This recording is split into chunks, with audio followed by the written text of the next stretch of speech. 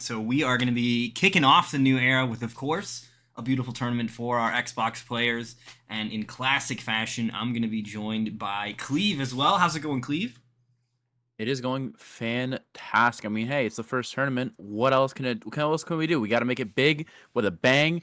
Best people we got in here. We got how many entrants do we have today, Dream? Like We are around at like 99, I believe, was the final tally. So damn. 99 players. Jesus Christ. Striker just Okay, striker. immediately chucking subs upon the chat.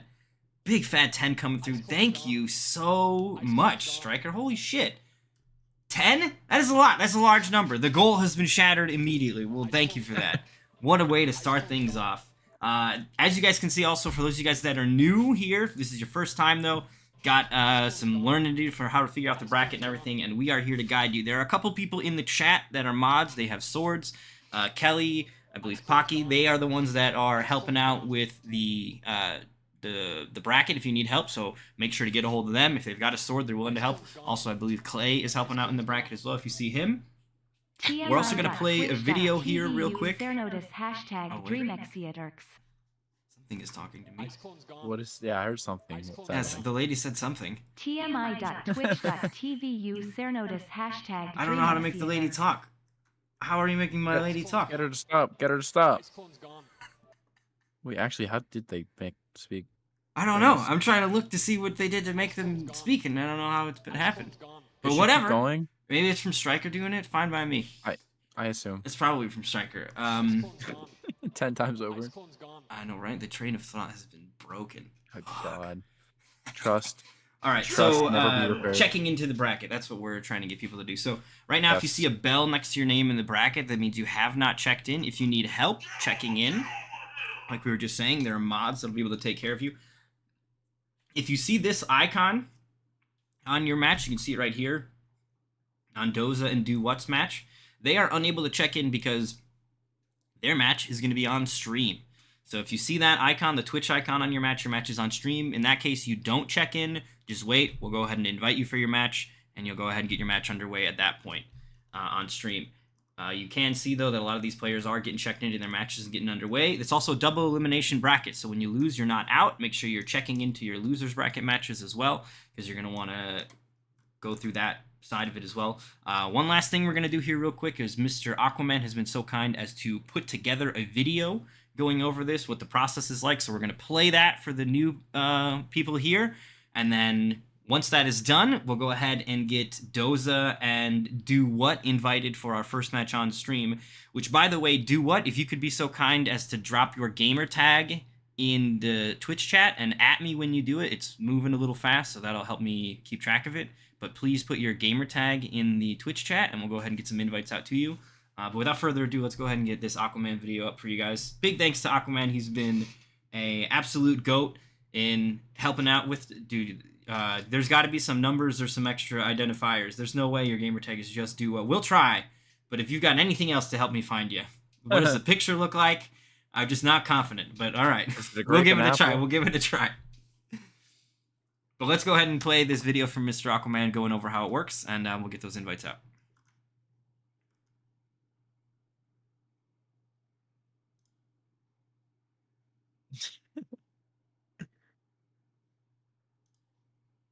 Hello everyone! Today we are going to walk you through how to use Smash GG during your tournament today. Assuming you registered for this event, you will begin your journey right here on the home page. On this page, you will have everything you will need to progress through this tournament. You can view all of the information related to the event here, as well as your own dashboard letting you know what comes next under events. Here is where the process will begin by checking in. We recommend being at this position about 5 to 10 minutes before the tournament begins to make this as smooth as possible. This will take you to your first match. This is the match overview. There are 3 tabs. Under tasks, you can see a step-by-step on what you need to do in order to successfully report your match. Under the summary tab, you can see the outcome of the match, as well as once it's complete, you can view your upcoming matches. Then, there's the chat tab, where you can talk to your opponent and an admin if an issue occurs. Now, let's go ahead and check into our match here. You'll then wait for your opponent to check in, and if this does not occur, they will receive a DQ, you will advance. It looks like we got a match here as player 2 has readied up. Smash GG then gives you the tag of your opponent that you will need to send an invite to or receive one from. And once both players are in a match, select Done. Select your character for game 1 and then await for your opponent to do the same. When the game finishes, both players will report the scores until a final outcome is set. Hitting confirm will finalize the match. You may at any time, if an issue occurs, click Request a Moderator. At the bottom, this will alert the admin team that you need assistance. You'll need to go to the chat and await their arrival and have the issue already stated, or wait for them to ask you what is the issue here. The admin will help determine a resolution and then clear the request. Once the match is complete, you can view it in summary and even your next match here as well. On the top right, there will always be a rules tab if you need a refresher as well. Once again, you can visit the homepage of the event to see a live feed of your tournament experience throughout the entire thing, so you know when and who you have to play. And that is it, guys. You are ready to compete in today's tournament. Good luck and have fun.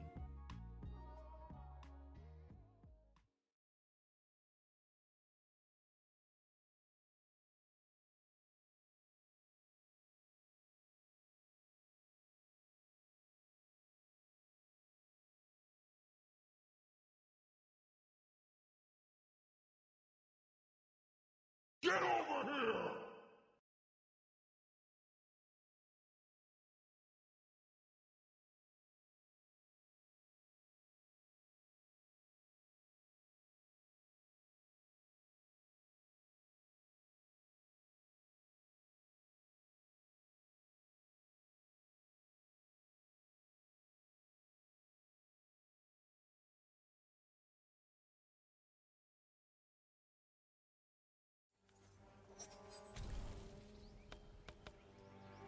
Johnny Cage. All right, and here we are with our first match. We got Do What versus Doza coming up here. Doza was playing Liu Kang a lot in MK1, but currently I'm seeing Scorpion on our character select screen.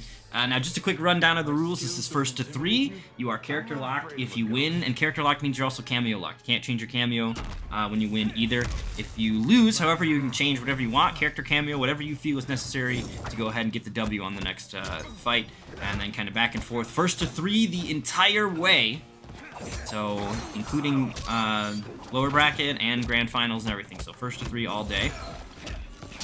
But here we go, Doza versus Do What. First blood going to be drawn by Doza with a nice combo here. And it's going to be Sub-Zero breaking it. Immediate spear to follow up. I think I need to make a suggestion on having Toza just on stream every time, just because of the Scorpion skin. Like, quite literally, this is the best Scorpion skin in the game, and I don't care what everyone says. Dude, this is a good one. I'm really glad that they added this, and I'm hoping that they add some more like this. Nice throw pressure here into the corner. Not quite enough to kill here. But Do What in a bit of trouble here, and no more Red Johnny from MKX. Yeah, chip out with the Twisted Kyo. I knew exactly what was going to happen. That chip out, it is not Cyrax Baraka level, but Scorpion, don't look against him. He does have some decent chip out with that move. Pressure coming in from Do What, just starting out with Johnny staggers. Gonna throw him farther away. No force balls in this game, so no zoning for him, but Doza getting a hit confirmed. Really high in damage, so can look for restand. Ooh, blocked. That's going to be a punish here now. Immediate break.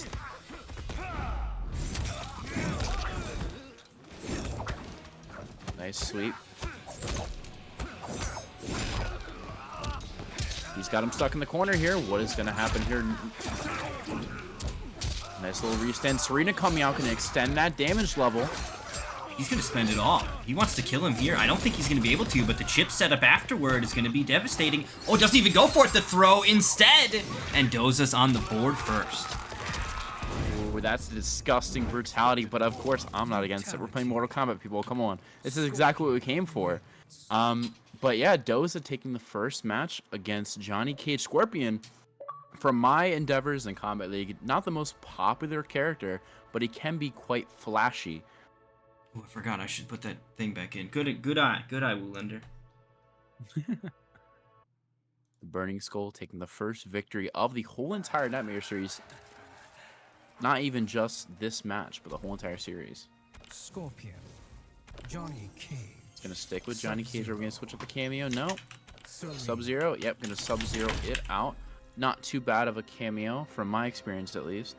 Tarkatan Colony. I'm not gonna get any tier list talk just because of how early the game is, but Sub-Zero, not too bad. Serena, of course, one of the most popular cameos you kind of see around town. Fight. Yeah, I think she just, you know, enables you to just do what your character already does without having to learn a new thing. You know what I mean? Like, you don't have to learn how she interacts with your character because she just extends strings and hits and stuff. Doesn't have like, oh, now you've got a new combo route you can go for.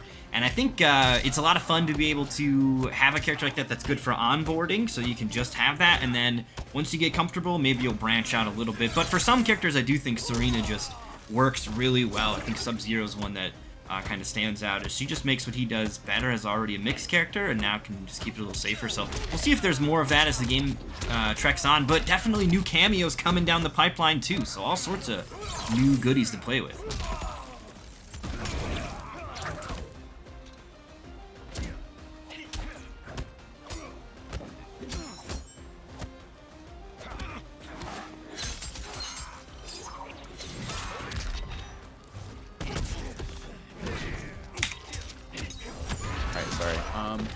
And back. Oh, he's gonna die right here. He's got breakaway. Goes for the hype build. Oh, I was looking at the wrong meter. Whoops. I keep forgetting that they swap back and forth. Actually, they're gonna swap back and forth. I'm so used to playing Combat League where they don't swap, but now because we don't have a Forever King lobby, they do actually swap back and forth. So I'm gonna have to remember that. Yeah, that's my #1 request. Come on, people. Alright, gonna go with the staggers. No hit confirm just yet from Doza, but he still has time for that damage. Johnny Cage gonna start his pressure off. Okay, doesn't get the full confirm after that overhead connected, but do what? Still trying to apply the pressure. Let's Sub-Zero rip point blank. No big pressure though or punish from Doza. Nice grab, gonna put him a little farther away again. No force balls in this game, so he's not gonna have any pressure from far away, but of course he gets right in. Gonna get him stuck in the corner, but of course that wake, I'm gonna throw him right out. Nice hit confirm, gonna bring the hype up. Full star meter is gonna use that hype. Most likely not gonna finish that combo. That's gonna do it. Damage. Oh no! Should have gotten it, but a little bit of a drop there from Do What, but you know, perhaps first time playing in a tournament nerves, first time on stream, just working the rust off, getting comfortable, and drops like that, you gotta look at that as like, okay, that was unfortunate, but if that doesn't happen anymore, that could be disastrous for Doza. He's not gonna get any extra chances, but Doza's dropping stuff too as well, so both players having to tighten things up here. It is the first set of the evening, but you definitely are going to want to be playing at full force if you can. We'll see if they're able to warm up in time. It is first to 3 the entire way method. First to 3 whole way. Johnny King. the best way. You can tell if your match is on stream if there is a Twitch icon on it. So there's only a few matches on stream. Also, when you check the bracket, there are 2 pools. So make sure you're checking the correct pool. If you're in pool 1, you need to be looking at pool 1. If you're in pool 2, looking at pool 2. Alright, gonna start the match off, but no punish. He just had dropped that quite slightly. Gonna bring back for Do What. Get some pressure started though. However, gonna connect. Now he's gonna go towards the corner. Maybe start off with some Johnny pressure. A grab might be added just to that. Also like he's getting the follow-up off of the forward 4 there. You know, finally getting the connection on that overhead. Doza tries to get out. Armor says no, and he's got some armor of his own though. Scorpion is gonna be able to escape with that. Armor moves are definitely a big thing in this game, so having a fast one's going to be very, very appropriate. Another grab. A lot of these grabs connecting for Do What. It's going to be a lot of his damage done. And the duck for the grab. He can dish out the grabs, but also detect them quite as easily. He's going to win that round.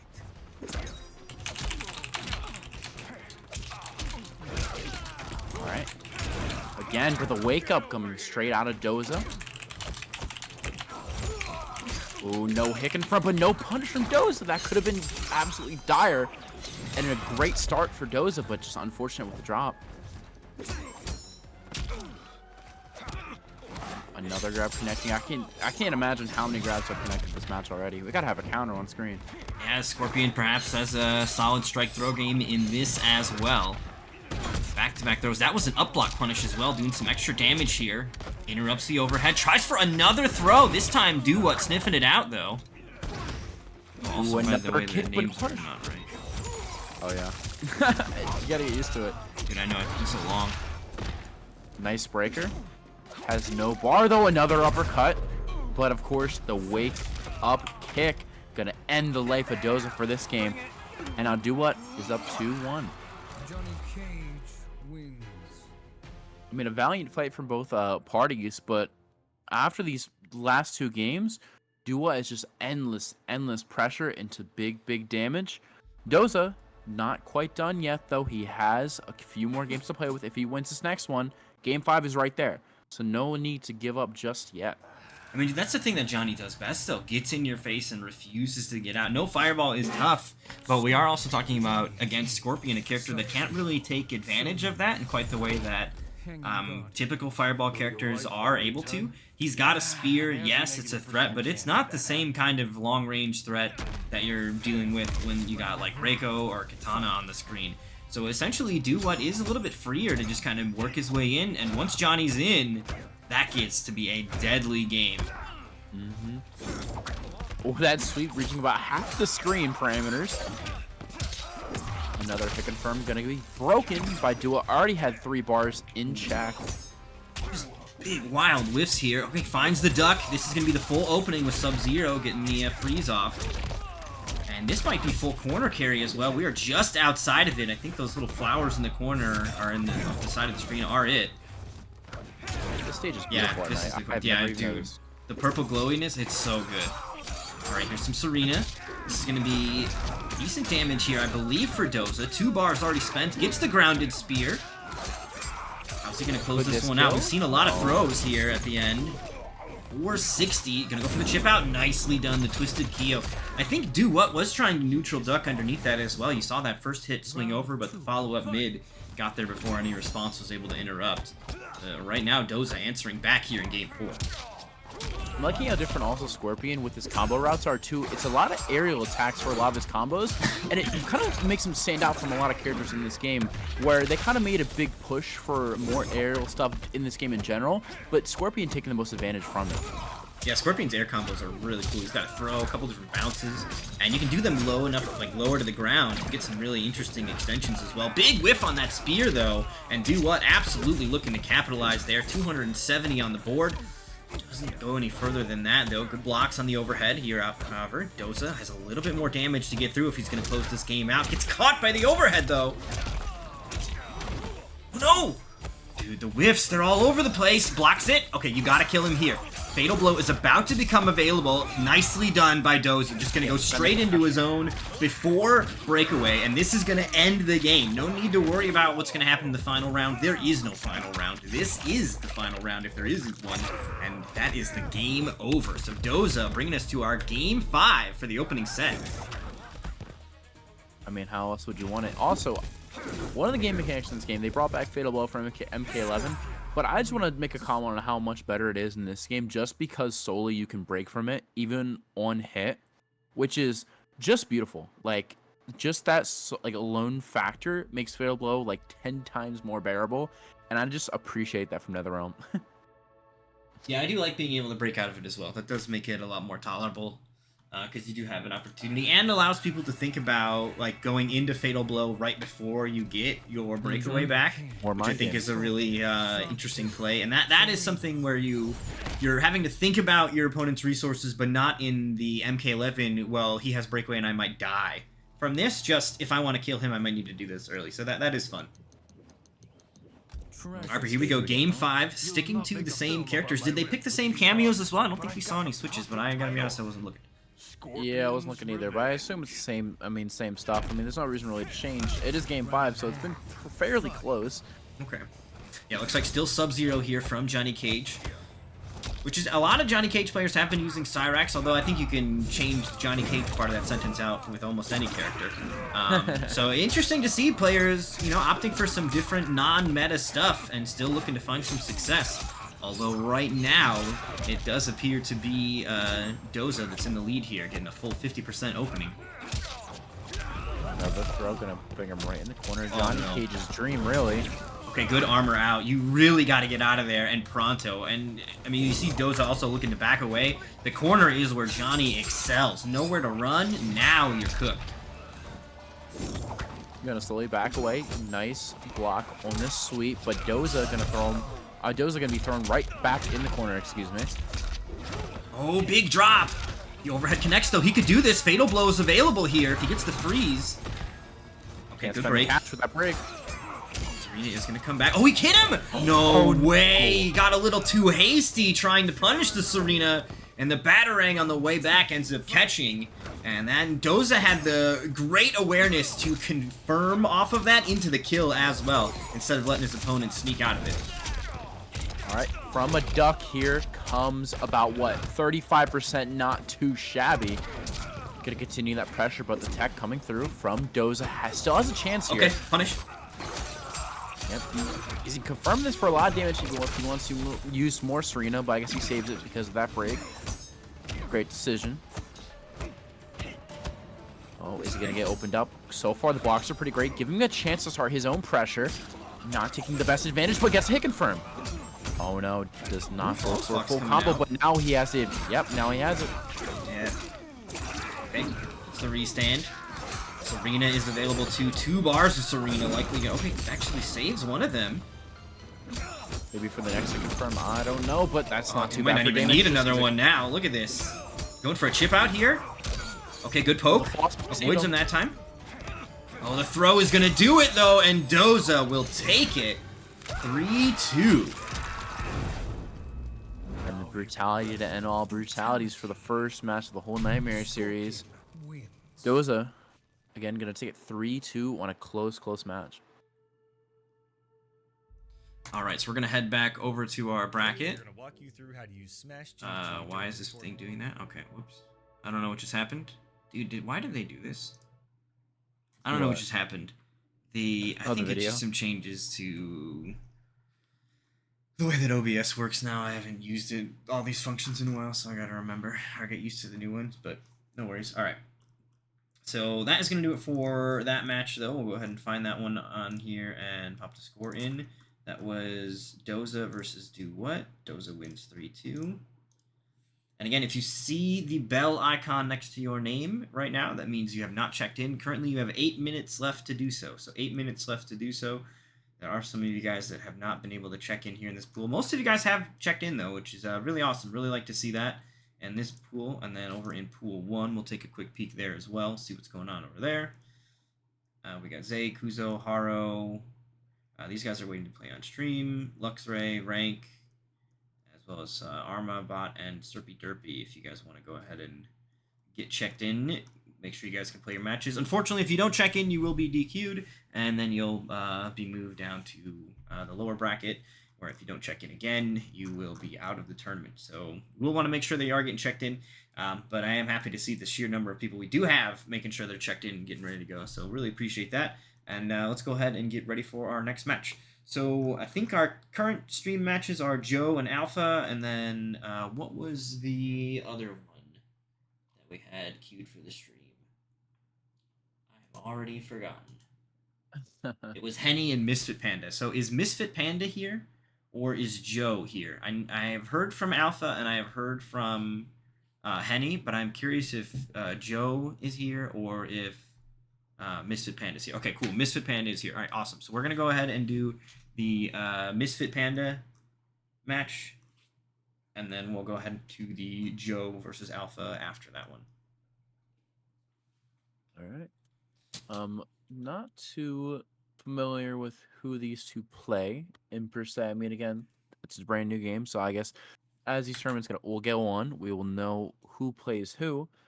But nonetheless, probably gonna be a great match, I assume. Yeah, it'll be a fun one. I believe Henny is going to be playing Reiko. I do not know, however, who Misfit is going to be playing. Yeah, I know he's That played is kind of previous a toss-up. games. I've seen his name pop on. I just don't know what MK1 entails. Oh. I mean, if we're gonna see Reiko, I mean, we have 2 Reiko fanatics here, so don't want to be too biased, but Reiko is the character. Man,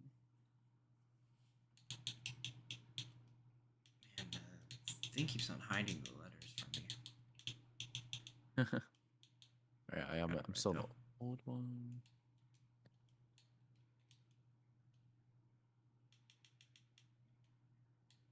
All right, so I have sent out All right. invites to the players, so hopefully they'll be able to join us.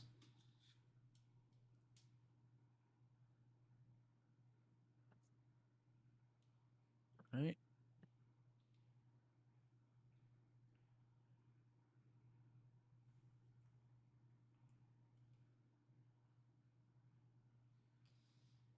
All right, so just waiting on Misfit to join us. Sounds about right. Get our second game going of the series.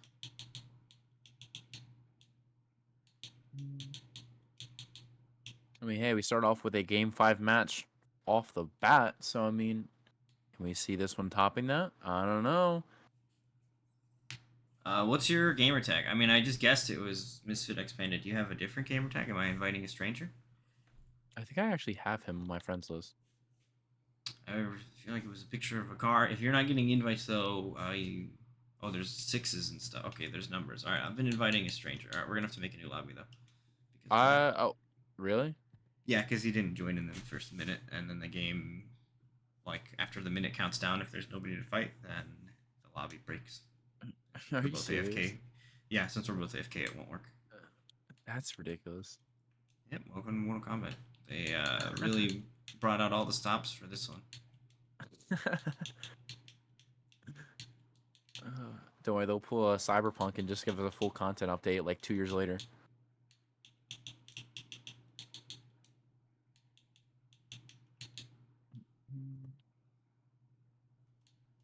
All right.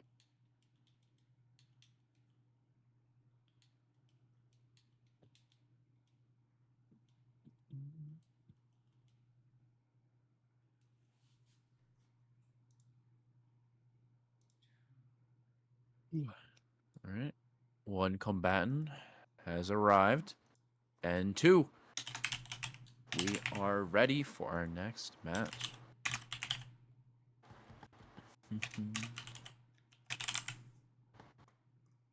Now I'm seeing from player card stats, of course, the player card is always unpredictable and not truthful, but I do see a sector on there. When you see a sector cameo, a little bit different, not as popular, but still effective. I mean, generally, a lot of the cameos in this game aren't too shabby. There aren't, there's only a few where I would say, hey, let's not play around with this cameo that often.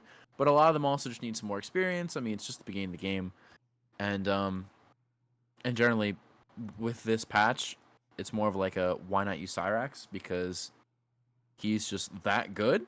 So I mean, Oh, we'll did see this what fucking lobby break happens. again? Did it?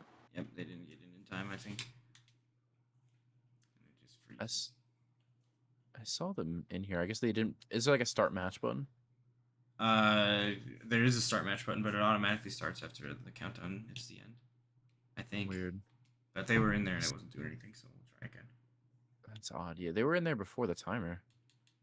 Weird. Well, now they're all in my recent players, so it's very easy to invite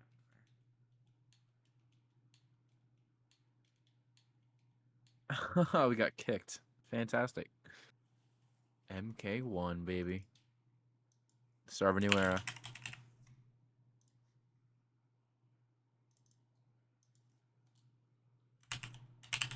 All I have to say, at least it's not like Injustice 1 where if you want to stream a match, you have to literally rotate through the commentators because there's no AFK.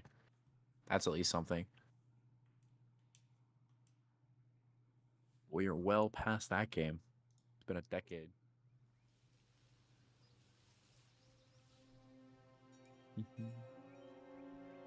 Alright, so you guys should be clear to hit the start match button. Now that you guys are all in here, we're all ready to go. And we'll go ahead and get our next match underway. And then after this is the Joe and Alpha match. Excuse me. All right, looks like it is going to be Raiko versus Melina. We're going to use the classic duo of Raiko and Darius. With Melina, I literally just missed that cameo. I can't believe it. I heard the name and it just didn't correlate in my head. When you surrender, But Darius definitely giving Raiko a nice bit of damage from his command grab usually, so that could be treacherous against Melina here with Sector. Yeah, the Darius command grab stuff is really, really nice. It really accents Reiko's game plan exceptionally well. That is the cameo that I've been using with Reiko. I have a backup in Scorpion for some zoning matchups, but Darius really is not only the one that I like doing the most, but it seems like the most fun as well, so all in on that. And look at the zoning that this character has too. I mean, his stars are one of the best zoning tools in the game, quite literally, plus grappling. Pretty efficient character, I have to say so myself, but can Melina stop him? That's the real question in this match. Alright, teleport whiff. Gonna go for the amplified slide straight into the command grab. Here comes Darius for the reset. Gonna get a double command grab. 35% for a bar there. So Melina immediately answering back. Fatal Blow available, but doesn't let it rip. Instead, Fatal Blow gonna come out from a Henny, and the throw will connect. Round 1, going the way of Reiko. I mean, did use it quite early in the match, but hey, anything to just carry the round, really. Gonna be spent. 34. Didn't really need that much damage done, but it has been done and over with. Anything for a win. Oh, the 7 o'clock has showed up, so 7 o'clock means that DQs are out. So if your opponent did not show up, they have been DQ'd, and you will be moving on.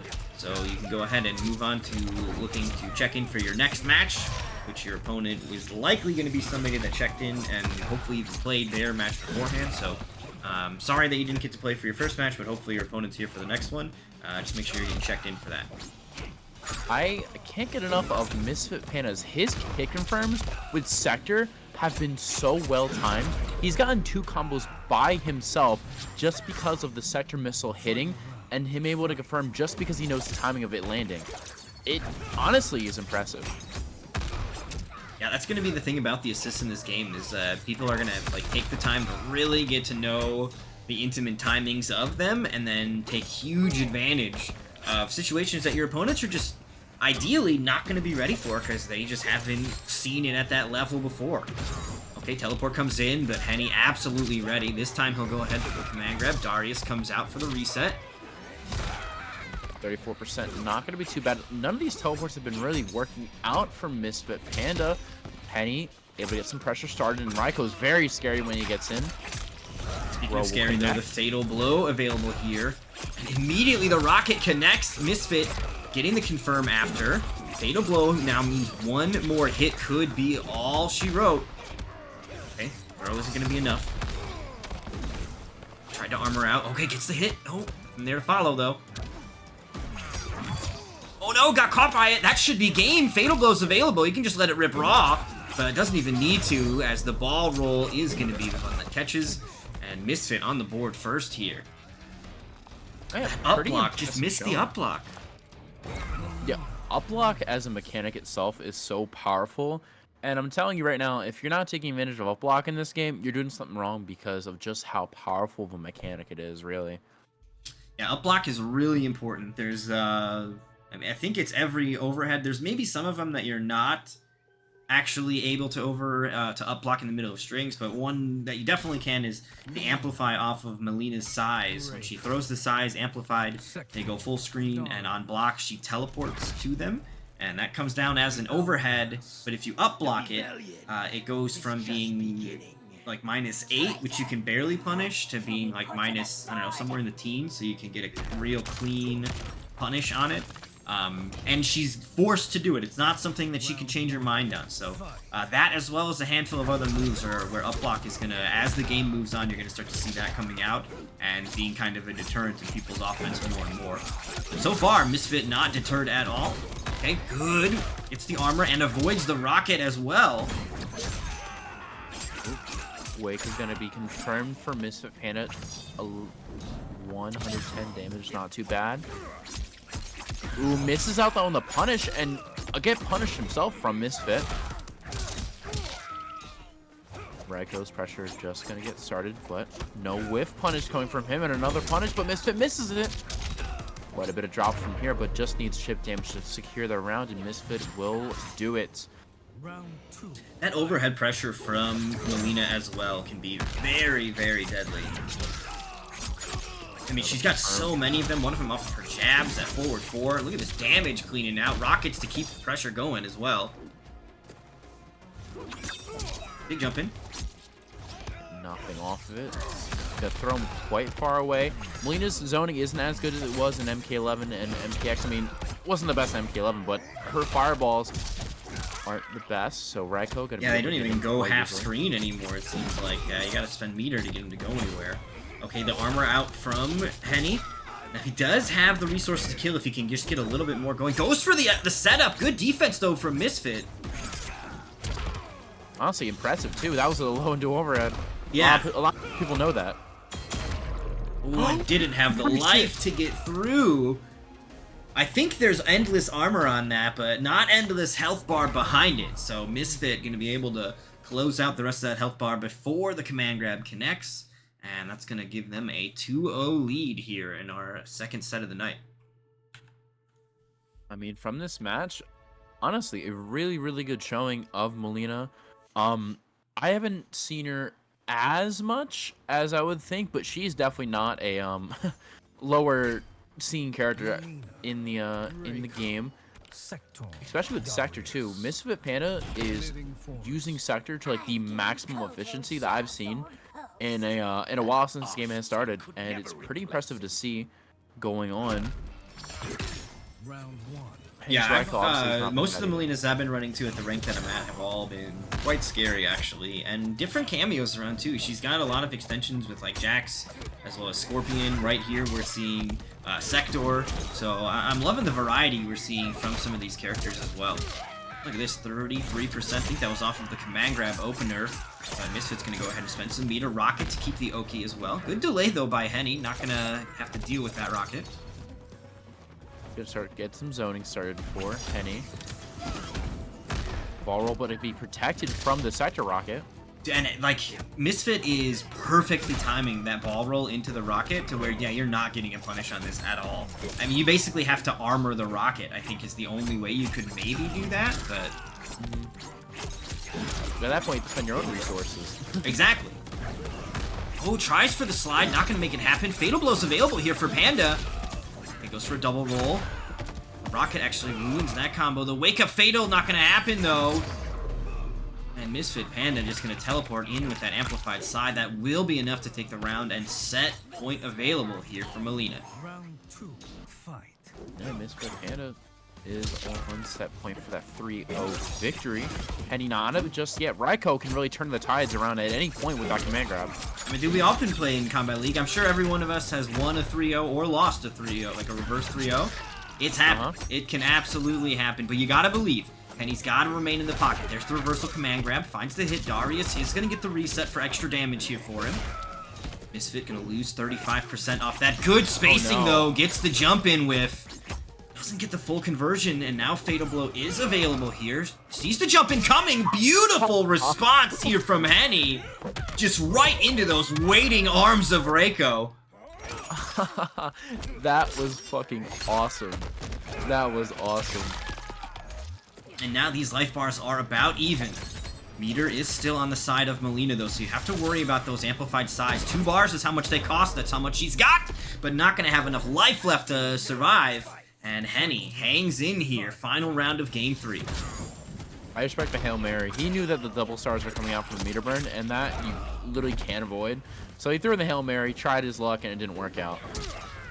Ooh, big jump kick. Okay, we're going to go straight into the command grab.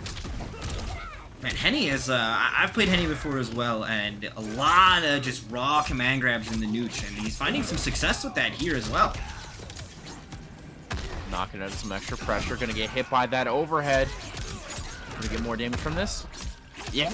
There it comes from the Sector cameo. Was gonna end at. Is that off of a throw? Or that, like, weird ball roll thing? That weird ball roll thing. Good spacing. Henny trying to answer back. Doesn't have any meters, so smartly just gonna go for a Darius reset here. Oh, looking for the knockdown. We'll get the break to come out. Able to avoid that rocket here. Barely any health remaining. The ball roll. That one's home. Jump kick connects! No meter And the still. overhead, no way! What a comeback from Henny! That clutch. I mean, hey, the man had no meter for the longest amount of time. He was going for scraps for at least the last minute of that game. And hey, it worked out. Never give up. Exactly, dude. Never give up. I mean, when he ran out of meter, you just staring down the barrel of that health lead. He figured it out. So excellent play here from Henny. And the reverse 3-0 potential happenings here. Misfit, of course, not going to let it happen easily. Looks like we're going to be sticking with Sector. And that Sector rocket coverage has been really effective. I will say this, though. That Sector rocket coverage game 1 was getting combos. Now, all it's doing is seemingly is keeping him safe, right? So it does appear that Henny has kind of caught on that those rockets are coming from above on some of these offensive wild plays that Misfit's going for. And he's been playing a little bit more of a patient game and adapting, but we'll see what happens here in game 4 if he can keep the pace. Going back to the golden outfit for Henny. Sector setup going to hit that low. 12%. Not too bad, but not what he's looking for. Gonna have to watch out for these stars, but the tech grab.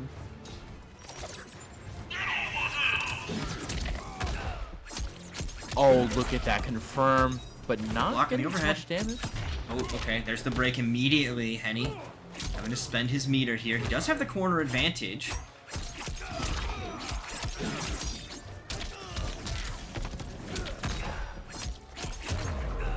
And that'll do it. Misfit gonna close it out. Has the corner positioning as well. Set point now.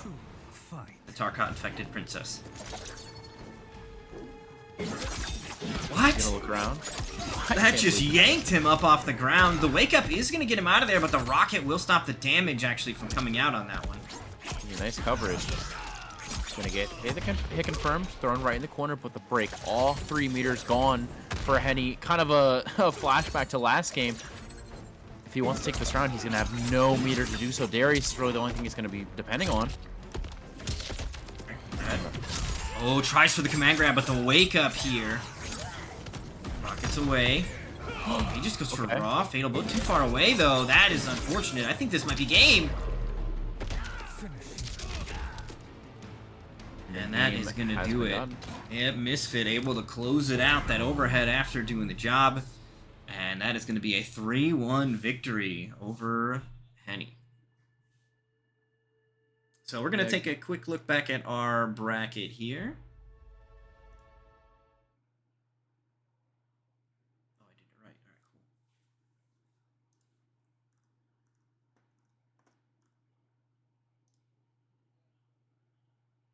Yeah, I mean, that match, even though it was a 3-1, it was very competitive. Henny definitely was in the match a lot of the times. Misfit Panda honestly just throwing some curveballs into the mix with that Sector cameo. I mean, I've not played the game as much as I wanted to, but I've never seen Molina paired up with Sector that well, from my personal experience. And it really helped him, one, get in to get everything started, but also able to kind of extend the pressure that Molina already has. I mean, it's nothing, Johnny level, but honestly was able to just get everything started quite easily compared to what she usually has. Yeah, I really liked Mhm. what we were seeing with that Sector cam. I have ran into a few Molina players, but I don't think any running the Sector cameo, and definitely not with like that level of timing where the rocket is basically keeping the ball roll safe from like great distances on the screen as well. Really, really good job. Really, really good job. So we're gonna go ahead and get some invites out for Alpha and Joe, who are our next set of combatants playing on stream here, and then we'll be moving into round 2 after that, I believe. If I can find their names, where are they? Man, how is it so hard to find these matches? They're right there. They really are right there waiting for me, but I'm somehow able to not see them. What is going on? Aren't the gamer tags also supposed to be shown like on the Smash side too? You would think start? that it would, but it doesn't for whatever reason. Okay, so why can't I find? Oh wait, what? It DQ'd them? How did it? Why did it DQ them? This was a match for the stream. How did that even happen? This doesn't even make sense. No, that literally doesn't make sense.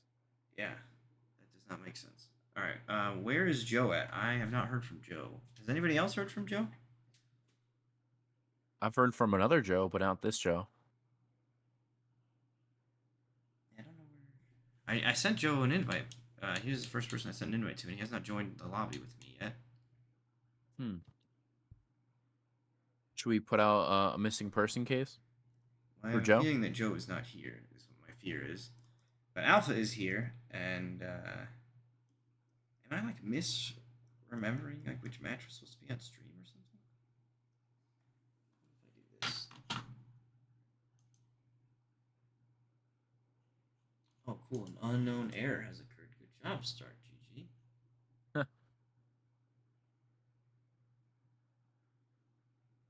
A lot of improvements from Smash. All right. Well, we did all winners round 1 ones.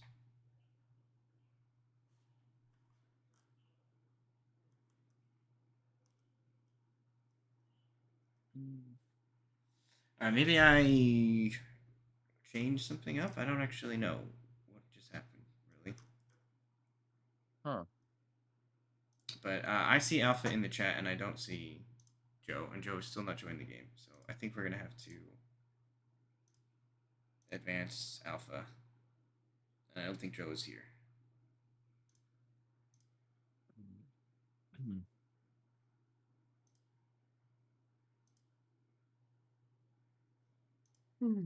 That does suck, Okay. but Yeah, it's unfortunate.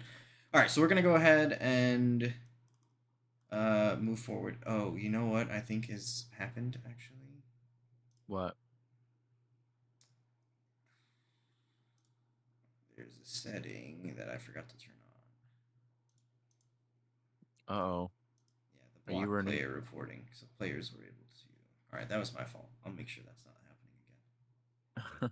So players have been able to check in and run their matches off stream and stuff, which is not what happened. Which is why that other one DQ'd them because they didn't check in.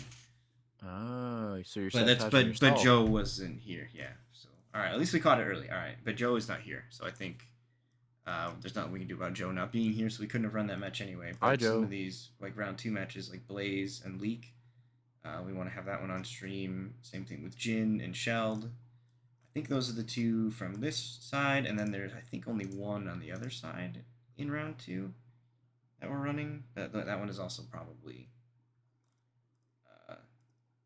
seemingly started. Yeah, Enzo and Maxley. Yeah, we're gonna have that one on stream as well. But all the other matches are happening off stream. So we're gonna go ahead and get some invites out to those players, and we'll have that match up for you shortly. What do we want to go with? Do we want to go with Enzo and Maxley first? Or do we want to go with... Let's see who's been waiting the longest. I was literally about to say that. Yeah, who's Jin waiting more? Fox has got the longest timer on his. Yeah, okay, so Jin and Sheld have the longest. So we're going to go ahead and get some invites out to them, and then we'll do Blaze, and then we'll do Enzo at the end.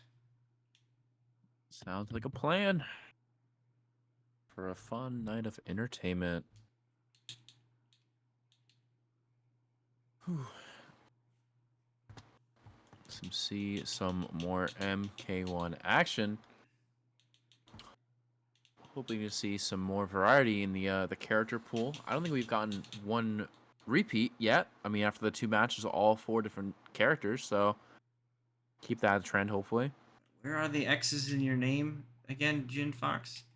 Eventually, I will remember this stuff, but at present, I have no fucking idea how to find your gamer tag again.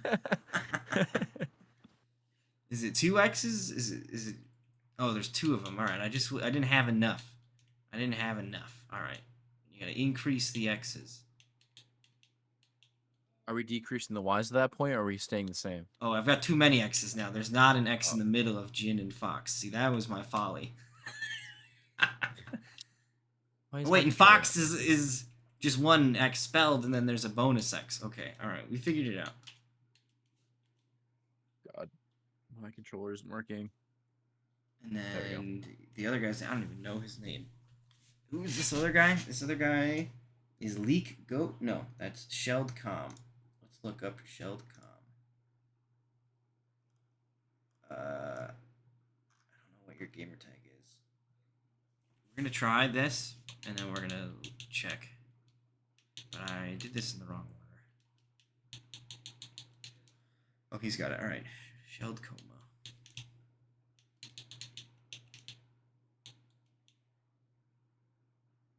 Ugh.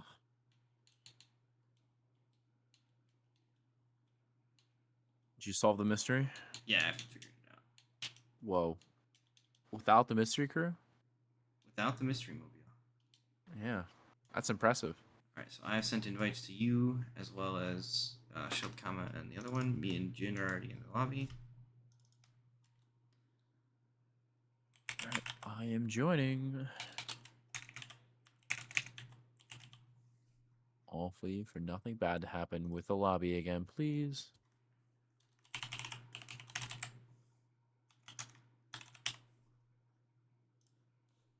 Alright. They've Good. both arrived and ready to play. Yep, I am in. All right, let's go. All right, Jin Fox versus Shelled Kama. It's a lot of numbers. You need all the numbers? Oh yeah, that's I forgot. I'm not gonna put all the numbers in your name unless you absolutely need all the numbers. I assume it's usually something like a weird Xbox gamertag bonus. If you really want your numbers, let me know. We'll put them up there. But for the most part, I'm gonna take off the weird numbers. Like a 666 you can keep, but if it looks like it's just some Discord code that Xbox gave you, I'm taking it off. Because I'm definitely not saying it. Round 1. Fight. And the trend prevails. We have Reptile Mataro, which I have not seen Mataro in a good while, and then Nitara. Yeah, what? I was like, Wow. the centaur? What? Yeah. Oh, wait, hold on. That one is what you meant. Holy shit. Yeah, Mitaro is here. Yeah. I thought, He is okay, here. jeez. No, my They're words aren't that everywhere. jumbled up. Mataro, Nitara. You know what? Let's change Kung So, Lao's name so to I the play leg. Jin Fox in Combat League somewhat frequently, and he is the only player I've seen, first off, running Reptile, and he's running Reptile Motaro in contrast to what I think a lot of other players are playing. But he's got a lot of plus frames. You saw right there that low blast from Motaro, one of those, and able to get a whiff there. But man, look at this Shelled Kama just answering back loudly with this massive Nitara damage, and closes out round 1. Yep, Megan Fox getting some hits in for the first round. Let's see if she can get some more. That 3-hit string, there's the plus frames. Good patience from Shelled this time. Reptile definitely starting to match off pretty well here. Nitara honestly isn't too Oh, bad what for was damage that? though if she gets some air. Dude, the air teleport traded with the air dive kick, and they both got full screen splatted. Oh, nice anti-air, but drops the combo in the end of it. Gonna get a full combo punish here. How much damage can Nitara dish out? I mean, Damn, what was that? 345. That's not bad at all. Getting those air strings nice and low to the ground. Good float over that acid ball as well. Fatal Blow currently available here for Shelled. Now available for Jin as well. A little bit more deadly on the side of Nitara, however, because if it connects, that is the set. Breakaway's out. No more chances. Playing a little bit of neutral game here. Nitara gonna fly in, but okay, he's done. All right, good break. Just opts to get out of this, but that means that Nitara has to win this now or those resources are gone. The overhead connects, and that is going to be Shelled Kama taking the L on that round. Final round here in the opening game.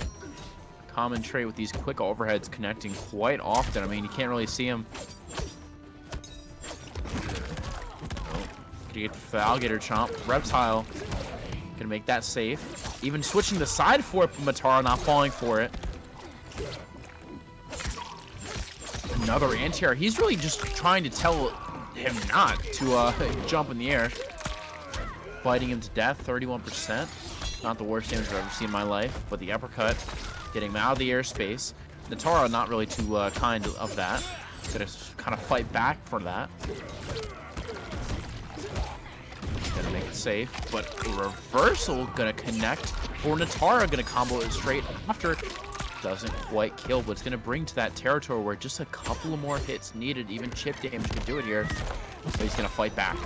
Fatal Blow available here as well. Could still get a confirm into it.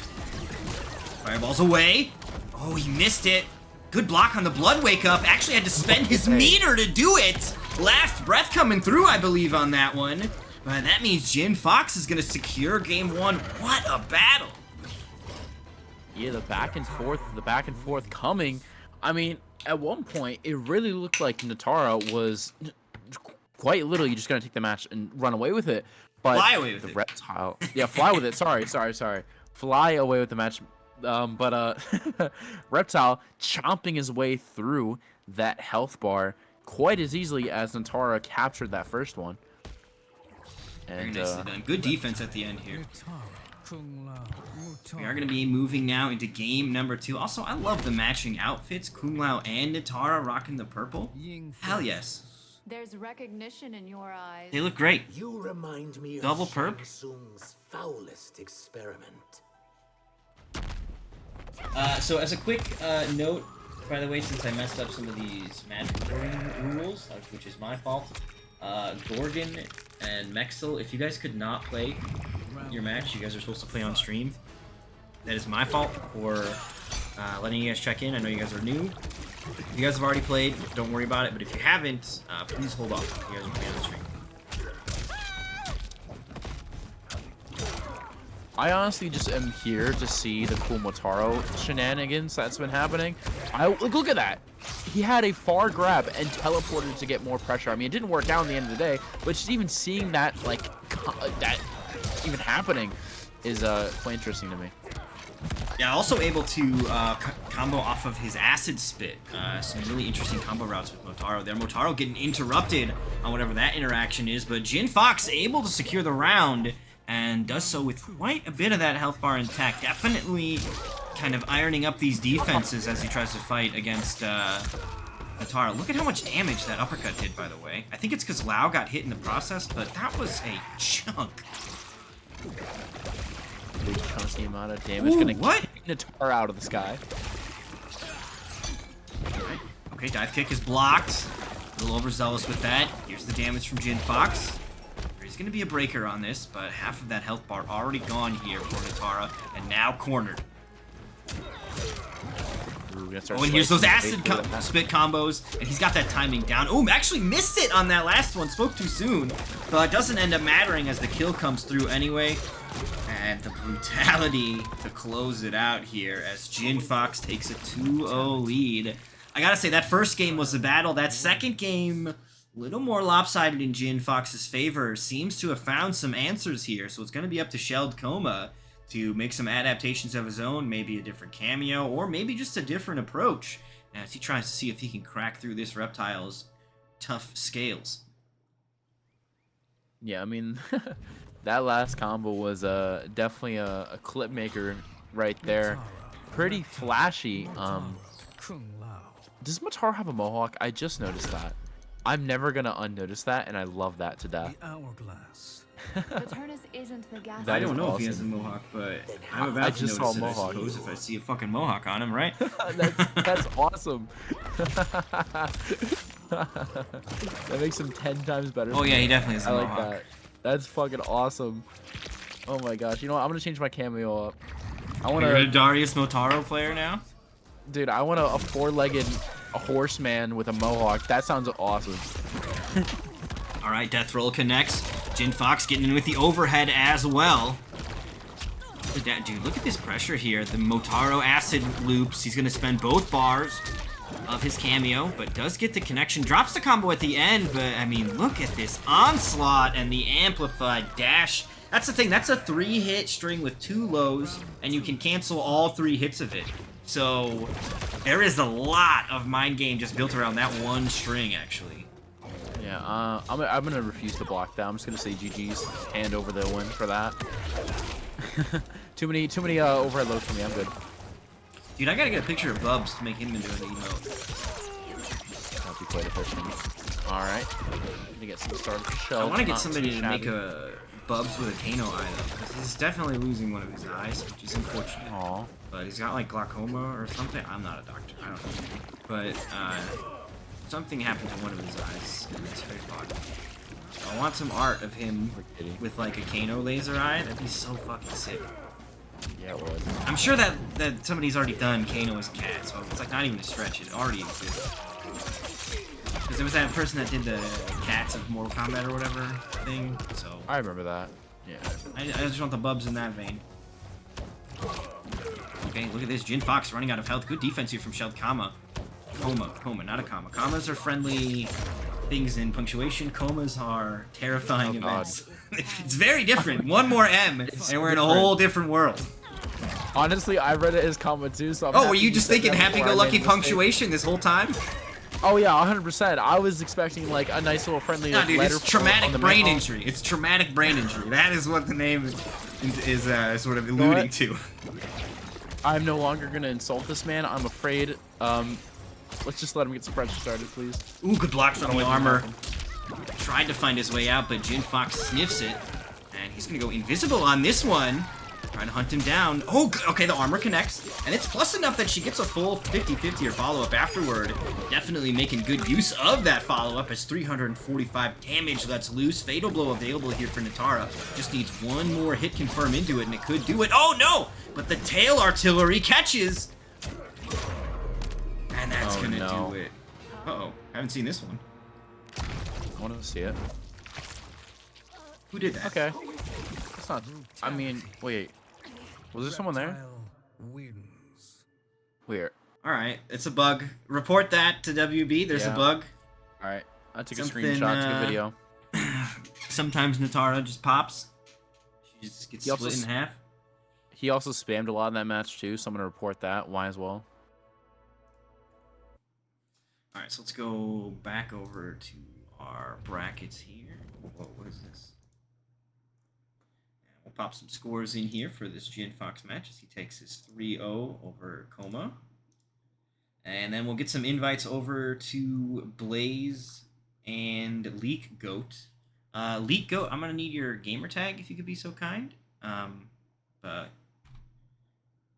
otherwise, we should have that match coming up for you guys in no time. Man, and boy, do I got some tech for you guys. Show it, show it.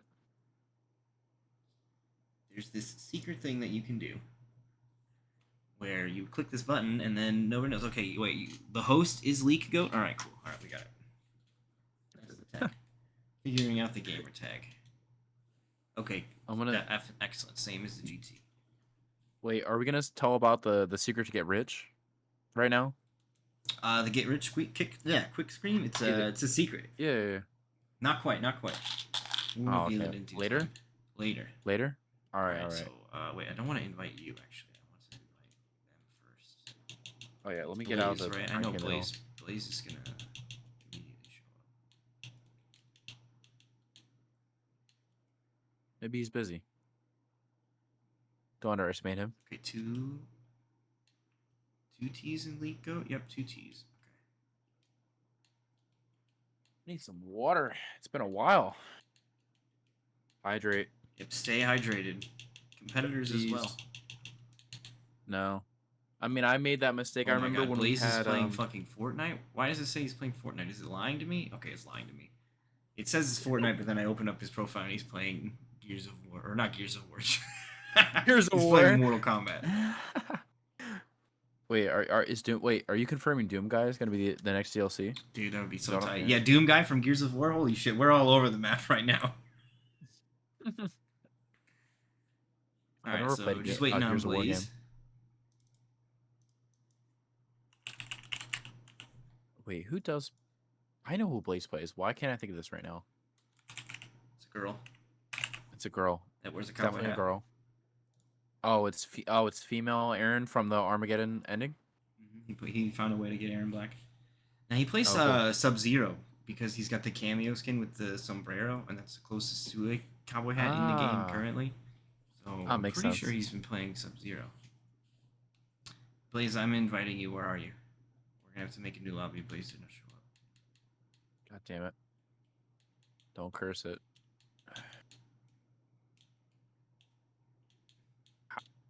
I'm surprised they really like that King of the Hills are not working. Whoa. This, Well, like, he got here, but it's too late. I'll have Yeah. to do it again. Did the patch not fix it? The patch was never meant to address that. I don't even know if they know about this weird problem. It's kind of a Tweet it. trick thing or whatever. Everyone tweet the devs right now. I mean, it really only comes up for tournaments. For the most part, we invite somebody. Like, if we didn't go AFK, it would work. But then we have to wait for somebody to uppercut us to death and do that whole fucking song and dance. Yeah. And I don't want to do that every time. So if there are not two combatants ready to play when the lobby ticks down to 0, it will not work. And I think that means they have to be fully loaded. So even if their card comes in at like the 5-second mark, I think they have to fully have loaded on their end. Some weird shit like that. Yeah, it's unfortunate, but no worries. Once they at least get in there, they're easy to re-invite. So new invites are out, and we'll be good to go. Look at that. We already got most of them here. Yeah, we're both sleeping already. And Bam. Blaze. There we go. Oh, Melina. Oh my, I knew that. Why Yeah, did I dude, know right? that? Dude, female Aaron Black. The cowboy hat. I said it. I gave you all the fucking clues. Yeah, honestly. That's what I said. I told you the Mr. Machine. I was isn't like around Tarkatan here. with a gun. I need help. I need Scooby-Doo and the gang. Get off my screen. All right. Leak Goat, what are you gonna pick though? That's my question, sir. Yeah, Leak Goat is a new face around these parts. So it looks like Sub-Zero is going to be his pick, and Serena, no surprises there. I think Serena actually works really well with Sub-Zero. His overhead is typically unsafe. Now you can make it safe with the Serena assist. You can also extend off of his low. And Sub-Zero is a character most people have been... The heavy complaint I've been hearing is about damage. And Serena assist seemingly allows you to make up for that a little bit.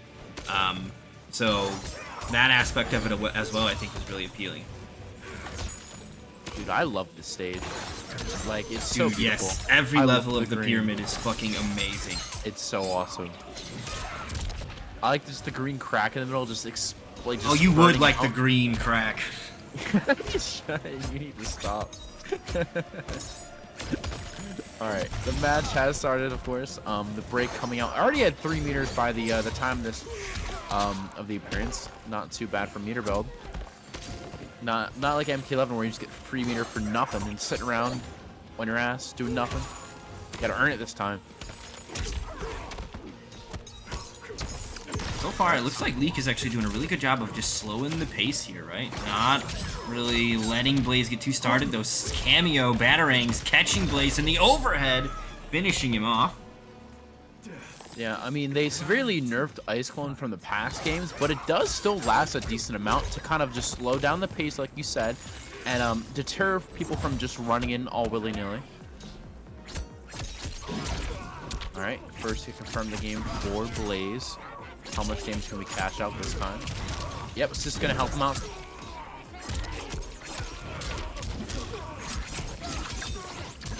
Why does the damage look like that? Is it bugged? I looked away for a second and I For saw damage. fucking 80% Holy shit, combo. Scorpion dishes it out quite easier. No, he used both Scorpion cameos. Like, he spent all the cash.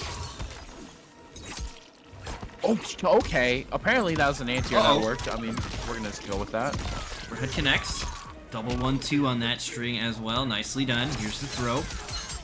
Now, Fatal Blow is available for Sub-Zero. I think with the right route, he might be able to get the kill. Blaze not out of trouble yet. Full screen, low side. Spends some of that precious meter. He got caught, though. Oh, no. No confirmment. Okay, now this has got to be death, right? No breaker to stop it.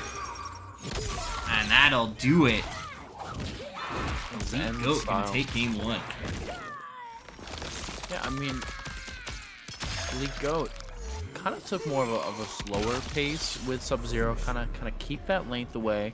Use Ice Clone, Ice Balls, ice everything that he had in his arsenal. Then when he got in, kind of mixed up his low overhead game, kind of remnants of MK1. And as you said before with Serena too, one of the things that everyone complained about Sub-Zero is damage. And with Serena, you can kind of capture that essence and extend it to however you want if you want to spend that money. And he cashed in pretty well to even win the game. Blaze, on the other hand, just not really getting anything started too much for Melina once. As we saw in the past with Missive Panda, kind of getting his way quite easier because of that sector. Blaze is kind of going towards more the damage route, which is not the wrong route, of course. But it's harder to get in just solely because of how Sub-Zero is playing. I think one of the other utilities Scorpion has is that spear in the back. But that's more of a get-out tool. And right now with Sub-Zero kind of playing the slower game, you don't want to get out. You got to find a way to get in. Here, though, Blaze has found such a way to get in. He'll spend the Scorpion cameo as well. Going to go for another loop of this. This is huge damage, by the way. Stop. Even dropping the ender, still ending with 54% and the whiff punish. This can't be game quite yet since he has no bar, but it's gonna be right into it, hopefully. For his luck, I should Heavy say. life lead here. Okay, just let's rip with those size. A little expensive in the meter department. Blaze is going to come out of here with empty pockets, but he's got a round to show for it. Which means plenty of time to build up that extra meter here. Speaking of meter, though, Leak Goat currently sitting on all 3 bars. He'll spend one immediately on that wake up slide. The most satisfactory things in this game is with Sub-Zero's clone is that he can no longer throw a clone out and do slide for a combo. It just makes me smile. Alright, again, expensive meter for that zoning game. Doesn't quite get a combo from it, but not too bad of damage from that grab. Alright, he's going to spend it. I mean, this is going to even up these life bars at least, right? But now Melina, of course, has Fatal Blow of her own, so you do need to be careful. Oh! I think she can, it's like a spit of nails, right? So she can probably do it through the clone and all sorts of things, so need to be careful here if you're Leak. Full screen side comes out. One touch from either side is good here. Speaking of! Oh no, Blaze! Why aren't you just letting rip to Fatal Blow? Okay, Scorpion comes out and gets him though. It's because he wanted a cool brutality, right? Is that why? Come on. It yeah, is. see? Told you. I knew it. The pursuit of the brutal. There's no Fatal Blow brutalities. I don't want it. The one I really do miss is when Tremor had his X-ray brutality. That was so sick. I want something like that in this game. Melina wins. Like right now. That Tremor where he went in middle X-ray and just slammed your back into a rock and you died. Like, dude, yeah, those were awesome. I don't know back. why there aren't more. Those weren't even in MK11, right? Fatal Blow, Brutality. We didn't even get those in 11. It was so cool. I want it back, like, right now. All right, that took it a little bit for the respect to queue up. I wonder if we lost somebody. Did we? No, we're good. Nobody got lost on the journey. Sub-Zero. Melina. Alright, gonna stick with Sub-Zero Serena. No reason to change. It's not been that far apart. I mean, it's 1-1. The pyramid. No reason to change. Sticking it with the pyramid, you're not gonna hear me complain. Anything with green in the background, come on. I'm gonna eat it right up. Round 1. Dream, I have a Jackie question had for you. one in Predator too, right? I don't remember X-ray actually. brutals. Dream, have you seen my my Ryko mask yet? No. My new one? I don't know if you Alright, have to look. I'm gonna leave it at that. I have a brand new one. Alright. Got caught. Not gonna get a ton of damage, but it's gonna get in there. Good duck on the throw. Blaze calling it out here. Let's drop the combo in the end, though. Nice block on the overhead. Gonna confirm some damage from that. He does have double Scorpion camo, so this is definitely gonna kill. As long as he doesn't drop it, of course. Yep, nicely done. Blaze gonna bring home round number 1 here in game 3. Dream, what is your opinion on the cameo system so far? How do you feel? Dude, I love it. I think it's really cool. I like the way that it encourages creativity. I like that it doesn't necessarily require it. There are characters like Serena and Frost that don't have or Sub-Zero as well, that don't have an ambush cameo that's all about combo extension. So you just kind of do base combos with that, with those cameos, with like a little mix or a little extension here and there. But nothing too crazy. Then you have some cameos that are really wild, right? So I think it's a really exciting thing, and I also think because they're going to be adding more cameos in the future, like the way that those are going to interact with the balance of the game, all of a sudden the character that was like, you know, maybe struggling in a matchup, now Tremor cameo all of a sudden gives them, you know, a new tool to really turn the tide. So I think that kind of stuff is going to be really cool as we move into the future. So I love it. I don't understand people that that don't like it. I think it's really, really fun. I think it's complicated. I think it's complex and complicated. I will give it up on that. There is a lot to digest with it, but like, I think about MK11, we all figured out our B&Ds and essentially digested that game within the first, like, month. There was no depth, nothing new to learn, nothing new to experience. We were just kind of doing the same combos. And by the way, they were bullshit uppercut combos. And this game, you're going to be seeing fresh new shit for months to come, it feels like. And that is really exciting.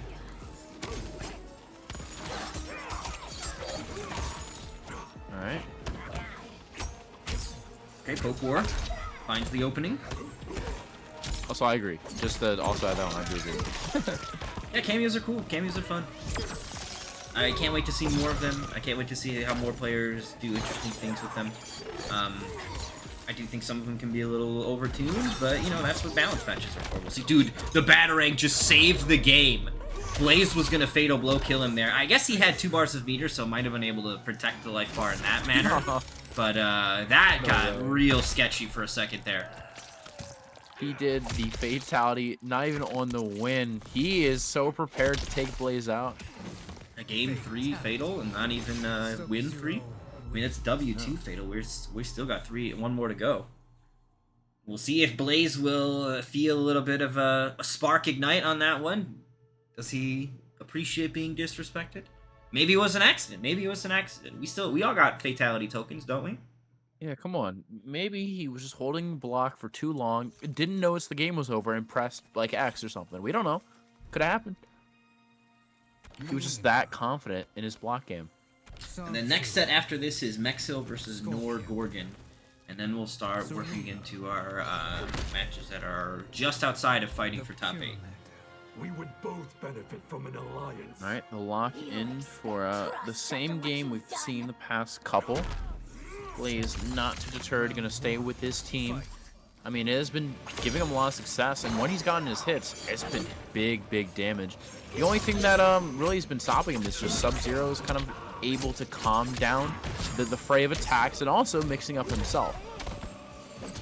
Oh, the overhead connects again. Nicely done.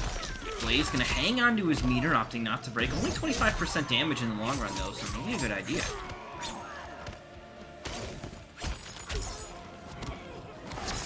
Nice grab, gonna throw him not in the corner. Maybe he was looking for him to try and tech that grab. Or even just create some space to start kind of zoning him out and keeping him away. Oh, got impatient. He had the life lead as well, but Blaze just waited and waited, and eventually something dangerous came out.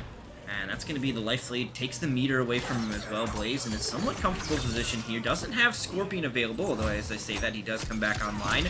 So might be able to get the kill here, not even needing the assist. And round 1, going to go to the Princess here.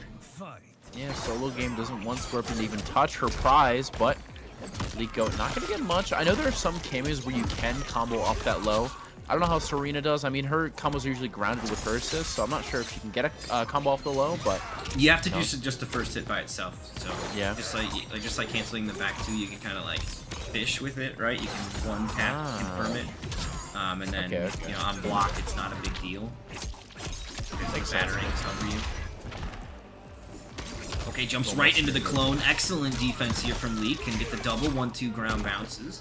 170 damage off of that, and the overhead to follow. Now Blaze doesn't have break, but I think even if he did, he'd be wanting to save that meter, because we are now going into final round. Set point available here for the Lin Kuei. Should've just guessed right. I mean, come on. Yeah, guess harder. Guess harder. Just make the right decision. Come on. Gets caught. Batarangs aren't going to get a quick opening here. Ice Cone comes out. Low is there. Okay, catches him. Blaze gonna turn this into some damage here, it looks like. Amplifies these, and we know where this goes. Scorpion, get over here.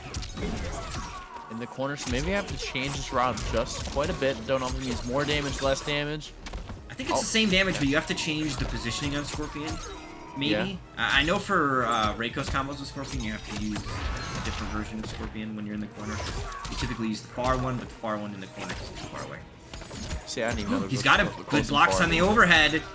And if Blaze doesn't drop this, we could very well be moving to yet another Game 5 as Molina brings home another victory. Big drop, though, on the brutality, but gonna get the sweep nonetheless. And like I said, Game 5 happening yet again here between these two. Neither one of them making this easy. Yeah, I mean, a great match so far. Nothing to complain about. Another game 5 like our first match. A lot of close games, and I mean that's what we're here for. We want a good match. We don't want a one-sided match. We want it to be quite even. More games for more watch time. And that Get a run up entertainment them, value is what we're after. Yeah, entertainment value and those cents from those ads. Don't worry, Serene. Scorpion. your 3 cents. Flesh pits. If your subjects learn your secret, You dare threaten me, Bihan? All right, Bihan. What do you got in you, Bihan? You're no longer Noob Saibot. You're back to Sub-Zero. What are we doing here?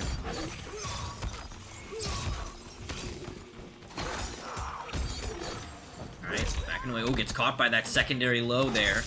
And the throw to follow is going to start to put a dent here in Blaze's health bar. Leak also almost on full meter. Gets the teleport. Doesn't get a big punish out of it, but gets a throw to follow up. So, gonna push that 50% mark already here for Blaze. And currently working on a flawless victory, but the commentator's curse has been cast. Yeah, fuck you! Of course. Oh, wait, no, he flawless blocked it. He beats it. He beats the curse. Oh, no, is he the chosen one?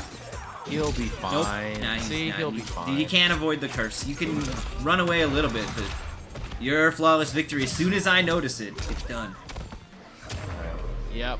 That's going to secure the round for League Go on match point. Blaze getting a little too impatient there with a lot of ball rolls and teleports. Did have the resources to make that comeback, but again, just a little too impatient. Yeah, looking for a way to get in and could not find it. We'll see if he fares any better here in round number 2. Finds the overhead here. Getting a little success, but not leading into those big combo routes we know Blaze is capable of. This time, though, the overhead is going to allow some damage to coalesce. Oh, big blocks on the overhead as well. This could kill here. Yeah, I think we're going to a final round here. Leak is likely going to save this meter he's got and going to want to use this as resources for the final round. So 468, full meter on the side of Sub-Zero, almost full meter on the side of Melina. This is going down to the wire, Cleve. Oh, he got in! Eating the face over Scorpion. Oh no, what was that? Yeah, I thought he could get something afterwards. Yeah, you can No? get something afterward. Oh no, Blaze is going for Unbreakable. Just hit them, dude. Get the break. Take them off the meter. It's not injustice. They can't heal. Oh, don't You say you that's want to not get them good. off the meter, I think. I mean, he's pushing the buttons now. Leak is saving the meter? He's hanging on. Dude, he's going to have to break. What about We've seen the that? damage output here. Yeah, And there's come the on. break. Maybe he just wanted to wait for Blaze to spend a couple resources, but now does not have a lot to work with. And the barely spaced whiff punish there. Blaze just out of range, but just enough to get the kill. And the brutality to boot as he sends Leak to the lower bracket. Wonderful set, though, between those two. Fatality. Melina wins. Close game. And yeah, Blaze walking away with the victory and a snack to end the game too. Don't forget that. She was a little hungry. Couldn't help herself. Understandable, understandable. But what is our next match? I believe our next match is going to be the Enzo versus Enzo's opponent, Maxley. And then after that, we're going to go into Mexel versus Gorgon. So these are the two matches that we got coming up. So let's go ahead and get some invites out to Enzo and Maxley. Sounds like a plan. Keep it rolling. Ball rolling. Ooh. Pun. Is that keep the ball rolling a pun? I don't think Yeah, that's yeah. a pun. Ball- I don't think you ball get to roll. claim. I don't. Are you talking about Melina? Is that what Yeah, you're doing? Melina. Yeah, Oh, yeah, yeah, jeez. yeah. See? I can lay a Alright, couple fine. You jokes can have on. your I'm pun just a points. little I late. hope you're proud. I hope you're proud. Sick. Can't wait. I'm gonna put it on my own little board in my room. Yes, it counts. Keep a tally mark. Alright, who am I inviting? I need Maxley's gamer tag. We'll get that in a second here. We're just gonna I do- guess that it's his same thing. We always guess. Sounds like a plan. I don't know who he does play. I know Enzo has been running a lot of Kung Lao. Kung Lao, an interesting character. I feel like Kung Lao in like mostly every game is like kind of a character where like he's very well rounded, and like near he's definitely like always a solid character and never really like a character that you say you kind of like put off. He's always a fighting chance with Kung Lao. And no exception in this game. A lot of people kind of going towards him. All right, so invites are out. Just waiting on our competitors to join us.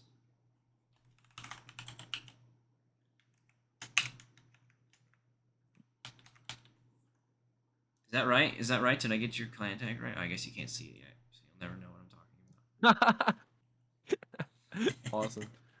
All right, you are ready to start the match.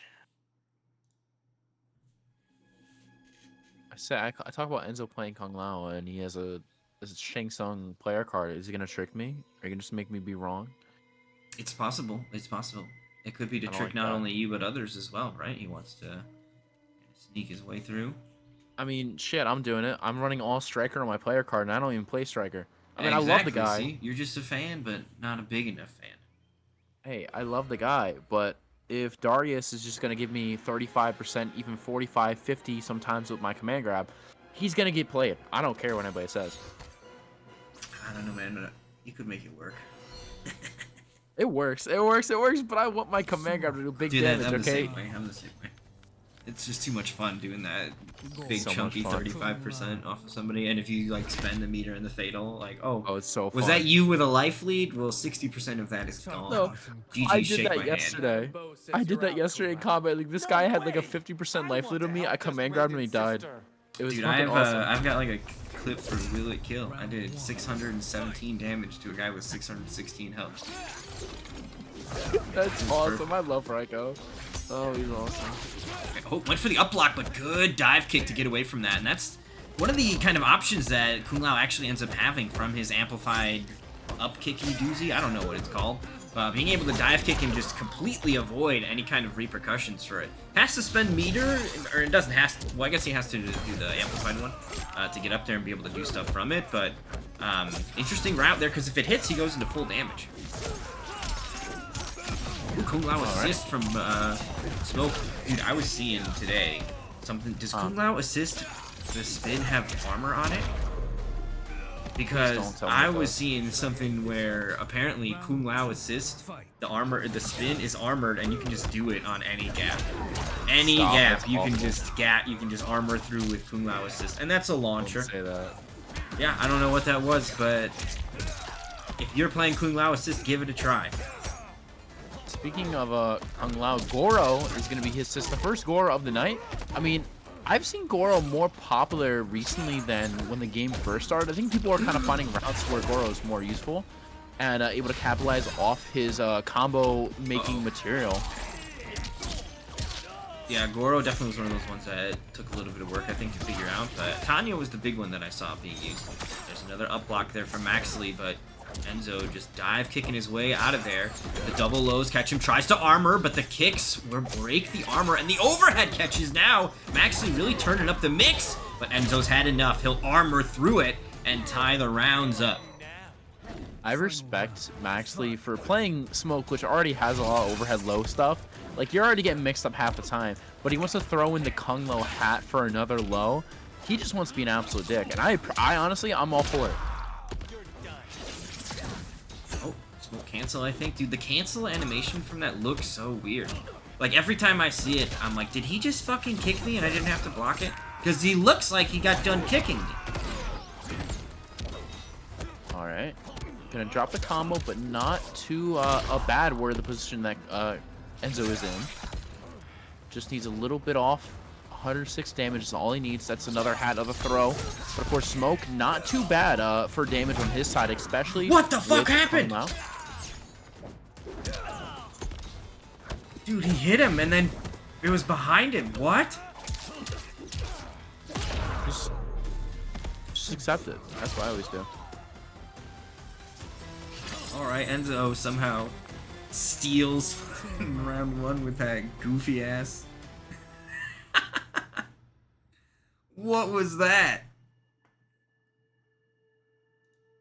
Who knows?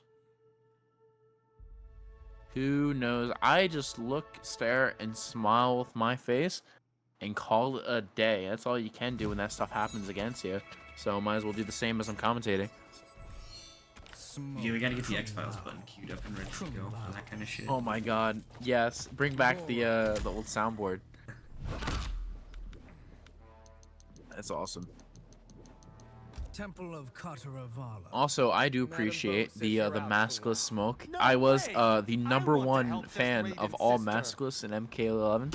Had that maskless Scorpion, the maskless RoboCop. Everyone loved playing against that. That was my favorite. Probably hat in the whole entire game. I love that. Oh my gosh, it was my favorite. That's why I played RoboCop half the time, which is because I just wanted everyone to stare at my face.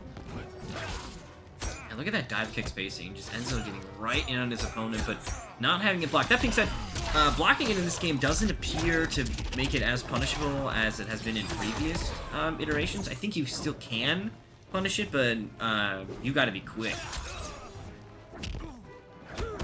Alright, plus frames off of those kicks. Tried to armor out there, but Maxley waiting for that, so doesn't take the bait this time around. Yeah, nice patience. Some, obviously some matchup knowledge getting formed. Gonna wait this time again, but... Alright. Is that safe? I don't even know, to be honest with you. Lau's armor? Yes. Oh, God. Don't tell me that. Yeah, Lau has safe armor. We play Reiko, though, dude. You just parry that shit. You read armor, you parry it. Armor doesn't save you from parrying. Look at this damage, though, from Smoke. 500 Jesus. damage. Dude, he really evened that life lead up. Like, Enzo is looking clean, and then all of a sudden, Maxley went off. And then he uses that sneaky low hat from Lau to make his overhead approach that much harder to block. Enzo doesn't block it, and round 1 goes to Smoke. Absolute traitor here with the enemy Kung Lao letting Smoke do that much damage. I would not have accepted that. I would have just said no. Yeah, plus 2 low hat on a 3-second cooldown is a pretty crazy idea.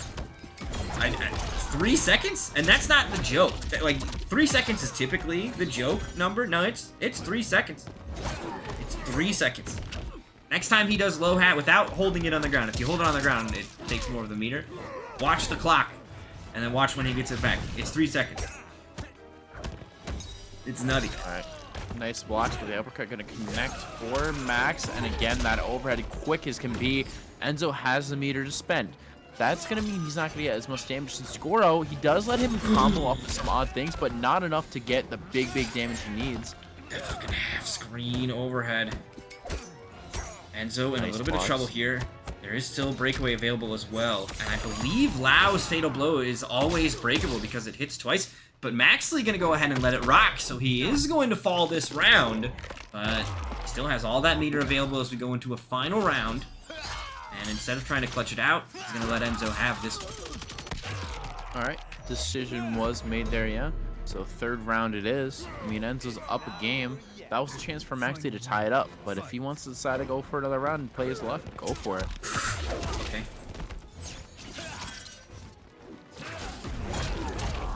Alright, makes himself in. 26%. Not the worst damage in the world, but not the best. Yes, he was. It was on Saturday. Uh oh, that's an up block throw. That is going to be 176 damage for trying to read the overhead in that string. It's for the armor. Goro keeps it safe. Sweep will connect as well. Interrupts Smoke's armor.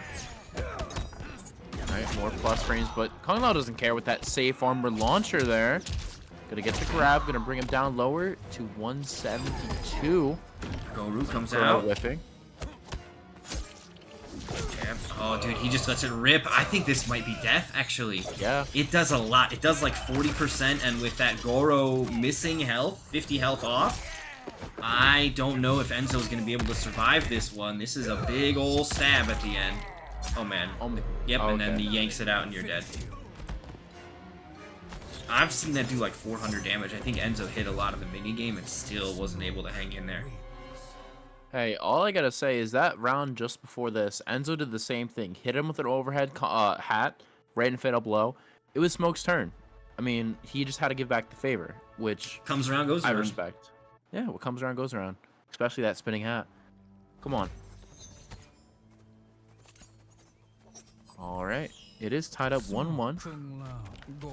So it looks like we're going lane for this one too. Tarkatan Colony. At least So we're on going to be the- sticking with the same cameos here, Enzo opting to maintain that Goro cameo. I think the cameos that cost health do genuinely, like, lend to the idea of thinking about, like, okay, do I really need this, right?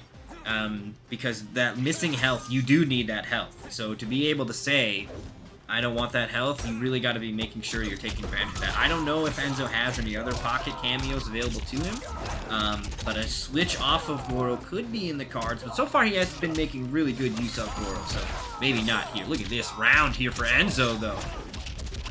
What sucks even more, too, with Goro losing 50 health for your character, some characters also give you more health. So sometimes it's even more of a reason not to play that cameo. Alright, quick overhead combo from Max. He's gonna make up some of that health. Quick, dude, 500 damage. He emptied the bank on that one, but is right back in the fight, but not in the round anymore as Enzo closes him out. To some extent, that was a little wasteful from Maxley. Out of the meter completely now. Gonna have to go dry into round number 2, but he's got the opportunity to win some back if he can still win this round. Low hat connects, more plus frames off the kicks, but the armor comes out from Enzo and it will launch. I mean, at this point, Kung Lao with that armor move is it's like a why not move. Like, why not just throw it out there? If it's safe, I mean, what's the worst gonna happen? They're gonna get their turn back. Like, now it's just become a mind game for Maxley to even confirm his plus frames. And safe means you can just mash pokes. Like, all they can do is poke their turn, technically. Yeah, why not? That's what safe ends up creating in these games. Is like, okay, well, if you're safe, then what they typically can, like, then you can poke out of most anything that they could do to, like, really try to take advantage of their turn. Now, to prevent you doing that, they have to just eat poke. A lot of mids are slow in this game, so yeah. Yeah, or you don't have one. I mean, I guess that's what you mean by the slow one, so, but that's the Reiko problem.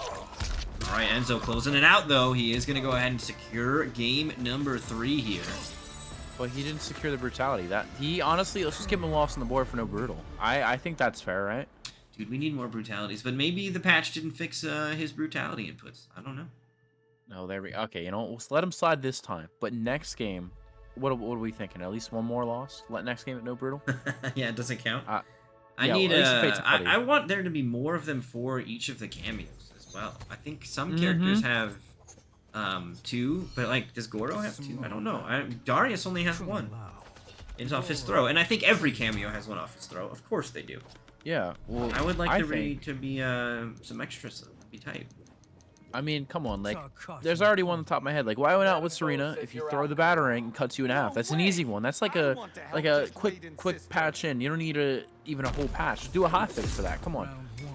Like, I mean, if they are gonna do that, it's just gonna come later though. You know, they're gonna hide that in rewards for the invasion towers or something. Oh. By the way, has anybody found any brutalities in there? I don't think there's been any in at least the first season. But I wouldn't be shocked if they put more in there. There's no way that they're just doing 5 or what is it, 6 per character and that's it, with no animalities, like no other things to make up for it. no friendship. I hope not. Please tell me you didn't spend 4 years coming up with invasions. And that's it. I completed evasions, and I am never going to go back into that again to the next season. I will tell you that. Oh, this is punish for the kill. Enzo, taking him to the roof. He uses the non-meter burn version of the upkick with Goro coming in for the combo extension. Really smart resource management there from Enzo. He didn't have the meter for the amplify at the time. He built it from the combo later on, so just kind of recognizing that he's going to need Goro for the extension and taking that route as needed. He's going to put him on set point. Yeah, Enzo, really close to securing this win, but Maxi not out of it yet. He was playing very well the first couple games. He just needs to kind of recapture that energy. No bar on either player's side, so it's kind of his time to start getting something started. Actually, he put the mask back on. Never mind. Throw everything I said out of the window. He needs to remove that mask again. That's why he's losing. Okay. Push to the corner. Oh, tried to armor out. Dude, I don't think I saw Smoke get away with that armor once. I definitely saw Enzo break it like 3 or 4 times throughout that set. Just that string that he has is quick. Off that one, that was a jump in into it. I think that armor maybe isn't particularly fast either, but man, like I said, I don't think I saw it go off once.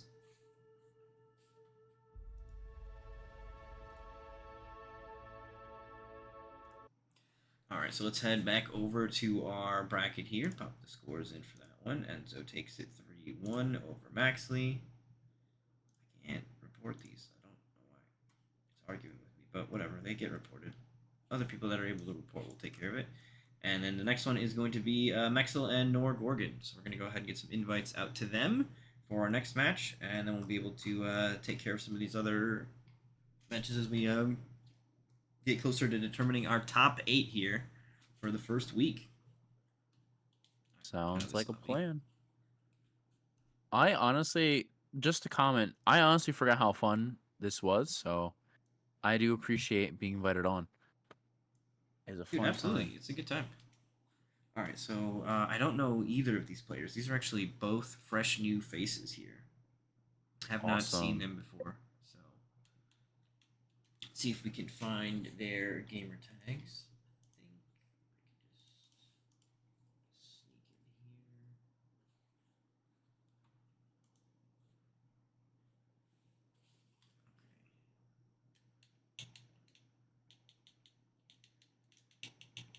in here.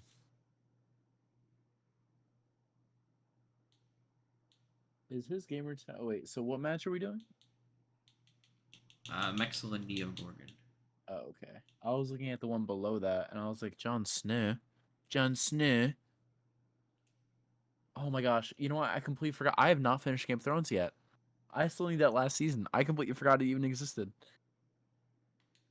Gotta see Jon Snow. All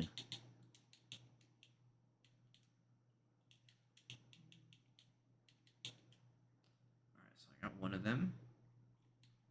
And here is the other. All right, so Thank you for the invites have invite. been sent.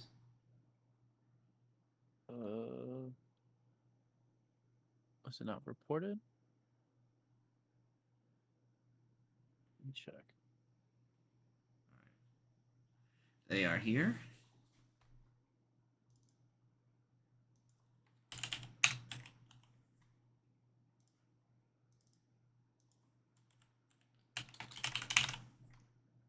No, that's not it.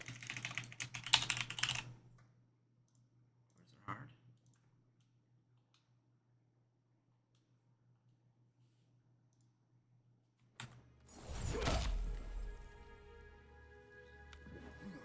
Cage Mansion. All right. Every day you still Ooh, Shang. First Shang of the night. Okay. I like this side of you, Sizer. Shang, yeah. Shang Very is one of those good. characters where when I saw the game and kind of looked at the roster, he's more the character where like, hey, let me try out playing someone else, and when I get more comfortable with the mechanics of the game, maybe try Shang Tsung if I was more interested in him. So at this point, it's been a few weeks in, so it's kind of at that time where it's like, hey, why not try a more complicated character like Shang Tsung? And I haven't really seen like an amazing Shang Tsung quite yet, so maybe Mexel, sorry, is that player that I'm looking for. And pokes back. Far, spending a decent amount of time here in old Shang form. Doesn't have those straight fireballs, but able to catch him trying to back away with that far fireball, and this is going to be a combo starter now for Shang. And it looks like the launch off that fireball is pretty consistent. Goes for a clean little mix. Good defense though from Gorgon. Yep. Gonna start some pressure. I do love how they did Shang though in this game with the creativity of having old and young Shang having different strings and like moves of such. It's such an interesting concept, and I'm very happy they did it. Yeah, it's one of the more intriguing like bits of depth in the game available here. So I think it's really cool. Oh, went for the armor, but he wasn't there. But the overhead a little bit too far away from Gorgon. Fatal blow on deck right now for Reptile.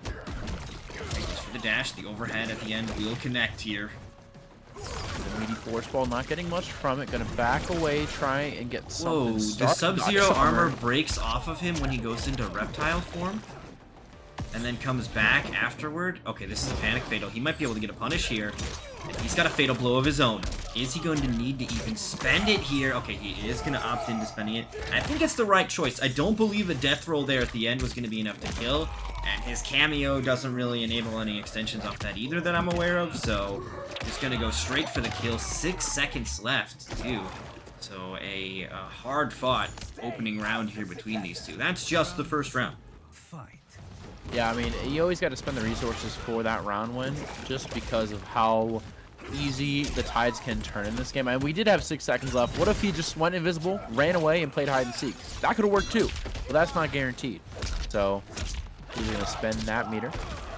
Ooh, a little bit of a drop there. Might have gone for the far fireball instead of the closer one. It is kind of tricky getting the inputs on those fireballs. I was messing around with Shang just a little bit, and there are really some interesting things you can do with the character. I was just in the shallow end of the pool, but man, does it get deep. Oh, too far, and that's going to be an immediate punish for Morgan. Yeah, describing the issues as it happens stream, predicting it, and showing it. See, look at that. See, the ice armor like is shattering off of his form, and then his back when he becomes human, and he just ate all of those fireballs. I wonder if Mexel was getting thrown off by the armor disappearing like that, or what's happening there. I mean, with those old man eyes, he probably didn't even see what was happening, let's be honest. Damage. 369. Awesome. Final round. Skulls flying up for his victory of that round. Very close match. Using that force ball to get in, but it just disappeared. Missing the MKX days where it would just travel to the world's end. Alright, get some corner combos going here. Morgan, heavy damage. 361. Overhead will be whiffed, however. Good laydown from Mexel as he tries to work his way out of the corner here. That string from Shang, it's like a 5-hit string. I believe he can cancel at least the first 4 hits. So it can be pretty tough to deal with. And I think with the Lao hat being a low in there to be plus, kind of tough to find your way out of it. Agree. Again, that force ball. That's the one thing that does suck in this game, how quickly force ball does disappear unless you do meter burn it. So the entrance isn't just made open for you just by, you know, you have to spend those resources. And not spending them kind of costs him a lot of life and the corner position. Speaking of corner position, this throw is going to put the old man straight into the corner, but he answers out with no fear at all. It's a combo going into a... Oh, no, that's not a restand. It looks like one, but... It does. It looks like... Oh, he tried to float above it, but the slow ball will catch him. Fatal blow now available here for Mexel. Up block. He's got fatal. Yeps. Nice. Beautiful up block from Mexel, and then to go straight into the fatal is a smart play. Just get the job done with. Don't worry about hitting a full combo. Get the game. Yeah, I mean, as I was telling earlier, like, the mechanic of up block is so useful. He even earned a whole game from it. Like, if you don't use a mechanic that simply, when you hold block, you just press up, like, it's a pretty easy mechanic to use, and how useful it is the layers and so far away from how easy it is to do. So, capitalizing off that, getting the game. There's only 1-0, though, and it was a very, very close match. How has your opinion of Shang been formed from that one match? How you liking him? I think Shang's cool. I mean, I've seen a few things here and there. I like the combo routes with the floating them toward you or whatever with the skulls. I think he's cool. Air skulls are tight. I think the character's cool. I'm looking forward to the day when I'm brave enough to try him out. That's really what I'm hoping for. Here's the real question. Oh, man. Cleve, you did not go AFK. Did I not? Oops. I'm so sorry. Beat me up. Sorry. That's my fault. Okay. That was... You like my mask, though? You should hold command. Not No. You cannot pit me against this sorcerer. Do not insult my mask striker. It is a beautiful mask. It is the best one I can come up with. All right, just uppercut me. I'm sorry. Uppercut him to death. That's the easiest way. That's a noob.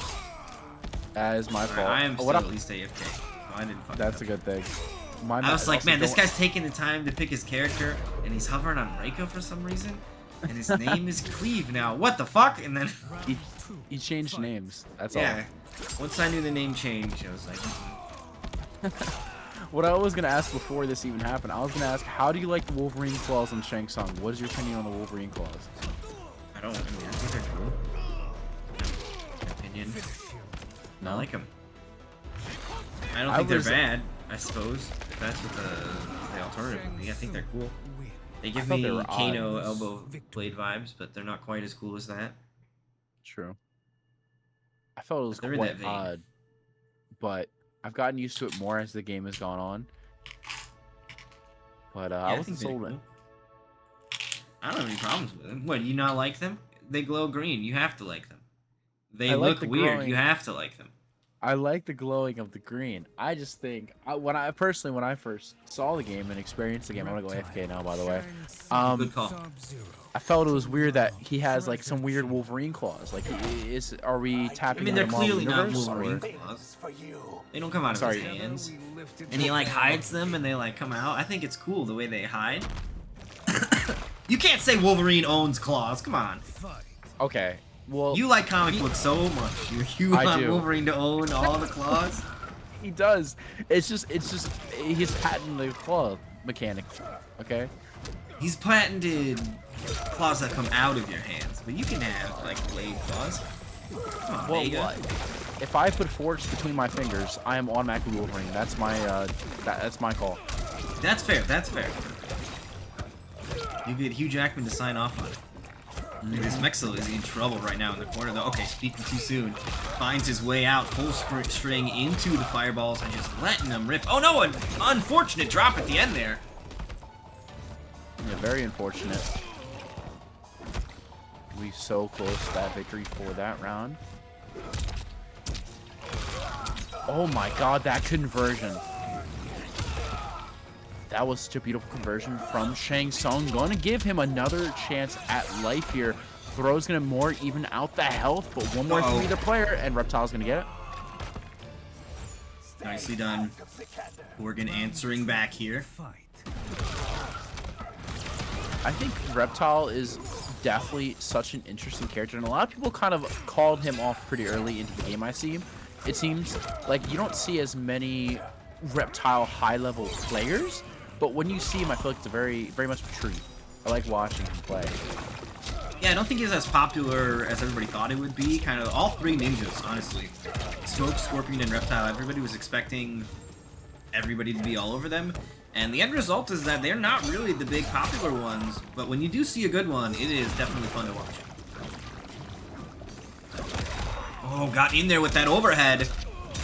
Might even be able to get a kill here. Death roll gonna be almost enough, but not quite. Just lets it rip with the air overhead. And he canceled that from a whiffed normal, I believe. One of his, like, jump, or his, like, I think it's his standing 4, his standing 3. He kind of jumps up during it, and during that little jump, he's technically airborne, and you're able to cancel into the overhead. So I think maybe Mexel hadn't seen that before. I'm trying to... The only reason I know about that is somebody posted a weird clip of it in the Discord, like, hey, look what I found.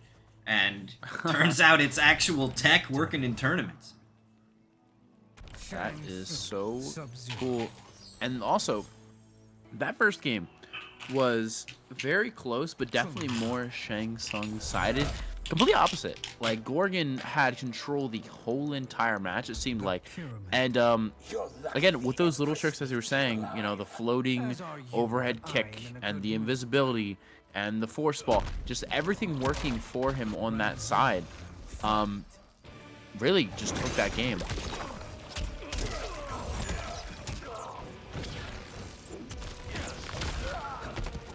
Cool air skull, but nothing from it. Gorgon, unlike Shang Tsung, gonna capitalize on his hits. Alright, not too bad of damage getting extended with Sub-Zero using the freeze as an invisibility measure too, making sure this makes it come through, but nothing from it. Freeze him in place, 116 damage just needed for Gorgon.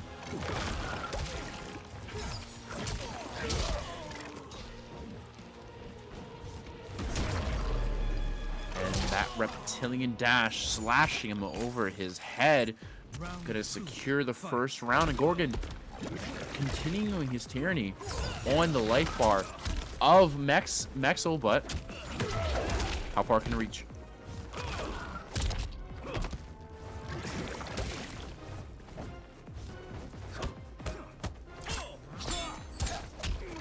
Oh, perfect.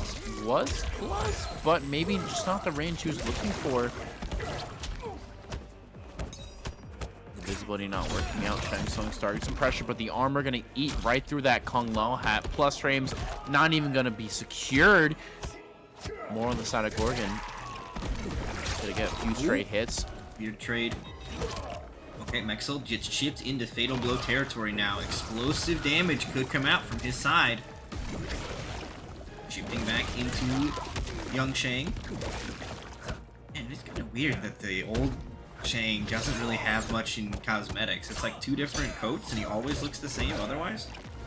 It's like 2 different colors, I should say. Not even coats, 2 different colors. Yeah. Wrong one! That could be death. Yep, the death roll will finish it, and Gorgon gonna go ahead and take game 4. Game 3, I'm sorry. That's the one thing with Shang Tsung. It's like, if you're gonna make a skin for Shang Tsung, you gotta make it young and old. You gotta go through the whole entire timeline of this man. Like, you gotta go from start to finish with every single skin. You can skip the child phase, you can skip the teenage, but as soon as he hits those mid-20s, you gotta go from mid-20s straight to the man is decaying and old. Into what do you think the age of old Shang Tsung is, Dream? What is your prediction? I have no idea. Make a guess. Throw one out. 47. 47. All right. I'm going to say he's absolutely at the... He's about to break a leg. If he falls down the stairs, he's going to die. I'm going to guess 98 years old.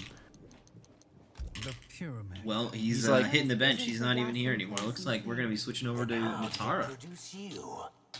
Yeah, complete change of character. Less complicated.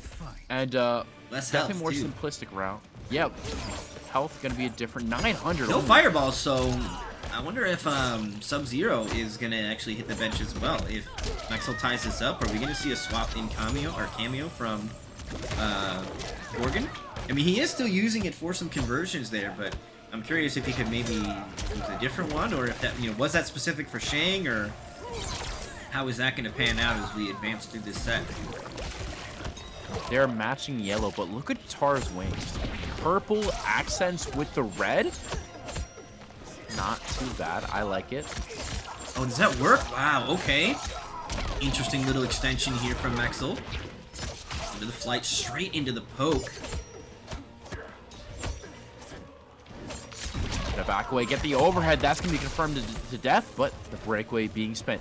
No meter on Gorgon's side, but Reptile not needing it as much as other characters, really. He has that force blocking combo from, plus the grab. Gonna let Sub-Zero slowly come back, but the uppercut ending his life.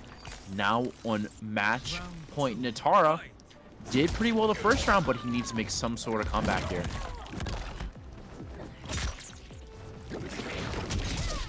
Dodging the force ball, kicking him in the face. Natara really throwing out everything she can, but the anti-air coming from Gorgon. Ooh. Flying right over the side.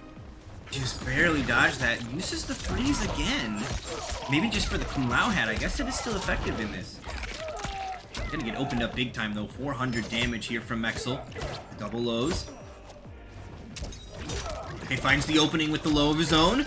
Gorgon gonna get some damage. No breakaway available just yet. And gonna go straight into invisibility mid-combo, but Mexel hunts him down. Hunt isn't just finished yet. Does need a little more to secure that round win and keep himself alive in the bracket and winners. But Gorgon, he's really trying to stop that right here and right now. Can he? Is the question.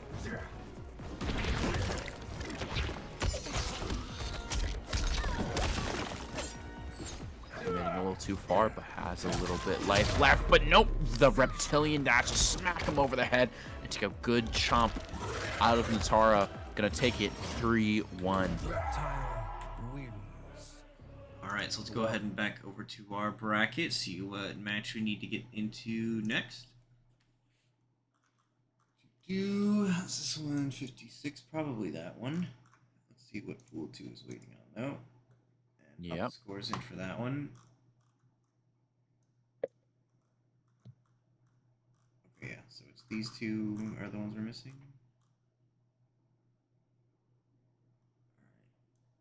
And this is what we just did. Alright, so I think in the future we're going to have to skip more matches in the early state. Just because these are taking a little too long, so we'll just have less matches on stream, I think is what'll end up happening. But I don't know, once the matches get in, we're actually moving quick. It might be because we usually take fucking forever to get people in the lobby or whatever. And things are actually running clean. Now, I guess that would make the inverse happen, though. So, yeah, we're probably going to have to do less matches on stream, which is unfortunate. At least we are able to keep the matches flowing, but it is kind of backing up some of the other matches as well, which is unfortunate. Sorry about that, guys. So we're going to get Jon Snow and Missa, and then we'll get the stake match on stream. Yeah, and some of that is because, like, there were early DQs, right? So the early DQs move the timeline up faster, too, right? So, like, this guy DQ'd. So, like, Mexel, I mean, that was Mexel's first game, actually, unfortunately, right? Well, or maybe, yeah, if these guys DQ'd out. So, you know, some of the DQs also move things and force, like, the timers to crank up a little bit faster than really they need to. But it is what it is. We're making our way through it. I believe I know John's gamer tag. What is gamer tag? If you could drop it in the chat again for me, though, that would be useful. And then we've had Misfit on already, so he should be easy to find.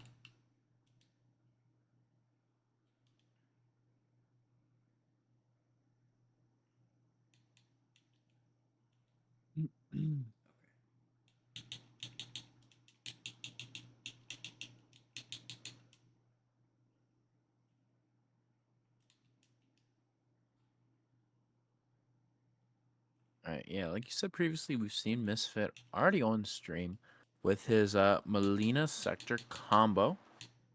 Jon Snow, don't know the character we're gonna be playing here. I don't know if you know. What does your gut but tell you, I though? What does your don't. gut tell you?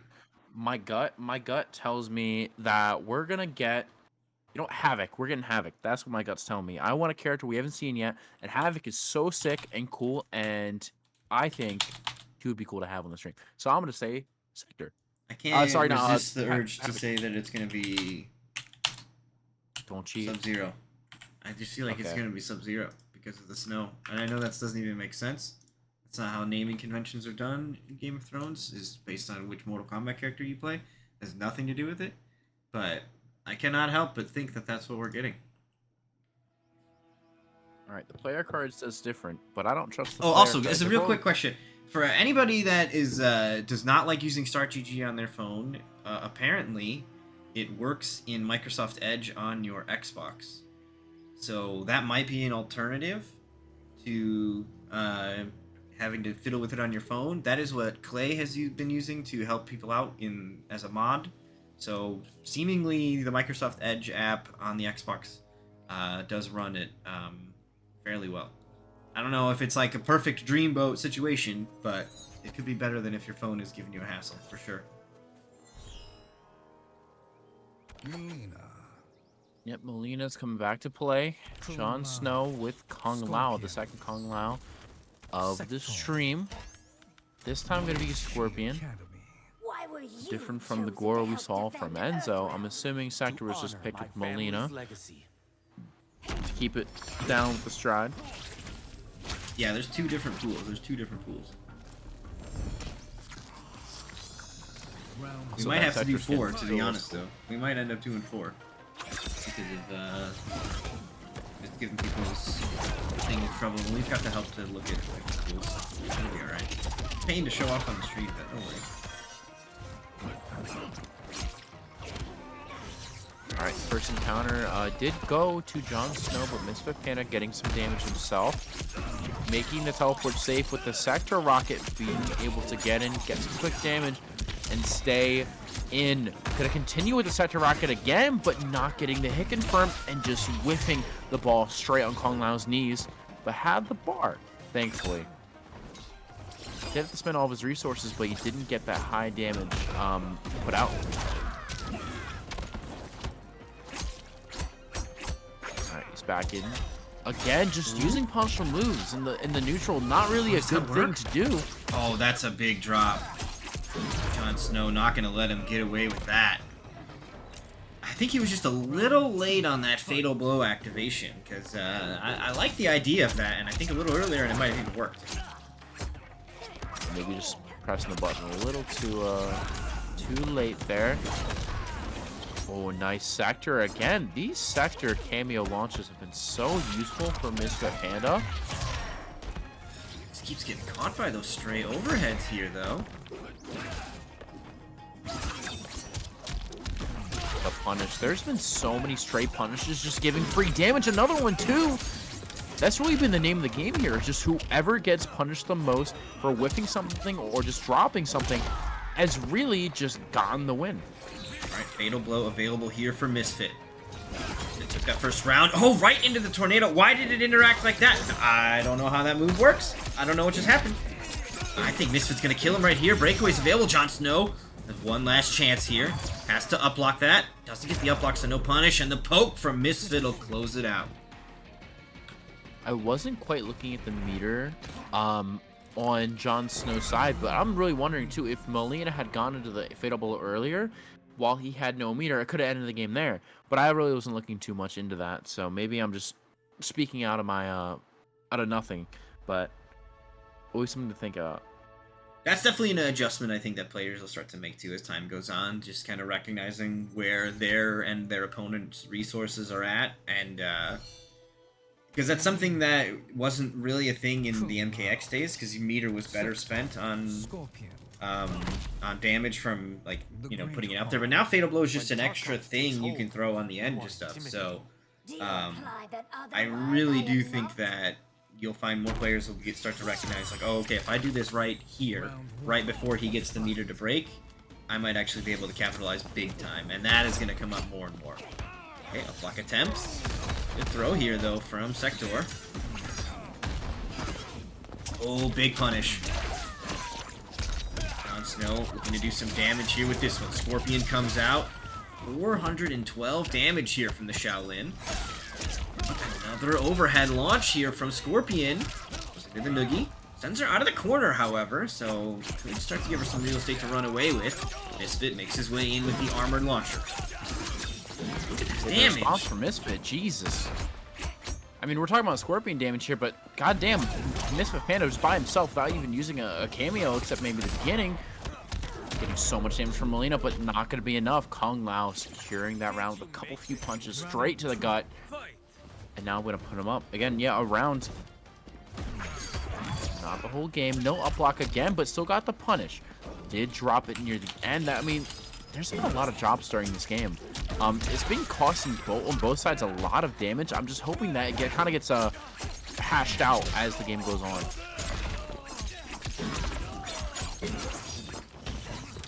All right, another drop. Both drops from both combos. It's just really the name of the game right now. She needs to secure those combos. Using a lot of damage. All right, he's stuck in the corner. Is he gonna find a way out, or is Mr. Panda gonna run away with this round? Gonna spend all the bars. Still has some cameo left for him, so he's not quite done yet. But as I said, that Molina dishing out not the most quiet bites and damages and side moves. All right, nice confirmed. Scorpion Skull out. The fire burns straight into her chest. Now 32% damage, but of course the anti-air coming through, but the drop again. Just missing so much damage from drops itself, and really no hit confirm either. Did have the break to make that a little bit safer, but at that point, he has no meter to spend to make these combos really hurt the way they need to if he wants to win this game. Scorpion coming out again. How much danger are we going to get off of this? Only 32. Quite small for really Scorpion cameo damage, but not too much to really do as they need. Jon Snow going to secure the second game, tied up 1-1, making it a little closer than the first game really seemed. Yeah, back and forth has activated between these two. Yes, all of this stuff is going to get posted on YouTube later. The pools will get posted, as well as top 8 in a separate video. I think we're also going to have a couple of those matches we marked for stream actually go off stream.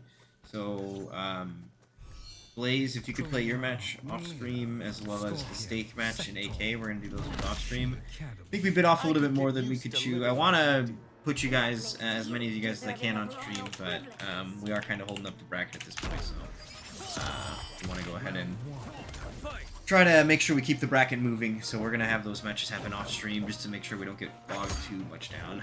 I think just those two, and we should be good though. Yeah, if you could play it off, Steak, we'll get you on stream next time, Steak. My bad.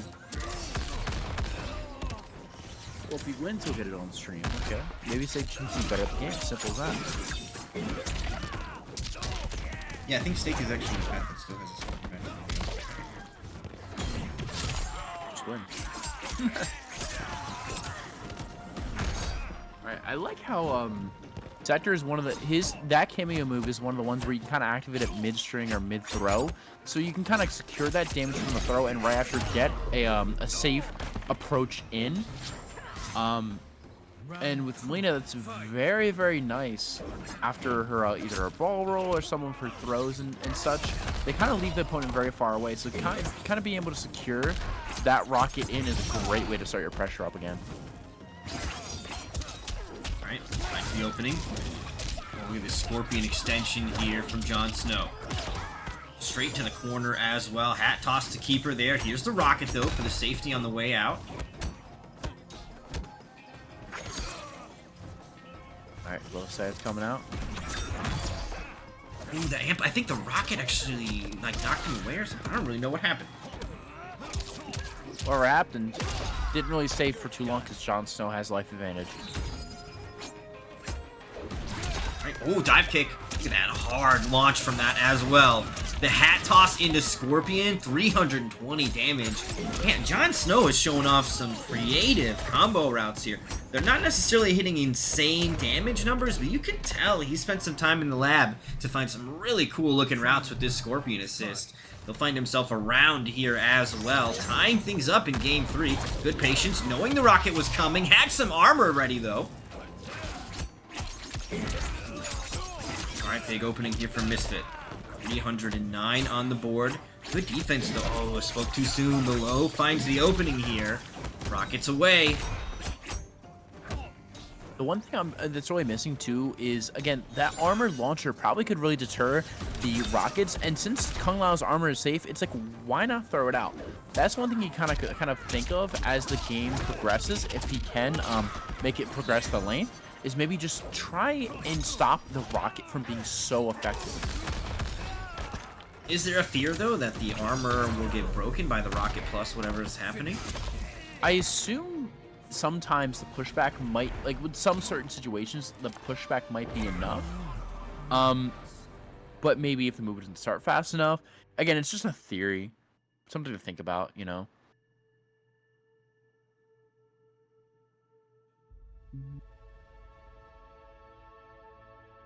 Alright. Anyway, Misfit Panda securing the win.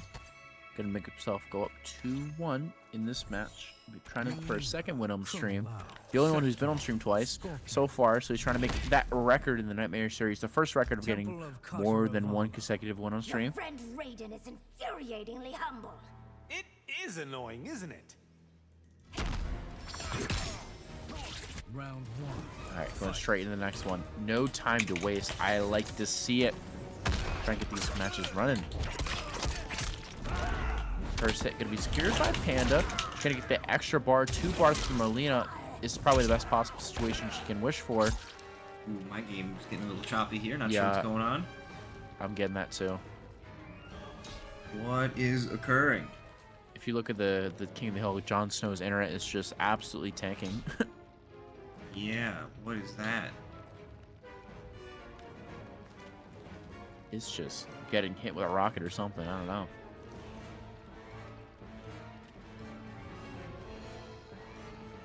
Alright, has it stabilized? It looks like it's a little more stable. I mean, I suppose so.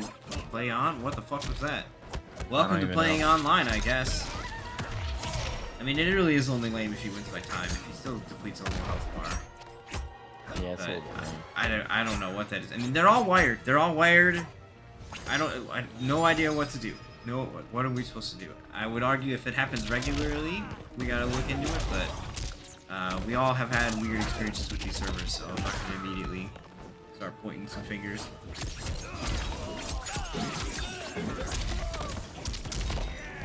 Another quick setup for Misfit Panda, but Jon Snow not going to give up. Get the boop to the head and smack to the back. Oh, wow. Look at that avoidance. Oh, you can't avoid this, though. Or can you? Nope. Jumps right into the bone spray, teeth spray, whatever it is she's shooting out of her mouth. Yeah, disgusting. That is, yep, set point now here, though, for Melina.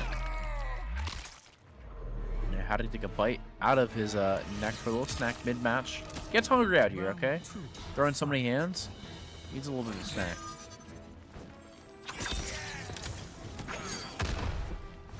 Size do disappear. That is the one thing in this game, though, with her size. If you don't meter burn it, the travel time isn't going to be fully complete. Yeah, they don't even go half screen, it feels like. Maybe half is where they dissipate out at, but not substantial threats from down there. Not that Lau is really going to be hanging out at full screen either, though, here. Right now, hanging out in the corner, perhaps a little bit too much. Goes for the overhead. Good defense from Misfit. Okay, little opening here. Jon Snow, Fatal Blow available, but might not get a chance to even spend it. Oh, the drop happens, but it looks like Jon Snow had already hung it up. And Misfit is going to take it 3-1 in the end.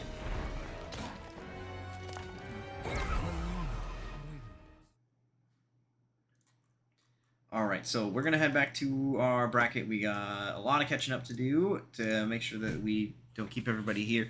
Do want to also just say we're still figuring out. It's been a while since we've done this, so we're still trying to get the rhythm. The plan for next week is definitely going to be less matches on stream. We've already cut a couple matches from the stream so that we can keep the show going. And that's going to be the plan for next week as well. So there's just going to be less required matches to kind of get on stream and put up with, because that maybe we had too much in mind for how much we could watch the matches, or going longer than anticipated, whatever it is. But we'll make those adjustments for next week. But for now, we are going to get Striker and Demoralize in here.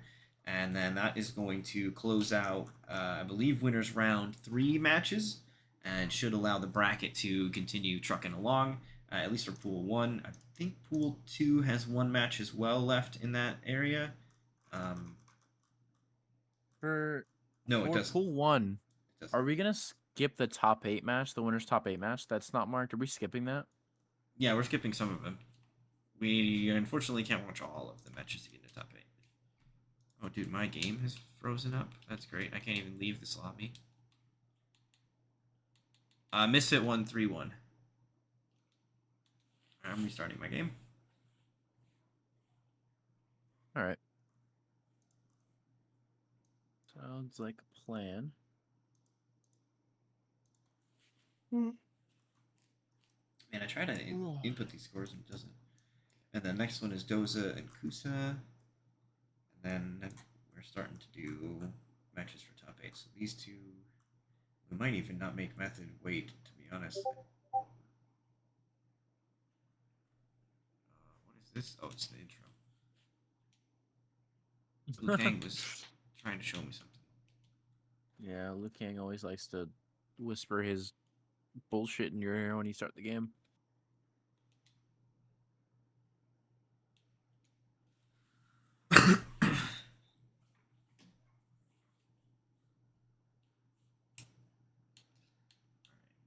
Hill. And these are gamer tags I'm familiar with, so this should be easy to get them in here at least. Mm-hmm.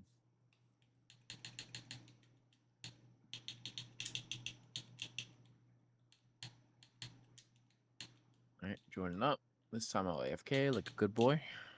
Yes, I think the plan is instead of 2 from each pool from each round, it's 1 from each pool from each round. At least until we get to the later pools. Then we can... Yeah, and hopefully if they fix the King of the Hill, we won't have to wait so much in between each match too, so then that'll make it move having smoother. to make a new King of the Hill each time is not great either. Yeah, like maybe when that happens, when that patch goes through, we can easily kind of run them a lot faster, and then we can kind of get more matches in. But problems occur, it seems like. Is Demoralize, what banner is that around his player card? Is that Elder God, or is that like some other one Elder before God. that? It's Elder. Oh, shit. I don't know if I want to grind that far in this game. It's I'm you level attempts. up a lot slower. Like you level up a lot slower. Yes, you are next, Kusa. You are after this set. So it's Demoralize the Striker, and then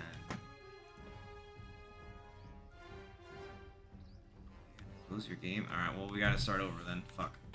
Ah, jeez, that's not fun.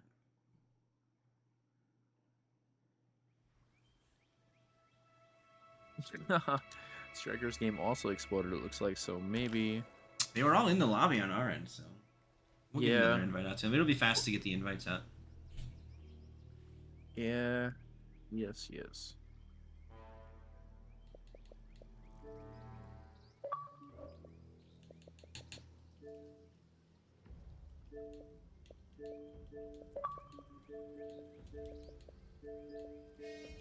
Look at that. I'm so fast.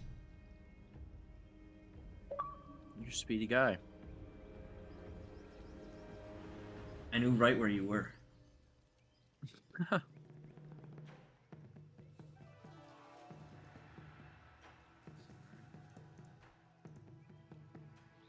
Matches.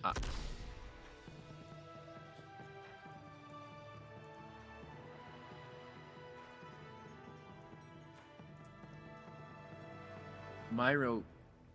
So, all right, let me go AFK. Dream. Oh, there we go. So, Demoralize, I'm already all mech. I'm gonna assume it's Garrus. I don't think it's gonna be anyway but Garrus. But all right, yep. Striker's gonna play Rain. Striker has been experimenting with a lot of different characters. He obviously won CEO Otaku with Havoc. He has been playing a lot of Raikou, at the same time dabbling with Reptile, but now all of a sudden wants to play Rain. He's kind of bouncing between characters, as he usually does with every MK game. He likes to test out, the waters of everything. But this time, he's going to use the man himself, the Water Man, Rain. There's a mage in this game, I guess.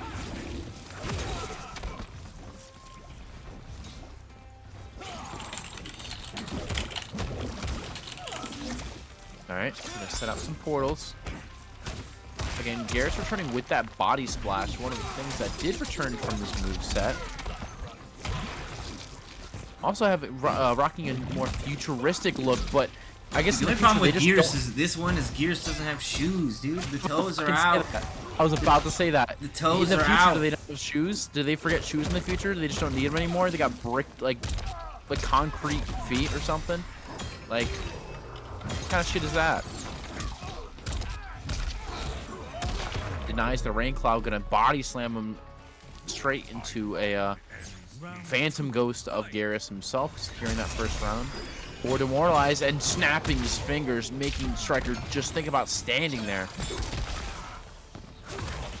That overhead reaches so far, I can't even calculate it half the time.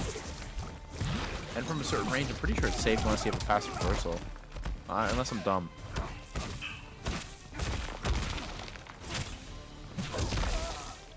In this game, Garrus also, kind of similar to the first game, obviously using MK1, has a mid that does go into his command grab. So it's always a guessing game with his straight up mid. Am I going to go into command grab? Am I going to finish the string? Am I going to get a lot of damage? Or are you going to get slapped in the face? It's the same name and game. And that command grab phase, and the input isn't even a crazy one. Oh my god, it's so easy. It's like why doesn't Michael have that? Is that his breaker? What the fuck did he just do? That's a part of his moveset. He just has the get out of combo move? I mean, he did in last game. What the That's fuck? a I cool have not fought a Gears player doing that, I guess. That's a cool ass Gears brutality. That's cool. You're part of the hourglass now. Alright, so Striker, his reign will fall. Will his reign remain? I will say this about Striker in these online tournaments. Does seemingly switch it up with the characters quite frequently, so could absolutely end up seeing a swap here off of Rain to something we are all more familiar with seeing from him, Havoc, but nope, it's going to be Rain again. Your future now holds only ignominy. There's no way I can I guess he change wants to my stick fate. it with Rain. I'm not sure about the decision myself. It seemed very one-sided in the last match. Maybe trying to get comfortable with the matchup itself, maybe? Kind of just taking out or looking at, thinking about what decision he's going to make in this one. better capitalizing off of what his character can provide in this matchup. But Ooh, good jump out of that low hat there. Also jumping away from the command grab as well, because I believe there's a tick throw setup. There is. Except for the first hit. That. I thought the grab will get you on the second hit too. Good armor out. Not gonna get too much damage. For the tick throw setups for Gears, I thought that he could do it with both the 2 and the 2-1 or whatever, like the chest bump and then the wall summon as well. Oh god, I don't even know then. I thought I lived it, I guess I didn't. Maybe it does. Don't listen to me.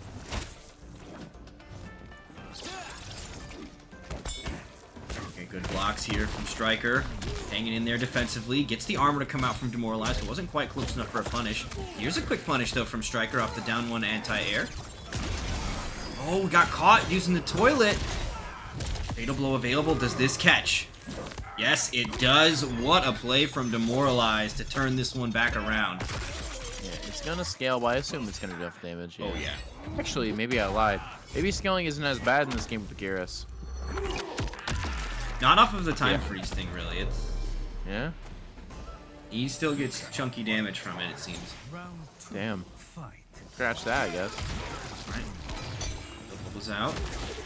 Summons a hourglass. I don't actually know what all the different uses for the hourglasses are. Like, what the different options he has from the hourglass.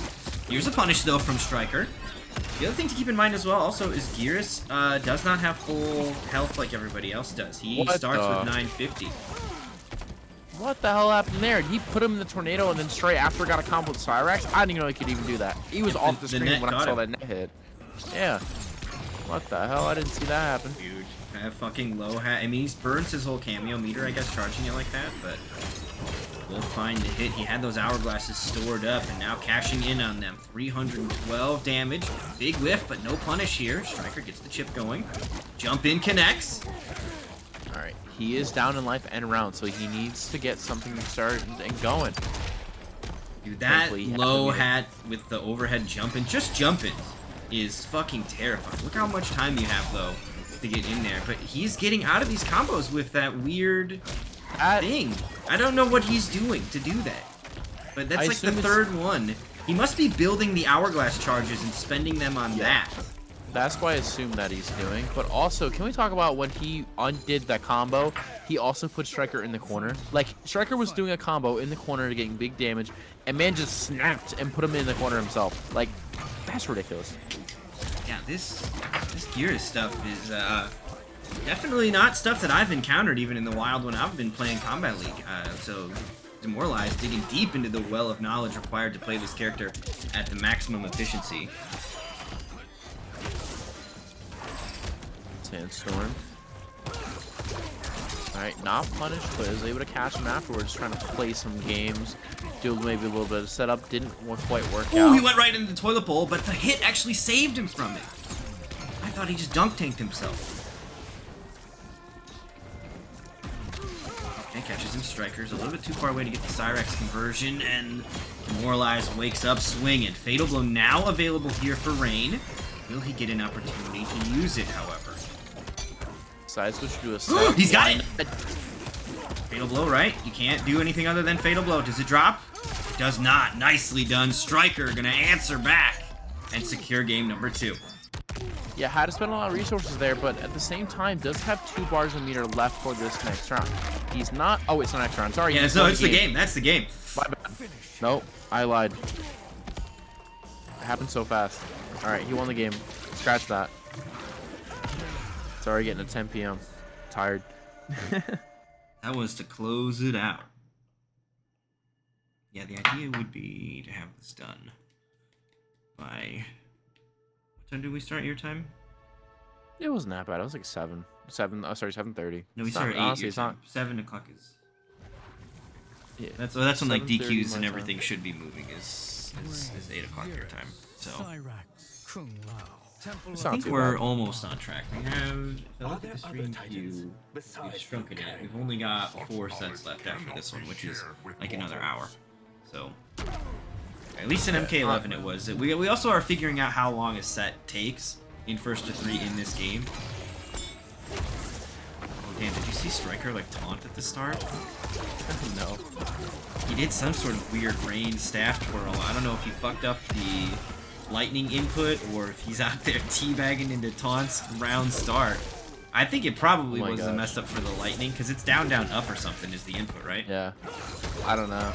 Did you, speaking of the taunt, did you see that one clip on Twitter where the guy went into the Garrus Sand clone and started teabagging while doing the combo? We talking about one clip. He's got multiple clips of him doing that to people now. That's fucking awesome. That clip made me laugh so hard. Like, yeah. Gears got the BM as well. Oh, big anti-air here from Striker. Not going to turn into too much damage, but he will leave a toilet bowl waiting for Demoralize on that jump.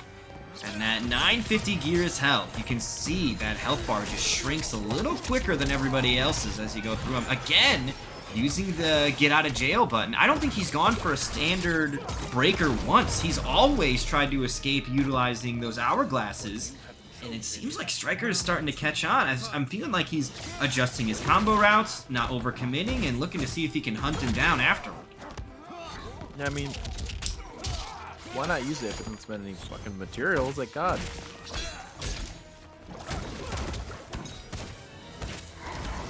Ooh, nice command grab. I'm gonna throw him straight towards the corner. A lot of really space given with that command grab. It reaches a good amount. Easy commitment for the command itself. Uh-oh. Jumps over. Oh, he's not there. Man, Gears really stands up out of that forward four or whatever that flip overhead kick thing is that he does. He stands up in a space you're not really prepared for him to be in. Jeez, that combo is so flashy. Yeah, Striker been an Xbox boy for a minute. Since, geez, this got to be going back to the Injustice 2 and MKX days at least.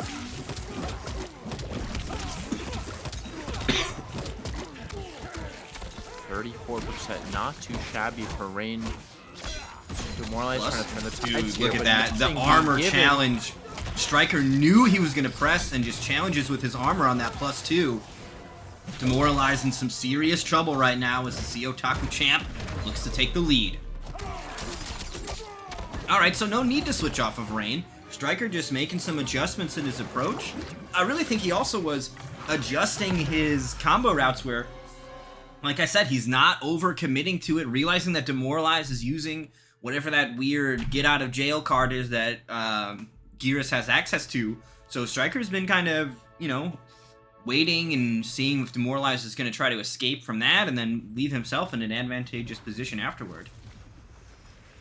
I mean, that's the name of the game if you want to be a top player. Adjustments are needed throughout the game. You don't just call it quits after one thing goes wrong in your plan.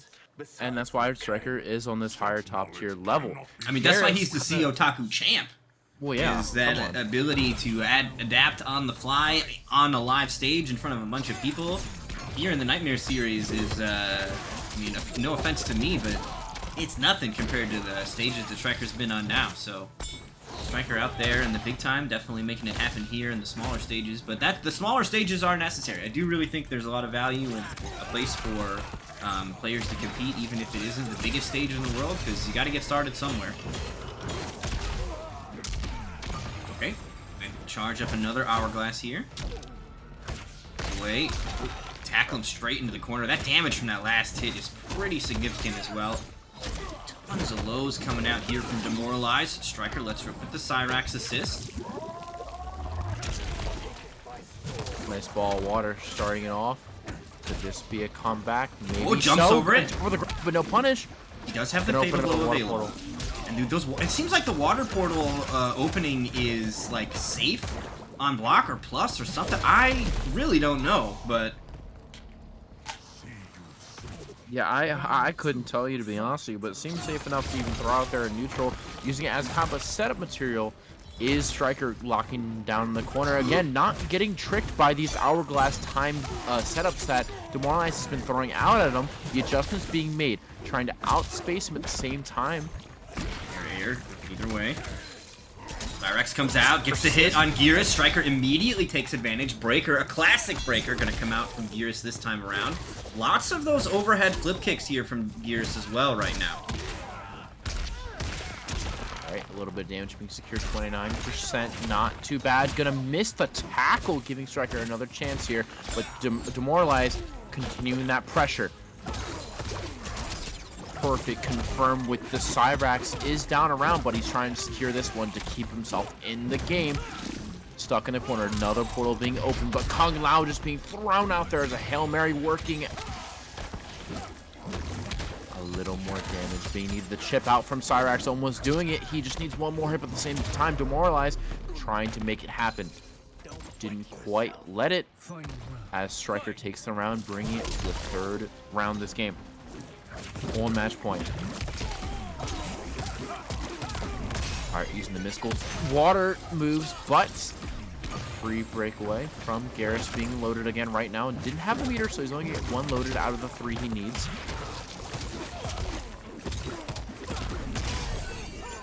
But okay, never mind. I might have been mistaken. He had more loaded than I thought.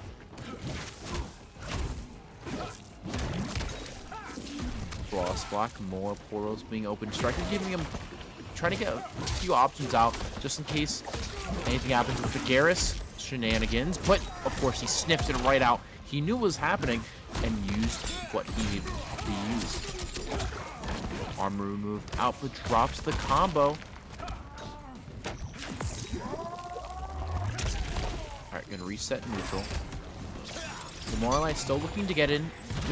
Demoralized does not have Sand Trap in this game, so it's not quite as easy to get in, but still same amount of kind of pressure he has. Command grab mix-up game. All little hourglass moves he has in this one. Gonna start chipping away at the health. At the same time, Rain kind of has a little bit of farther away strings, plus a little bit of zoning he has. But it does not matter when that dropkick reaches about half screen half the time. And the taunt coming out from Demoralized may be a sign that he saw it happen that other game. Wants to bring it back to him. Can't taunt on me, he said.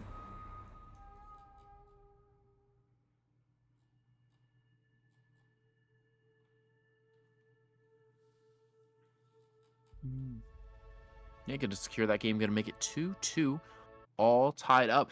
I mean, this is the first time I've really seen Garrus at a high level sort of play. So I'm learning as this game goes on what really he can bring to the table.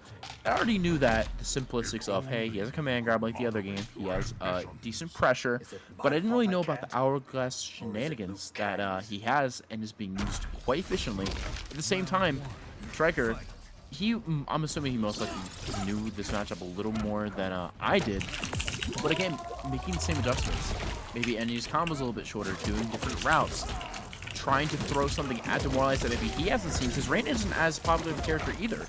He's kind of been thrown out the window saying as if he isn't as good as a lot of the other ones. So maybe Demoralized has just not had the matchup knowledge himself. Speaking of matchup knowledge, I don't know what Demoralized is going to do with this matchup knowledge as he is down the round. And that was so decisive, he barely got a hit on. That might have been even a flawless. No, okay.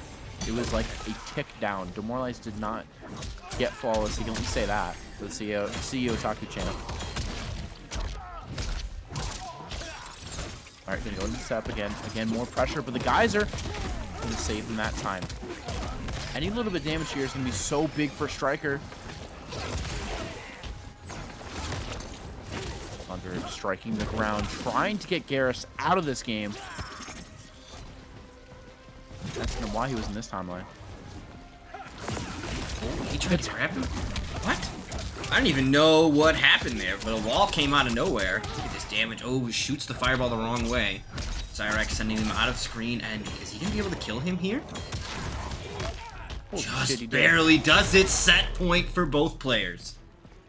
That scaling on the sand temporal stuff it really doesn't have as much scaling as before. I am mistaken. Like, I need to pay more attention to how much damage Garrus is really doing, because 41% is not bad at all, especially not having to use so much of the cameo meter, too. You're saving the Kung Lao for the Seps for the low hat. It's like, what else can you do here? Loading up the Hourglass, maybe gonna get another free break. Showing Garrus that he has a little bit of zoning himself. The one thing Rain usually everyone kind of looks towards is his zoning, but he gets out-zoned by a lot of characters, maybe including Garrus, because I've not seen any projectiles really coming out from Striker's side. It's been more of a high-pressure game, a little bit of, I wouldn't say setups, but definitely a little more ish with Cyrax. He gained that health. Striker was just one hit away from win, but no longer. Oh, went for a throw. Oh, this could be it. Straight into Fatal Blow. And that confirms on hit. Demoralize is going to end up taking it. The whiff on the throw just caught him.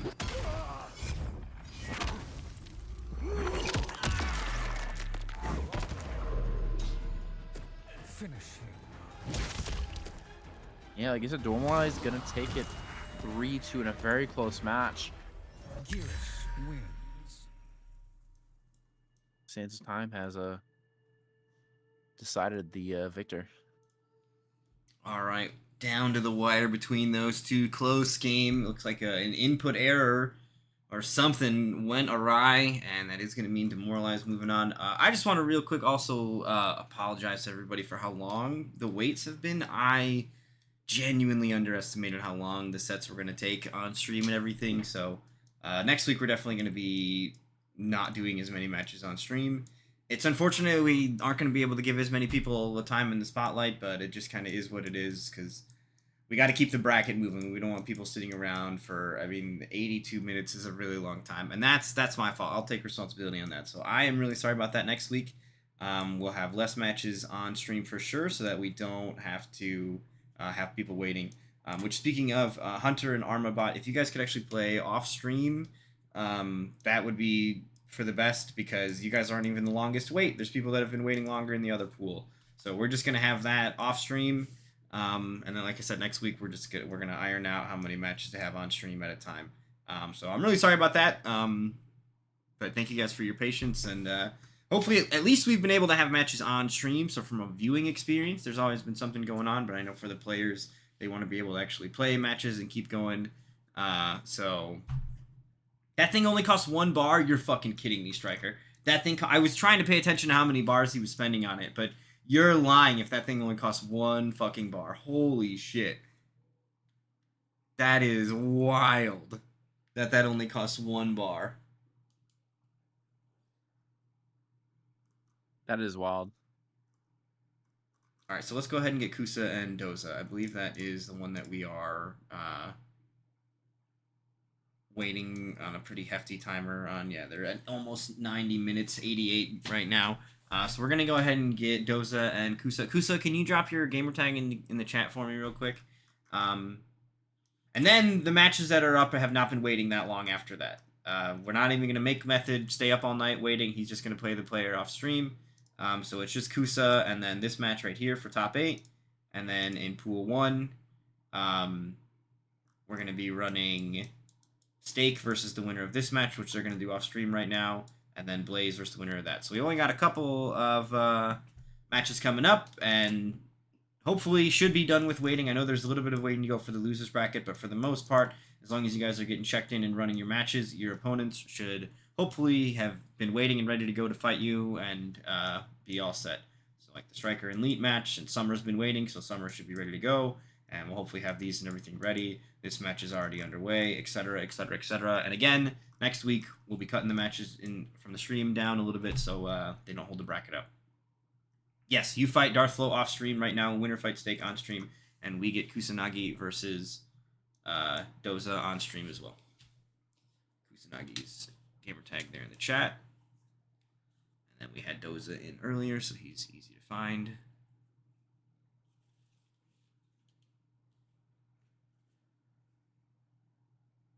Yeah. Doza, he played, wasn't he? He's played Scorpion. He was the very first. Scorpion. I want to say L. I thought it was Scorpion, but I don't want to get it wrong there. Yeah, he had the skin you liked. Ooh, yeah. I mean, I bought it, but the only reason I bought it is because I had the leftover credits from buying the deluxe edition. If I didn't have that, I would have not spent like what, $10 on the skin. Hell no. Yeah, I bought it too. Don't feel bad. The only skin I would spend $10 on is a cool ass striker skin. That's it. That's all I'm doing. My little cameo just staying out there for 2 seconds and looks sick.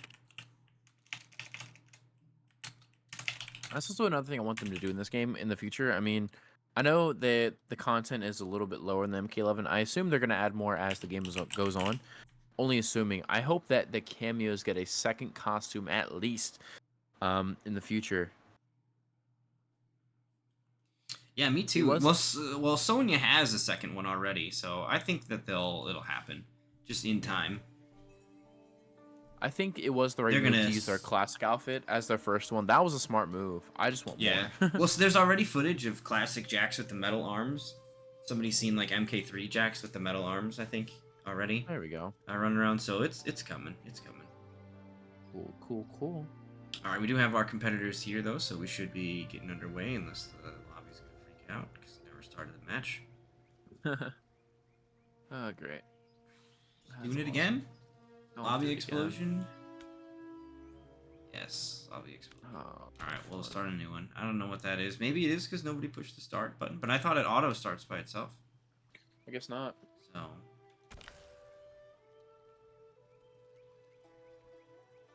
Try again. Oh, you pressed the start button even, and then it freaked out. Weird. Who knows? Alright, well, whatever. We'll start a new lobby. It's not that hard.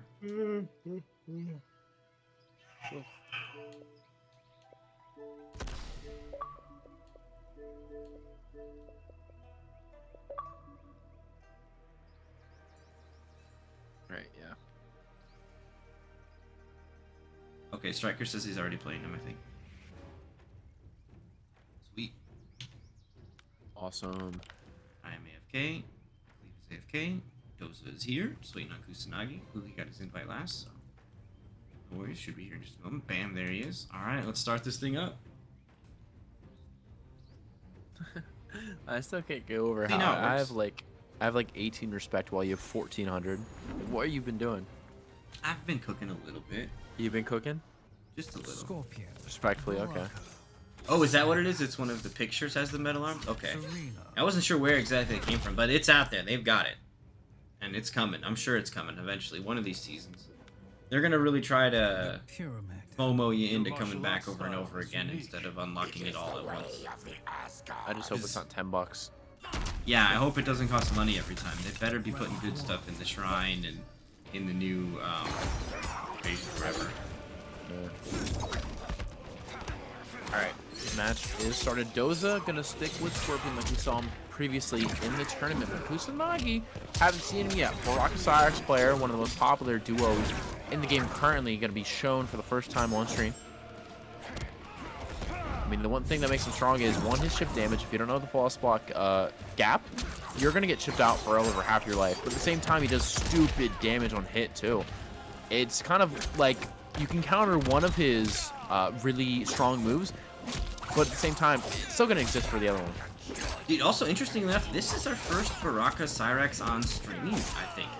You know, for as popular and as much as the Menace as the character apparently is, according to the online buzz, we've managed to not really have a overwhelming army of them. Kusanagi representing the Tarkatans here with a chance to bring it back here. I'm seeing a Fatal Blow combo into the comeback as Kusanagi looks to shut down round number 1 of this opening fight between these two. I think the damage is going to be here. Oh yeah, definitely. Baraka hasn't even had his turn yet.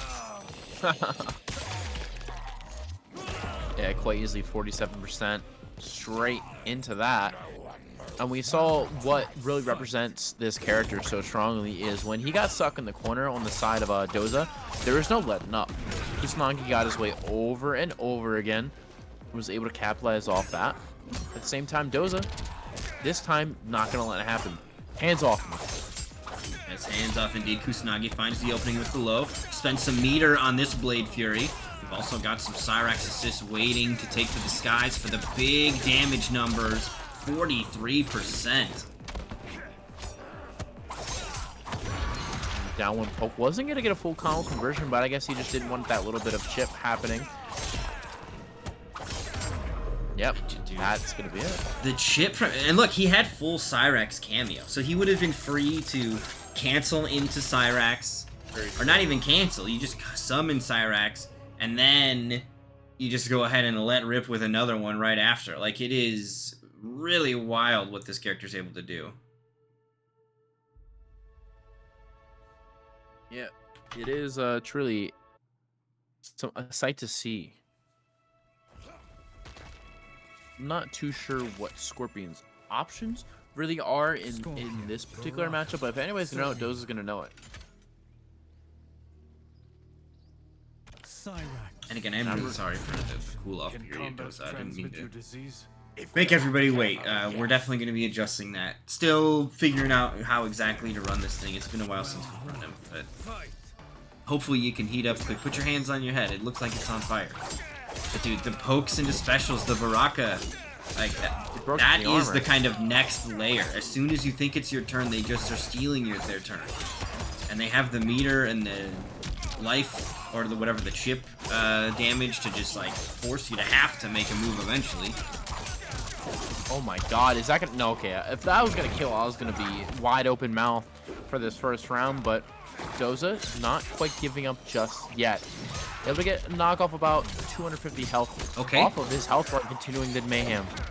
Alright, he did bait the wake up here as well, so Doza looking to do some heavy damage here. Spent some meter, and now looking at where this health bar's at, this is one hit into a fatal blow confirmed for the kill here. Kusanagi doesn't quite have the... Oh, he did not confirm that.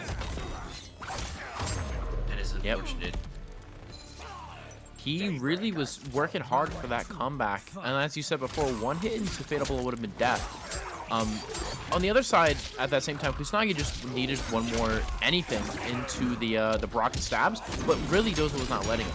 At the same time, he's continuing that momentum for this round. No. This wake up Blade Fury.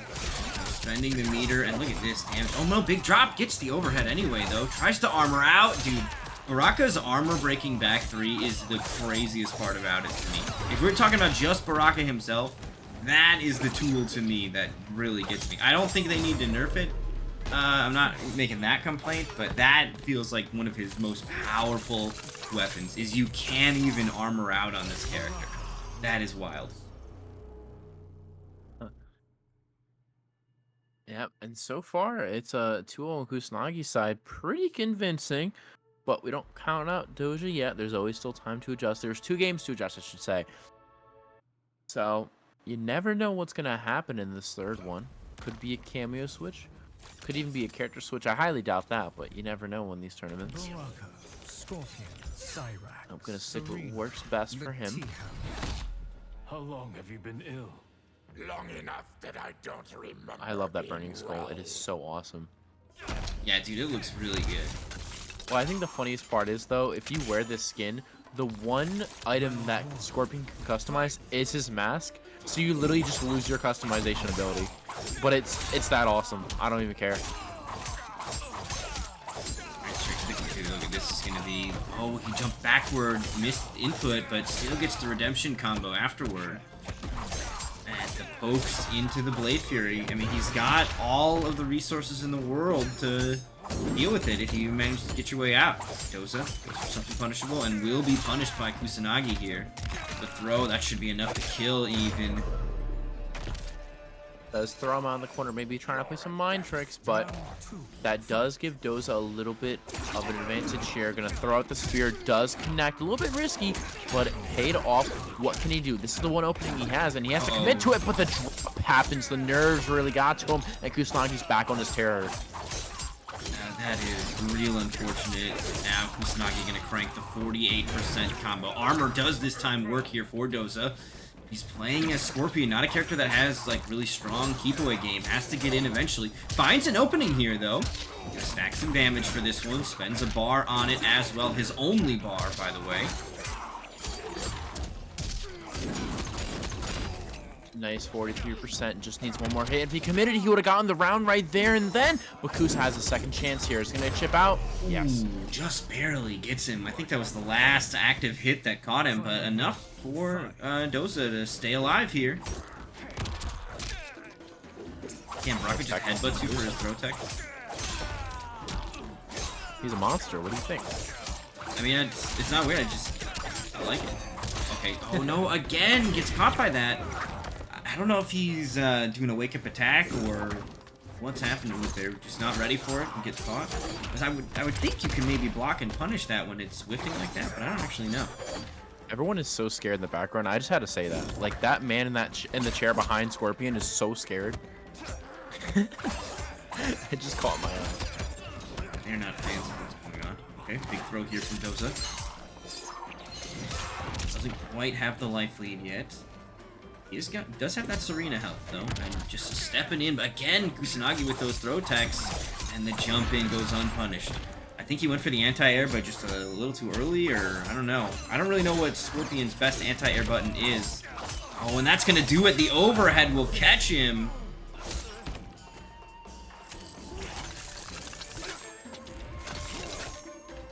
So we'll take it with a 3. Is it 2 or it's 3-0 already, right?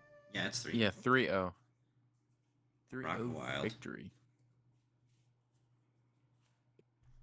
All right, so let's pop that score in. Oh shit, what have I done? I've pressed the button. I don't know where I'm at, and Smash GG is losing its mind. Fun. Yeah, Baraka is a pretty wild character. I wouldn't beat yourself up on that at all. Baraka is crazy. And Kusanagi is a good player that's going to take advantage of that busted stuff too. So, no stranger to the Nightmare series is Kusanagi. Definitely a familiar face around here. Alright, so I think that score has been put in. These two are playing. Perfect. Demoralize the stake ready to go. That's probably what we're going to go to, but let's see what Pool 2 is. And again, for those of you guys that had to wait a really long time, I do genuinely apologize. That is my fault for booking so many matches. Honestly, more if you guys showed up than I thought. What usually has to happen is we have to run like 6 people actually show up on time. We take 4 of them, make them fight on stream, and then everybody else slowly shows up. And a bunch of you guys showed up on time. Maybe it's because I started the stream earlier or something, but big thanks to you guys for showing up on time and being ready to play. And then I think you guys kind of got ahead of me. So next week, I'm going to make sure that doesn't happen, because that's at least within my power to control. So do want to try to make sure we don't have players wait, because hour-long wait times that's not cool. Don't like that. But we'll take care of it for next week. What are we looking for over here? So we're looking for the other matches. So we have Isaiah and Misfit. I believe Isaiah and... Oh shit, what is happening? Okay. Misfit's been on stream twice already though, so I think we're going to wait. And we're going to do the Demoralize another match. Right, I have a better way of looking at this. Yeah, they're both right here. All right, so we're going to do Demoralize and Stake, and then we're going to get Isaiah and Misfit. Sounds like a plan. And then there's only one match after that, and that's going to be Blaze to make it in, and that should mean that the rest of the bracket down there is in the lower bracket. For those of you guys that were waiting on the upper bracket to catch up, all of that stuff should be caught up as well. That is also, I just didn't calculate how much holding up the upper bracket would hold up the lower bracket. Real talk, it usually is the lower bracket ends up like taking too long because people lose their first game and they don't leave, or they leave and they don't like say, hey, I'm DQing, so you have to wait for the timers to get rid of them or whatever. But we have help here today that's making sure the lower bracket moves along quickly, and you guys just outpaced me, so that's on me, but we'll make sure to clean it up for next time. Because you guys were running all your matches right away, and it's the other way around. Now the lower bracket's waiting on us. This is like the first time that the lower bracket's been waiting on us.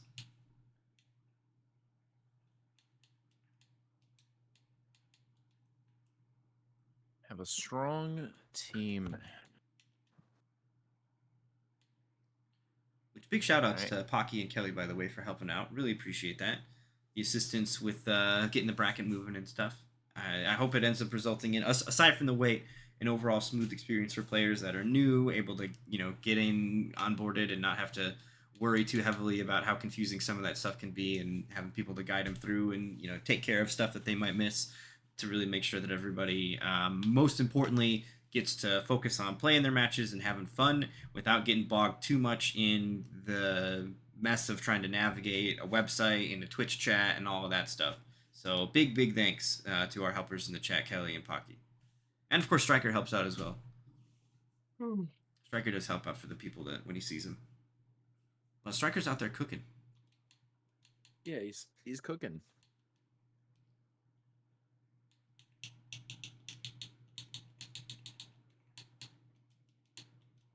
All right. All right, did I fuck this up? I think I fucked this up by not inviting Steak in time. Oh. I have sent Steak an invite, but I was too busy yippity yapping. So, Steak, the clock is ticking. You have to get here fast. Otherwise, you're to blame. You're to blame. Steak's always to blame. What do you mean? No matter what, Steak's to blame. I had to type his name. I forgot that I hadn't had him on stream yet. Oh, we started a match. It's gonna say that and it's gonna lie. No oh, way. It didn't lie. Steak with the clutch, and then I'm not ready. I haven't typed anybody's fucking name. Damn it, Steak. You're here too soon. Garrus. Katana. You're the problem. Kung Lao. Alright, so we have Demoralize and Steak on stream. Demoralize still rocking it with that Garrus. Staying true to his MK1 main. Dude, Steak plays Katana? That is intriguing. That was not on my bingo card. I thought he was playing Shang. He went from Shang to Scorpion to Katana. That has been his character rundown. Okay. But Katana's a fun character. I played her in the alpha when I had the chance to play the alpha, and she's a fun character. She also has a really good disjointed normal that is safe. Plus, with Sonya cameo, you can get some good damage away from her. Not a bad character at all. Just one of the ones that's kind of under the radar, just because of she doesn't have any broke things happening with her per se. Dude, I think that stuff with the trap can be kind of broken. I don't know, maybe there's counterplay to it that I haven't figured out, but I ran into a couple of Katana players doing that shit to me, and I felt lost. Very lost. Does this work? Is she too high in the air? Oh, the breaker does work, so the breaker is going to protect. Oh, wow, shit. Got him with the trap, just raw trap? What the fuck was Gears doing over there? Nose. Touching his toes. Nicely done by Steak. Spend 3 bars to get out of trouble to do it, but a round is a round. And here we go, Steak starting off the second round nicely as well. Demoralized, gets caught by the fan, tries to jump in, jump kick will be blocked, and that big overhead kick. We saw a lot of use in that in his match versus Striker. Still finding success with it here against Steak as well. Man grab bringing more towards the corner, but Steak not letting go. Gonna throw out the grab, start some offense. Gonna actually also dodge that Kung Lao hat quite perfectly. Gonna go safely into the mid and probably win this round if he doesn't just get it through in the brutality. Is that a brutality? It looks like it didn't even fucking touch him. Okay. Okay. It looked like it didn't even touch him. Jeez. It moved so fast. I thought he quit. I thought it was a quitality. It looked like a quit, like the quit explosion too. I thought he fucking quit. I was like, Demoralized quit? What? Why? But okay, that was the brutality. Wow. No, everything happened so fast. I honestly at first didn't recognize he won the game. Like, I wasn't working towards that with my voice. I was working towards like oh cool, he got a cool combo. That's awesome. Get Shokan. All I thought was that Demoralized just rage quit. It's like, it makes no sense. That would've been funny though. Dude, because it looks like Steak didn't even hit him, and it's the same explosion of a quitality when you do it air. I love the quitality in this game when you're on the ground and your character just twists their own head. Yeah, the Harakiri's back. It's so awesome. If you fatal blow somebody and they quit before their life bar is done being finished, the fatal blow finishes and then they stand up and Harakiri. That's even better. You gotta wait until your life bar. I mean, I don't actually know. I've never quit. Like, I'm the science to find out and like ask my opponent. But I definitely have quit. I just don't ask my opponent, hey, did I quitality there? But I usually wait till my health bar gets finished before I leave. No, I just message them, hey, I'm gonna quitality real quick. Can you just clip it and send it to me? Just for a video. Alright, good challenge here from Steak. I love this use of the Sonya assist as well. Spending some meter on these fans. 376 is absolutely respectable damage for this character. Big launches. Demoralize. Gonna get some damage of his own on the table here.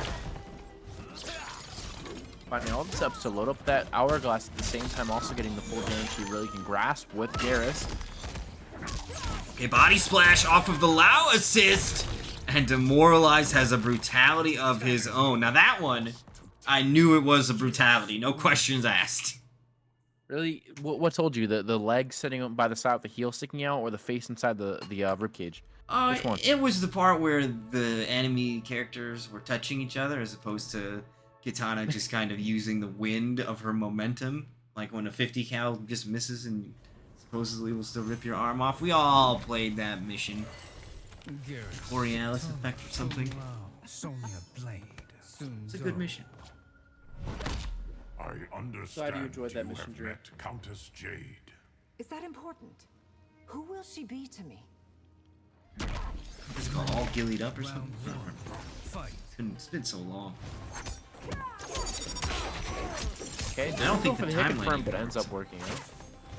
Alright, yeah, back to the fight. Sorry, reminiscing. Okay. Some armor. What the fuck was that, dude? Why did that just happen? He's going delusional. He's been alive for too long. Give him a break. Let him sleep. Alright, it should be the confirmed to death for Steak. Not having to spend any of his resources either. Has full Sonya bar, has 2 bars of meter to spend. He is looking quite well off in this game so far. He is going to let Garrus glow up the time, but he instantly uses it.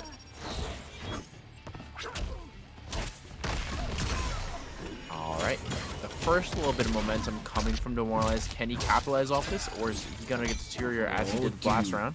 You see that defense from Steak? That or Demoralize may have hit it in such a way, like if it's at the same time, the game doesn't make it unblockable, it just makes them both mids.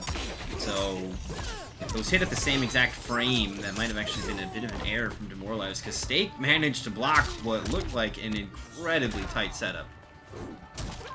Agreed. Fatal blow available here for Gators still. Yep. Go let him break.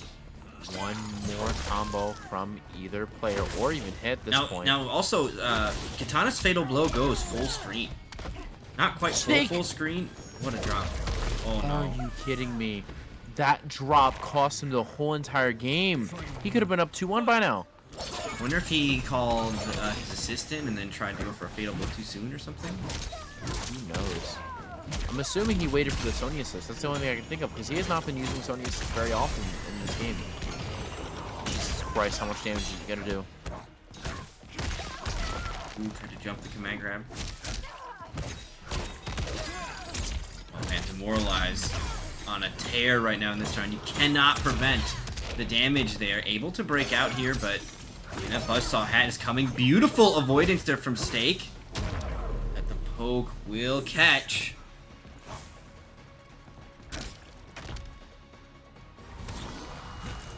Damn, that has got to be a big letdown for Steak. He had that whole entire game in the grasp of his hands, but Garrus snapped it out of existence.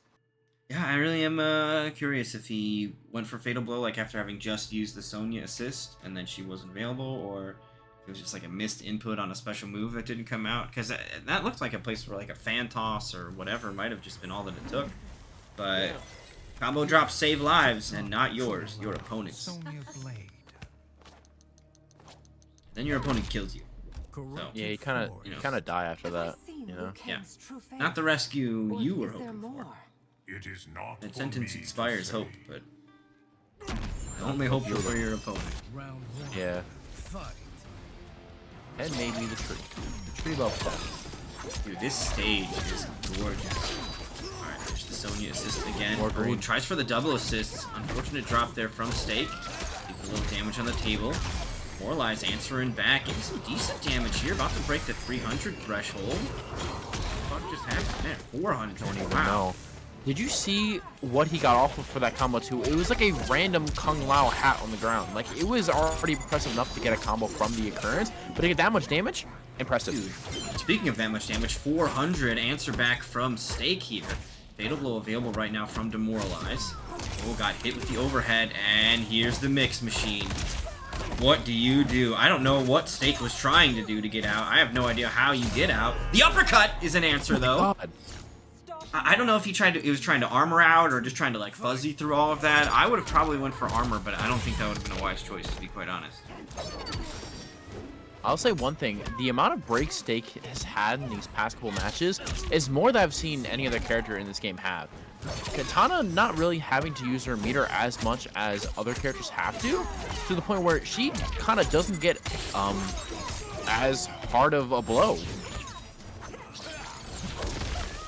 Alright, it looks like Method is our first top 8 qualifier. Yeah, played Kusanagi off stream for top 8 spot and made it through. He'll be back Saturday. Uh-oh. Here's the start of a comeback for Demoralize. He has the fatal blow, but drops the combo. You know, recapture the energy with the toss. Okay. A little bit more, and there we go. Steak able to clutch it out. Well, it doesn't need to actually clutch it out, but able to stay alive in this set here. Because it is going to take a little bit more work if he's going to survive and make it into top 8. I believe this is a match for top 8. Yeah, this is a match for top 8. So this is a match to get into the top 8. Winner's side, of course, whoever loses still is going to have an opportunity on the lower bracket to make it through. But winner's side is a much more comfortable position to make it through on. Kung Lao, Sonya Blade, Hanging Gardens. I'm liking what I'm seeing from Katana. Honestly, I'm not gonna lie to you. Seeing Steak play Katana makes me want to revisit her. Just, I don't know. She's telling me something. She's whispering the sweet, sweet secrets in my ears, and I'm kind of enjoying it. Looks like Pool 1 is for the most part caught up. Get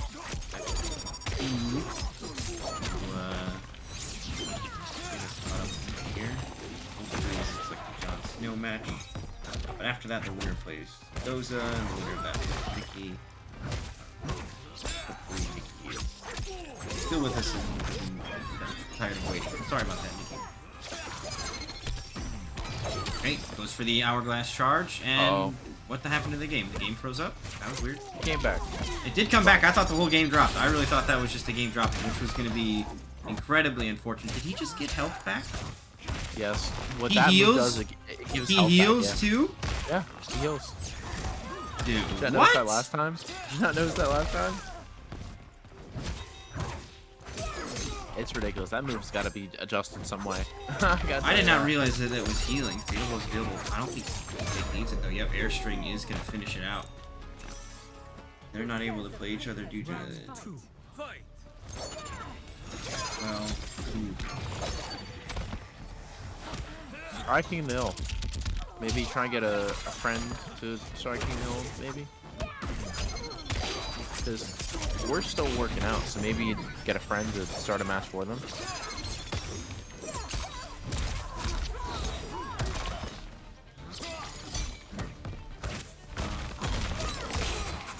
Nice punish. I didn't even know that you had the armor gap, to be honest with you. Alright, 400%. Not too shabby for, I think, maybe spending 1 bar. 1 cameo.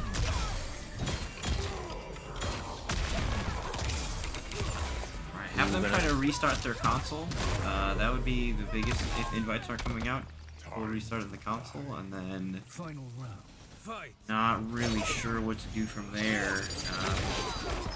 I mean, Jon Snow was definitely able to get invites earlier, but obviously they were able to play before too, so I don't know what that means. Man, come on, don't do this to his servers. This Steak up to a good tear, 400 damage.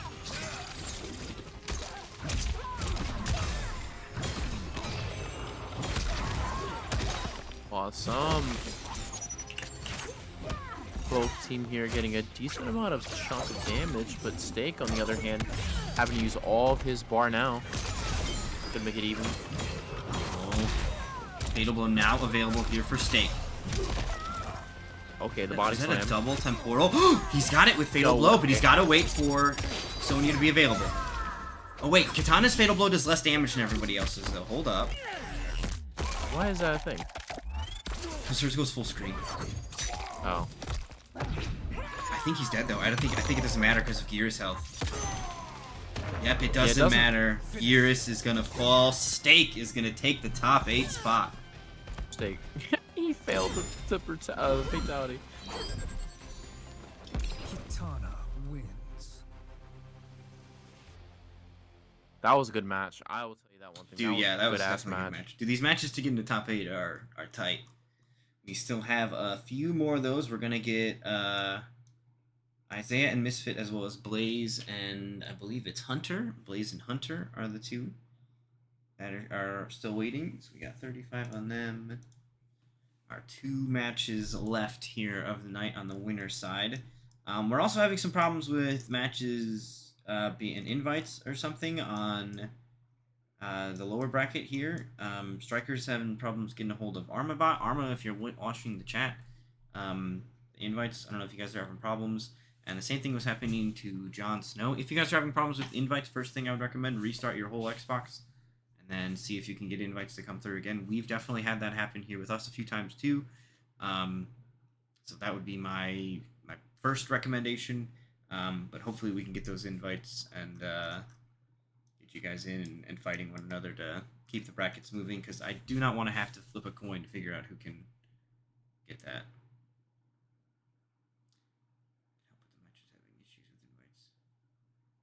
Okay, cool. Yeah, does he have some secret tech, or does he just want to try to host King of the Hill? Yeah. Okay, so if we can get like a middleman to host a King of the Hill, that's an option as well. Ideally, we won't want to do that for a ton of people, but it is an option if you know, for whatever reason your invites aren't going out, if we can get invites to you from somebody else, we'll give that a try. But that seems to be the only match that is kind of stuck down or kind of bogged down, so hopefully it's not going to be too much of an issue. Looks like Blaze and Hunter have not been waiting as long as Isaiah and Misfit, though, so we're going to go ahead and get some invites out to those two, and then we'll close the night out with the Blaze and Hunter match for top 8. So this one is going to be, I believe, Misfit was playing as Melina, right? And then we saw Isaiah in the pre-release playing a lot of Nitara, so curious if that is going to be the case here as well.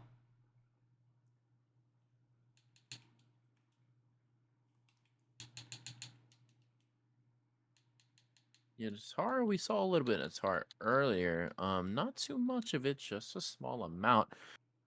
As you said, very he went pretty far in the pre-tournament. So see what he can do here. Oh, I had an error during matchmaking. Oh, you're getting an error too when I try to invite Yeah, you? I got an error. Okay, that's interesting. Invite me again. What is, Isaiah, what is your gamer tag? There's an H at the end of it, right? It's M Isaiah? Or is it Isaiah Money? Is that what it is? Oh no, I found it. I found it.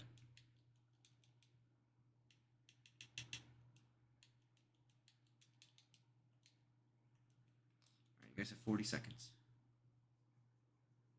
I think I found it. Oh, there's at the beginning. Maybe I didn't. An error while matchmaking. That's what I'm getting. Alright, restart your Xbox. Yeah. See if that gives us any different results. Let's try that. Mm-hmm.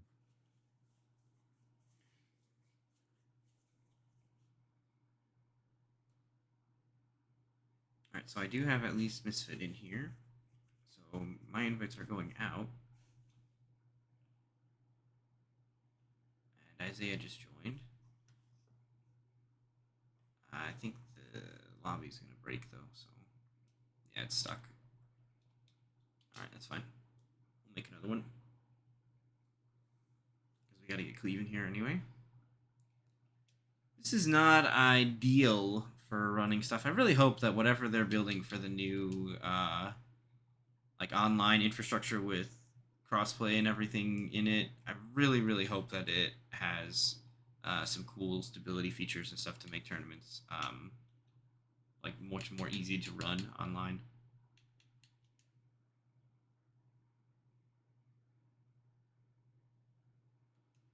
I'm trying to start the game. Has anybody been able to join you, Dream, or? Yeah, they all got in. You're the only one. You're the oddball. Oh, they're fucker. All right. But they got in a little late because I took too long getting the right spelling on Isaiah's gamer tag. Verifying, checking for updates. Come on, baby.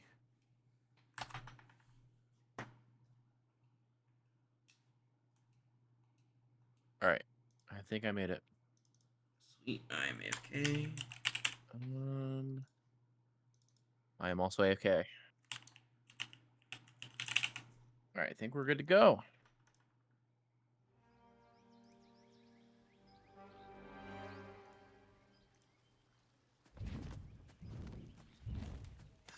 Alrighty, looks like we're gonna have Natara from Isaiah Money, as previously stated. And Miss Panda, again, this is the third time on stream. We already knew who's playing Melina. Not even a second guess on that. Yes, Hunter, you're on stream next. You are the next match on stream, and you are the last match on stream for the night. So you'll be closing it out, and then just to be clear with everybody in the future, the plan will be less matches on stream so that we don't bog things down. So apologies for those of you guys that had to wait long. Next week, that will not be the case. Hopefully not just because some of you guys are coming back because it fucked up, and because we're going to actually clean it up. But I really hope to see a lot of you guys next week, because I'm really appreciative that a lot of you guys showed up and actually came to play, and this was on me this time, that we weren't quite prepared for everybody to be ready to go, and hadn't fully calculated how long matches take on stream, but we'll get it right next time. The math has been done, the science is done, and I think we got it. Alright, dude, look at this air pressure floating right back down to the ground. Isaiah, does he have enough damage with the bite? Just barely enough, but Natara on the board first. Yeah, all I'm hearing are these claw sounds over and over again, which, I mean, Melina has claws herself, but I know it's Natara. Oh, Jesus Christ. I'm going to hear side sounds and claw sounds. My ears are going to be out by the end of this match. Dude, I am commentating in complete silence. I cannot hear the game. You're lucky. It's only because the OBS doesn't make the noise, otherwise it would, like, leak back into the stream or whatever. Yeah. Oh, I'm just watching through OBS. I wish I could hear the game. The sound effects of this game are tight. Reiko is overhead and back two. Yes! What beautiful sounds. Oh, it is beautiful. Alright, rockets away. Straight to the corner here.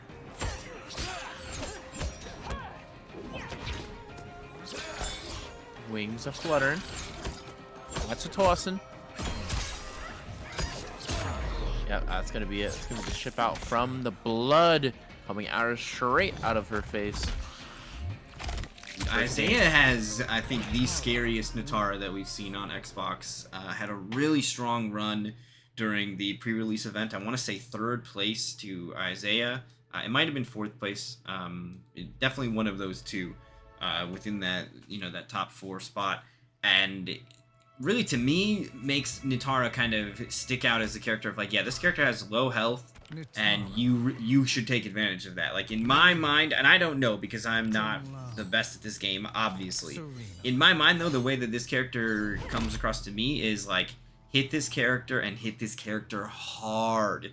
Because if you let her start hitting you, it's gonna get out of control real fast. Obviously easier said than done. Isaiah's been doing a really good job of kind of flying all over the place with all of her air mobility. But she, to me at least, feels like a character that you do not want to be dropping punishes on. When you manage to catch something punishable or get your hands on that bat lady, hit her, and hit her hard.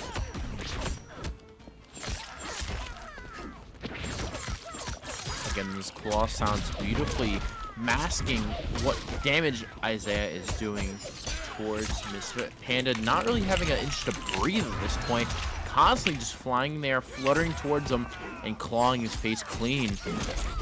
Trying to serve back that is Misfit Panda, but that's not really able to start anything. Alright. in. Dude, Melina's throw animation, I love it. Easily one of the best.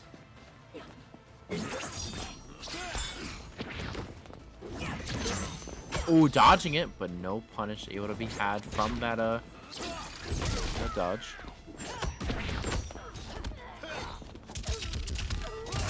The throw is gonna do it. What is that? She just covered herself with her wings during the throw animation? I never saw that. I never paid attention. Yeah, she like just takes you to the moon and then comes back on the other side.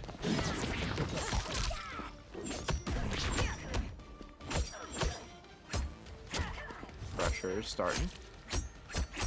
I do like that they decided to go a route where she had like access to cool flight stuff or whatever. She's got wings, take advantage of it. And in a game as wild and nutty as this with all the cameos, having a character with like flight cancels and crazy mobility is fine by me. What sucks is a lot of her flight cancels cost bar like the good ones, which kind of really sucks with the creativity of the character needing to spend so much material just to do the bit of damage she can do. But what she has is super sick. Oh, fatal blow. Okay, immediate break. Does not want to see this thing end here. And then Nitara has been in jeopardy. Did Kung Lao just eat that teleport for her? I think that's what happened. Kung Lao Secret Service that teleport. With the teleport, catch him, and the throw. Not quite going to be enough to kill, but... Oh, what? It was enough because of that Nitara health. Final round. They'll miss it on the board. I didn't even think about that. That's So thank you so insane. much, Thirsty. I really appreciate that. I think the go-to we definitely, when people were, and I guess we hadn't have it happen yet because it's week 1, but restarting the consoles is what we usually try to do. But if not, having a middleman to just run a cough is good, and at least helps to identify who is having a bigger problem. As you know, if only one of them can't join. He just got 47% off of a trade. Off of That's a trade. crazy. Wow. That's Okay. Crazy. Had to break there. Nitara damage is not to be fucked with. Okay, here comes the low overhead. Good defense from Panda. Oh, but the flight cancel. I think this could be death here. Maybe doesn't have the meter to do it. Misfit Panda, one last chance. Ball roll, just raw. Lets it rip. Not enough to kill, but we are in the position now where one more hit from either side could do it. Oh! No. You gotta spend it all. Big damage. There's not gonna be a breaker available and just gonna go straight into Fatal Blow. Not even gonna fuck around with a launch. Just make it happen. He's done for. He probably thought that was going to chip him out, but mistaken he was. Melina going to eat the face of Nitara. Not the first time Nitara's bit in the neck. Presumably, that's how she became a vampire. Well, we don't know. This is the new timeline. You never know what happened. Don't How would assume. you think she became a vampire? Well, maybe a vampire's in this universe. Maybe you need to just... Maybe you get bit, like, let's say... It's like Maybelline, they're born with it or whatever? Maybe you have to be bit in the belly button. You never know, because it's the new timeline and anything could happen. You know, vampires... In Liu Kang's era. In Liu Kang's vampires era, aim for the tum-tum. Yeah, they could do anything. You don't know. Do you want to join the universe and get bit by a vampire? Maybe you'll find out. There's a lot of other stuff that's a deterrent. Getting bit on the belly button is not the top of the list, but I'll add it. I will flay you alive. And people think You always gotta double check Vaternians are yourself. Liu bloodthirsty. Kang, we don't know what he was thinking, okay? He's a mystery. All I know is in Shang Tsung's era, Gears doesn't get to wear shoes, and I'm never going to. The toes must be no longer exposed. I don't know what's happening over there, but come on, shoes. Yeah. That's awesome. Hey, I'm all for it. It kind of reminds me of Sigma and Overwatch, where they just did give him shoes for some reason. Just why not? He floats. He doesn't move. True. No one will ever shoot me in the foot. Okay, teleport launch. Dude, I love doing that air string right before the ground. Unfortunate drop there from Misfit, but a couple other times throughout the night, definitely been able to make that happen. That looks like an extension here from Nitara, keeping the damage going. 47%. I think that's the numbers you were talking about beforehand. Look at that. Just gets right in with that dive kick and had that low hat waiting for her when she came down from the air side. Man, she really went quickly. Like, the transition speed, the momentum that she has on that dive kick was fast. Why is the NPC in the background currently just yelling at us? She's been yelling at us for the past what, minute and a half? I don't appreciate Dude, that's it. the lady that gets hyped when Striker shoots you. That's awesome. You know what? Never mind. I'm completely on her side. I switch sides instantly. Yeah, you hit fatal blow and she like starts clapping. She loves it. That's great. I like that. All right, a nice throw.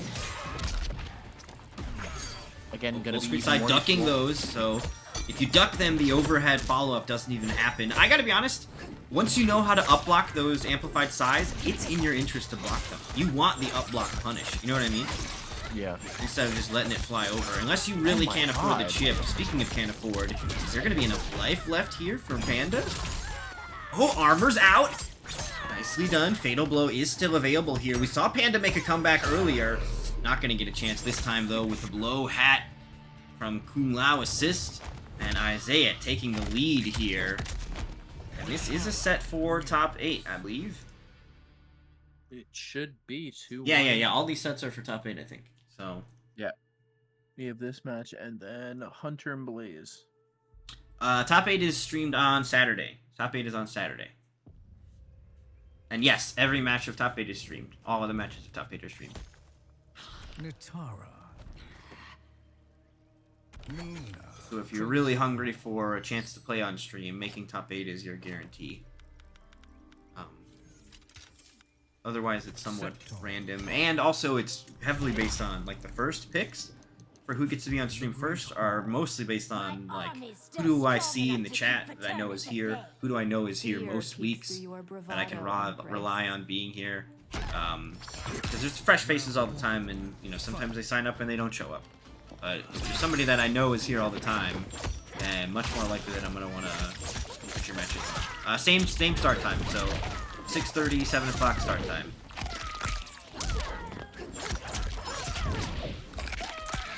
Jesus Christ, 49% for the first combo. Isaiah,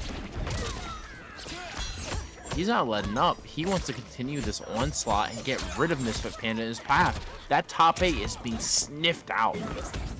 Okay, good flawless block, keeping the flawless in play here. That's something to note too. Okay, so you see how Isaiah doesn't have the bar around his health bar is black. That means that he still has a flawless victory available to him. Because you only get flawless victory if you get a flawless in both rounds. See that first hit? Now it made the thing go around it, and that'll be around for the rest of the game. That'll be around for the rest of the game, even between. Because you can only in the current game get a flawless victory if it's a double flawless now. That's fucking awesome. Thank you, Jim. It's the little thing. Sorry, that sounded kind of sarcastic. I actually meant it. I'm just Good getting poke tired. out. Overhead connects. We're trying to get in there. Good challenges here from Misfit. Not letting Isaiah get started here. Rockets away. Oh, wow. Gonna get a clean conversion off of this. Now, there is a breakaway available, but I think Isaiah is just gonna let this one go because, you know, the health deficit wasn't really worth trying to claw back with no meter available. But now, final round, 3 bars. We're gonna start to spend them. This Lord of Jesus, 37%. only 1 bar spent. The Lao assist to keep the dive kick safe. Looks like there was a rocket actually covering Melina, though. There, the air size connect, able to avoid the hat. Dude, that was actually big brain there from Misfit. Use the air size to not only anti-air Nitara, but to float above the low hat long enough to avoid it. Okay, both uses of the low hat gone, and both of them back already. Are you fucking kidding me? Okay. How much Big damage is she gonna do? People really forget how much damage Nitara can fish out, especially with this Kung Lao cameo that Isaiah What? kind of. The rocket doesn't hit on the way up? Did you see that? I did not. Dude, she flew right through the rocket. I thought the rocket hits on the way up. I really did. I thought the rocket would hit on the way up. It genuinely passed right through her. Crotch? Right through her belly button. Right through her where she got bit. Gosh. Yeah, right where she got bit through the belly button.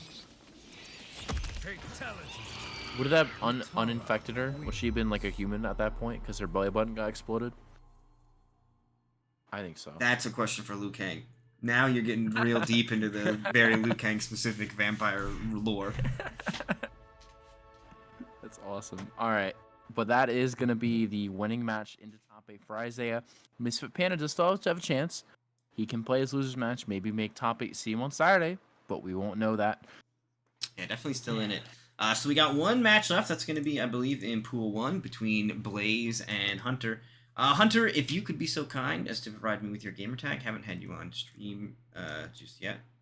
So getting your gamer tag will help us get you in there. And then, of course, we'll go ahead and get Blaze on here too. Yeah, I'm really sorry about that, Doza. I don't know what's going on with the servers freaking out for them. We're trying to make it through. Because that match is not only holding you up, it's holding a bunch of other stuff up too, so. But I want to make sure people get a chance to fight. That's the main thing, that people get to play it out. The last thing I want to do is just coin toss or DQ people. So, I appreciate the patience. I'm sorry, man. If it keeps on kicking people out, though, I think that we're going to have to chalk it up to something if we're not able to keep people in the lobby. I don't know who is having the problem, though, but, man,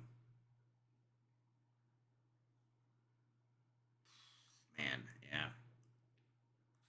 Because then the concern becomes if one of them, if we move one of them on, what if they keep having the same issue?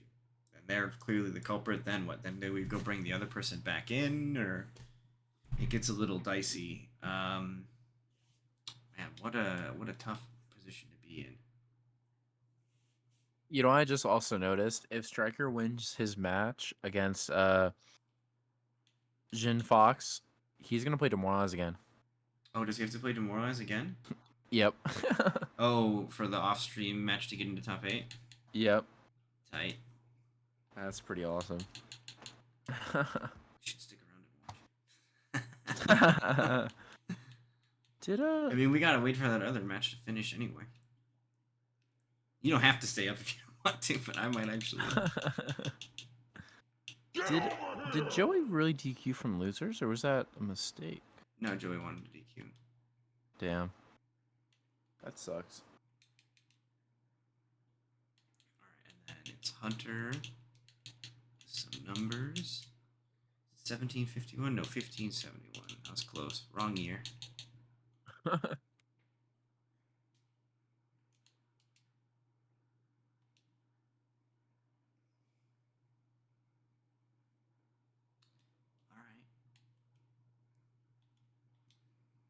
Oh wait, the Hunter. Hold on. I just invited someone different. Oh my gosh, Stream, you're fucking up already. Dude, it's the. I got by the. What do you want me to do? the. If you don't wait, you Hold on, Dream, wait. I'm The your- Hunter your doesn't Blaze are gonna work. play. The Hunter doesn't exist. So, hold on. The plot grows more viscous. What am I supposed to do? Well, you better quit. You better fasten up because you and Blaze are about to have a match. Whoever wins this wins the set. Dude, the Hunter official. 1751 isn't a real person. Have Well, I spelled Hunter- Hunter wrong? What the fuck is going on? Well, it looks like you're playing Blaze. Hunter's whole life on tournament right Well, here is up Hunter's to not you. here anyway. Is Hunter in the lobby? No. Alright, well. Well, he can just uppercut you when Hunter gets in the lobby, and then we can just keep it at that. Alright. Hold on. I'll figure it out. I got it. Yeah, I got it. Oh my gosh, I'm so Look, jealous man, of. It's hard to see these little tiny numbers. 1571. Let's make sure I do that in the proper order. Dude, I did it the wrong way again. I keep doing 1751 like I'm dyslexic. Oh Can you my catch gosh. that? Is that like something that you can grow later on or something? Because I don't know why my brain has done that twice in a row now. You're just being an issue. Ice cone's gone. Ice cone's Okay, gone. at long last, I made it happen. Bro, dude, gift subs dropping out to Prodigy? Hell yeah. Thank you so much. Anonymous gifter. That is really nice of you. That is sick. Alright, so I got the invite out. The lobby shouldn't be broken because I'm in it right now. And the match has started. So yeah, Hunter got in. So Blaze just kill me. And then after I'm dead, we'll be good to go because Hunter's here. Man, off to a great start. It's okay, next time you'll be able to type, right? Oh god, I gotta pick the stage too. I'm forgetting everything. What stage are you going to get uppercutted on? I didn't look. It looks like there's Question. gold coins in the background. Currently, Shang Tsung is talking too much shit. Just go. Are you gonna show the uppercutting? No, no, people, no Come one can watch me on. lose. I never lose on stream. It's not even a Oh, real true, thing. true. I'm sorry. Oh, well, thank you so much, Snap. I really appreciate that. No worries, no worries. If you do intend to do it as a secret, I'll keep it a secret, but I will give credit where credit is due. So Snap with the gifted sub. Thank you very much. And another one? There we go. Ice Clone's gone. Ooh, Oh, of Steak course it was a snags one. steak. The top 8 maker also gets a gifted sub, his reward. It's like a reward. Thank you very much, Snap. Alright. Now we can... You just got Dream. You just got flawless. There's no evidence of that. There's not even me on the screen. You mean his house is flawless victory on the screen currently right now on stream? You mean that?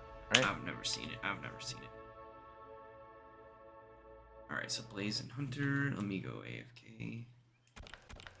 Bam, it's like it never even happened. Yes, you play Saturday, Isaiah. You made it to top 8, so you play Saturday. Saturday is a little bit more of a chill day. There is some waiting involved if you're in winners finals, because you got to wait for losers bracket to kind of catch up.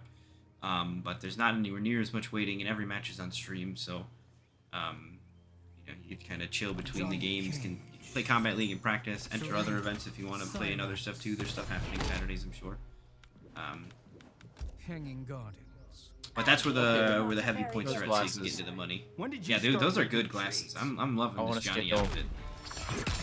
But at the same time, I'm also jealous of the gold plating on Molina because I haven't hit level 35 yet with Reiko. I'm like level 30, maybe 31. I'm not yet 35. I mean, the invasion mode kind of boosted me up, but I'm not playing it anymore. Are you kidding me? And then as a quick look at our top 8, right now we've got Steak, Method, and Isaiah in top 8 winner side, with the winner of this match joining them, the 4 players in top 8 winners. And then we got Avo Reigns currently in top 8 losers, and then looks like Striker and Demoralize are potentially fighting for that top 8 spot, as well as a couple other matches in the lower bracket, hopefully getting underway shortly to determine who's going to be our lower bracket qualifiers. But our top 8 already shaping out to be quite the stacked affair, and definitely make sure you guys come back through on Saturday so you can check that action out.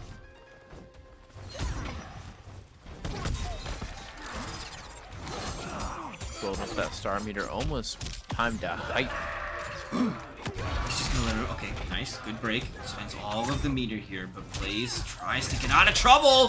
Trouble comes looking for him though, and that is gonna do it as Hunter secures the round. Beautiful use of the extending the shadow kick there to build the extra hype. I think he might have had full hype anyway, but I think it's still good to do it when you have full hype to get in that practice of when you win a round as Johnny Cage using a special move. Build the extra hype meter. It's valuable resources. You're gonna want to make them up when you, or build them up when you can. Oh, speaking of hype, full activation here with the Cyrax looking to keep it safe. Blaze not really gonna be punished too heavily for allowing the activation to go through, and gonna go ahead and get the punish on that ducked shadow kick, which is actually really smart of him. If he blocked it, you have to worry about the hype cancels, but Blaze on the other hand just opts to neutral duck underneath it, so full punish is absolutely guaranteed. Okay, underneath. Away. I mean, these few hits that Blaze is getting is really working up to that whole life bar. It's nothing to look bad at, but at the same time, Hunter trying to get his pressure started again.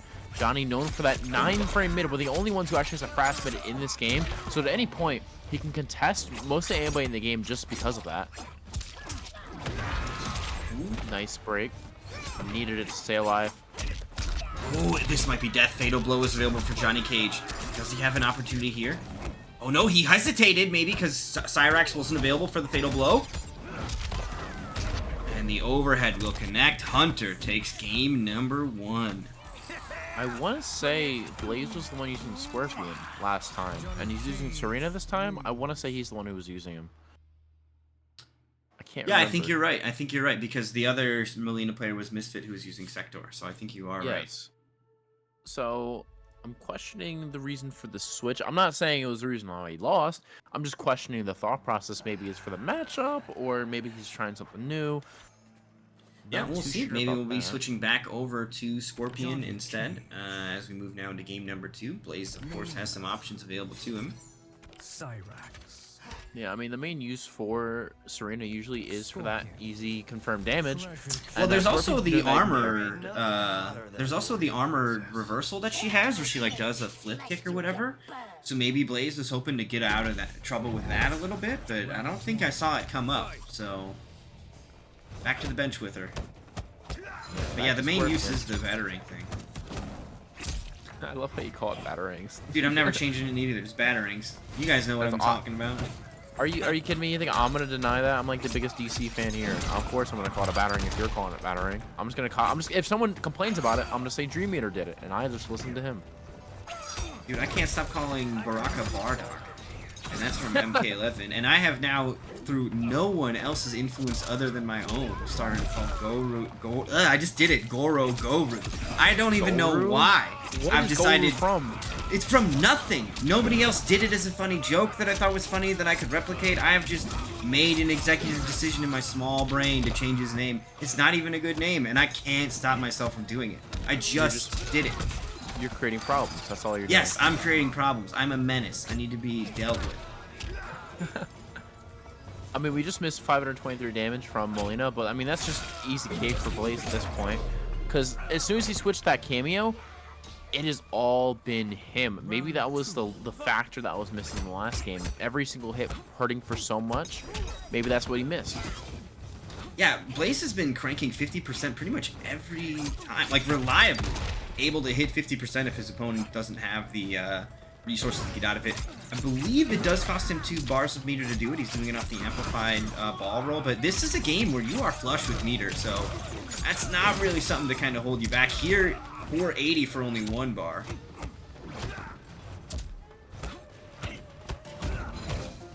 Flawless block. Gonna do a little bit less chip damage on the Cyrax is what you really do need, so good block from Blaze. Oh, armor's out. Good patience, though. Uses a normal with the quick recovery to actually bait out that armor here. And now straight to the corner. Cyrax reset. Oh, wow. Uses that to get to hype activation even. That is some pretty wild stuff. And that actually is the round. That was cool. So he uses the amplified nut punch. And then Cyrax hits you, and you are restood from Cyrax hit, and you're restood in such a way that he gets to continue the combo even. That's awesome. That is pretty wild. Yeah, and then he does it in a way where he cancels into hype. So now he's just doing even more crazy nut punch stuff. All right, Blaze, Why is there a going to pirate town. ship? Can we? I'm not sure. Some Goonies stuff. Oh my god! Don't. Oh, Goonies. 550. Oh, Hunter not done yet though. Gonna answer back. Oh, Cyrax wasn't there for the safety. He had the meter available. I wonder if he was just testing the waters or didn't get the input there, but Blaze absolutely capitalizing on that moment, and there's no breaker to stop this. I think Blaze might have the round and the game. Hey, the tides have turned. Blaze switching up that cameo. I mean, that's showing the effect of cameos in this game. I mean, we talked about it previously, how cameos can create creativity, one, but also different paths for each character. Like, maybe Molina might have not been as strong with Serena in the hands of Blaze, but as soon as he switched that switch, Scorpion's a whole different beast. He completely demolished Hunter's life bar at least 3 times, 57% or 52 or something like that. It was in the 50s. Half his life bar was gone at one point, and that is a huge thing to really have to come back from. Like, Johnny does do good damage and has his hype meter to really assist him in that area, but still even Molina, Jesus Christ. When did you start? Yeah, being able to crank 50% out like that. I think you see that also with Jax. I've seen a Jax Molina do that as well. Jax maybe has some different utility available, and I actually like the utility that Scorpion has available in this matchup, because when Johnny Cage is overwhelming you, you actually have an armored wake-up that doesn't cost any of your meter in the form of the Scorpion Spear to the back, where he kind of yanks you out, and that has 2 hits of armor, so as long as Johnny Cage doesn't have you cornered, you can actually use that to escape and kind of just, you know, reestablish yourself. He's playing Melina, so isn't going to be able to use it to start zoning, but definitely going to be able to use it to reset neutral and see if he can kind of, you know, use some of those longer range normals that Melina might have access to, or just catch a whiff and do a ball roll. Yeah, we've seen Hunter do it a million times with this. He'll end the string with the hype string, like the what's called the special, the Cyrax, working out for him because he has a hype meter now and he might be using it. Dude, look at that damage. Gets the double restand for 528. That is huge, and that's the power of Cyrax. Yeah, exactly. He wasn't even using hype for that.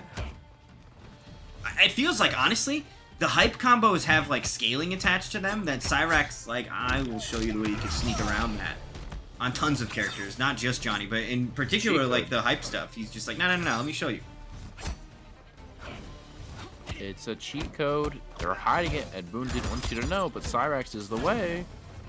Robots are the future. Yeah, robots are the future. Good confirm from Blaze. Forces the breakaway here from Hunter. Ooh, let's Scorpion go. He just whacked Scorpion in the face. Dude, you have to do that sometimes. You genuinely have to, like, take your time to go fucking hit a cameo real quick.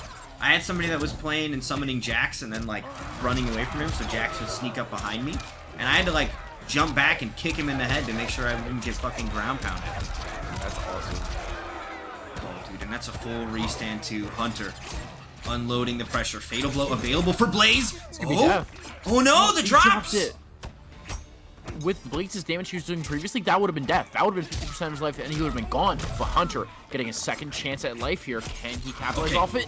Okay, Blaze, you gotta watch out for him having meter. Oh, he's gonna break out. He should just won a fatal blow. Can't survive from the chip, though. There we go. Nicely done for Blaze. Gonna get the long-range side to connect. Staying in there. Actually able to save his fatal blow for final round now. So, smart of him, perhaps, to save that resource. Get his opponent off the meter and off the point. Alright, heavy damage in the corner. Stagger game from Johnny, obviously strong, and it's going to continue to be strong. Nice punish. I like that he's using the Cyrax assist to help him build that hype as well. I mean, Cyrax comes back so quick that there really aren't many reasons to not go for that extra little hype build, and Hunter's been showing he knows how to take proper advantage of the hype meter once he's got it, too. Capitalizing on plus frames, using his 9-frame mid. The simple bread and butter for Hunter, working out for that W. 2-1 on Blaze. Okay, so did we get a resolution?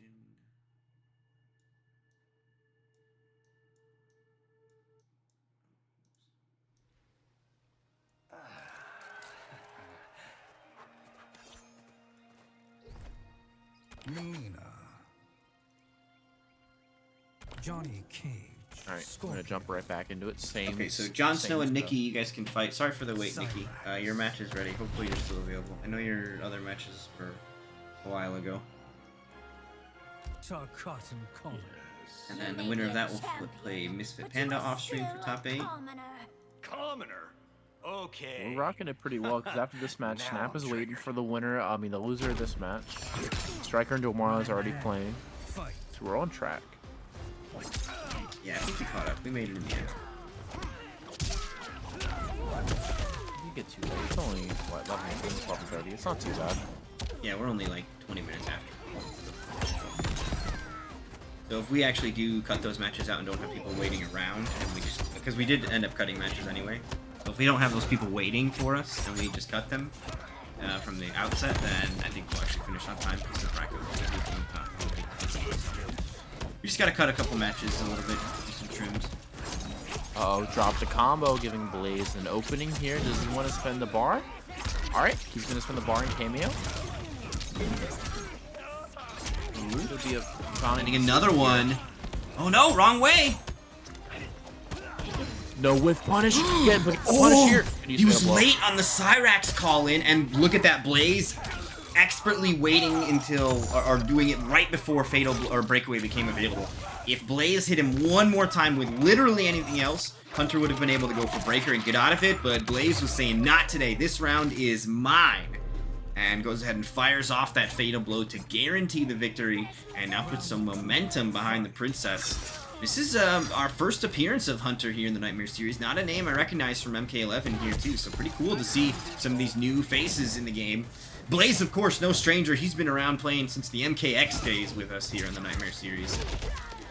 But I've seen some fresh blood as it mixes with the old guard. Alright. Starting his pressure. Ooh, shove, because Cyrax was not available for that throw. Uh-oh, gets caught by that overhead. I don't know if this is the kill, but it could be close. The Cyrax assist is usually allowing the damage extension here for Hunter, and it absolutely will be the kill. Set point now available for Hunter. Johnny Cage looking to make his way into the top 8 of the first week of the Nightmare series. I think the Cyrax should cost the whole cameo. That's what I think the nerf should be. That's the only nerf you need. You don't need to even nerf Baraka or really Raiden even yet. I think the first thing you do is just make Cyrax assist cost full cameo. It's too strong for half. Ace blocks on the side of Blaze here. I mean, he's just blocking forever though. When does Johnny let you out? Finally finds an opening, but the break is going to keep him in the corner here. A little bit of a trade for Blaze. Looking to find his way out. Whiffs, but no punish. I mean, you got to worry about him finishing the string though. A throw will get a little damage here for Blaze. Can attack another one on there to keep it going. I mean, that's the name of the game. He's really just eating the throws up for Hunter's side just because he knows how much damage it's going to do. Okay. No Fatal Blow available. Oh, and the net connects from downtown, and I believe that's going to do it if Hunter goes and drop it.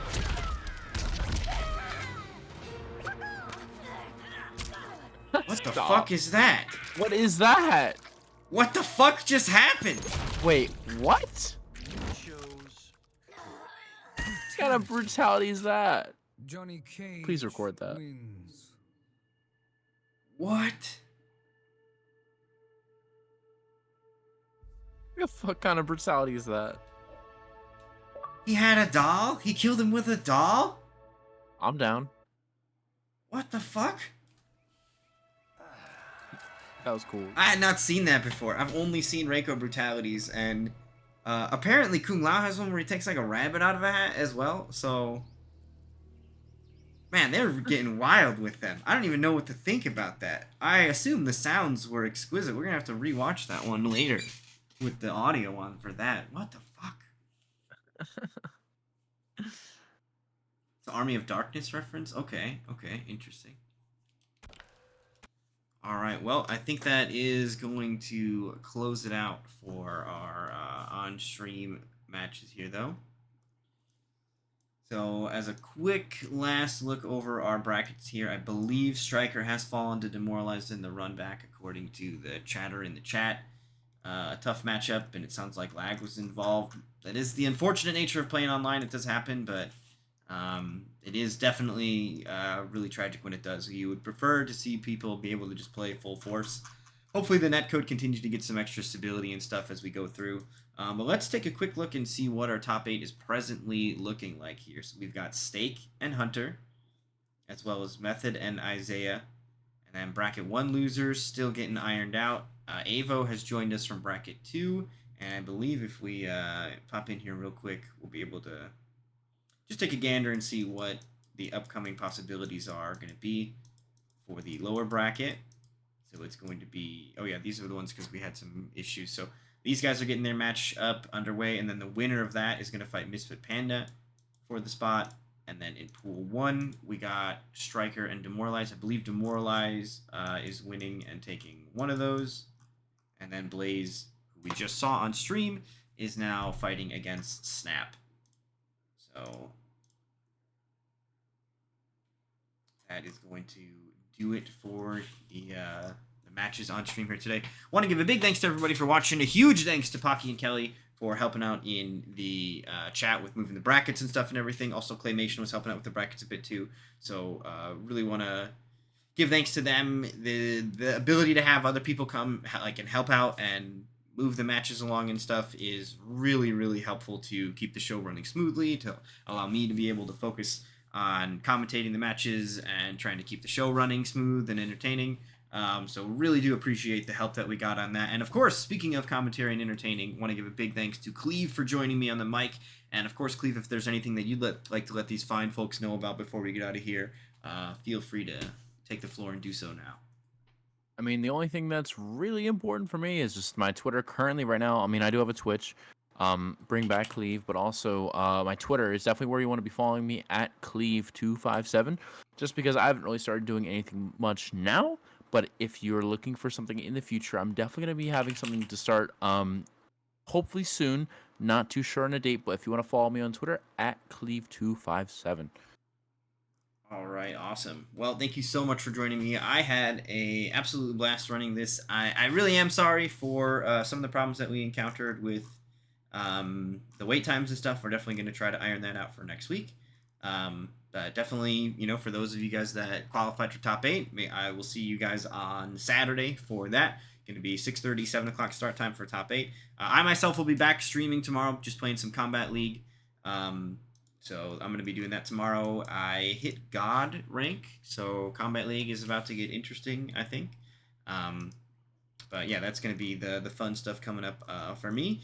And then, of course, like I said, Saturday we'll go ahead and run our top 8, and then we start the whole thing over for week 2 next Thursday. And I guess also, as a little thing, if you want to get some practice matches in, on Tuesday we hold sets that are just exhibition sets that aren't, there's nothing at stake, just to get some practice in and keep those blades sharp. So if you're interested in coming through and doing some of that, we have that available as well on Tuesdays. But yeah, I want to give a big thanks to everybody for watching, and I hope you guys all have a great night. Good night.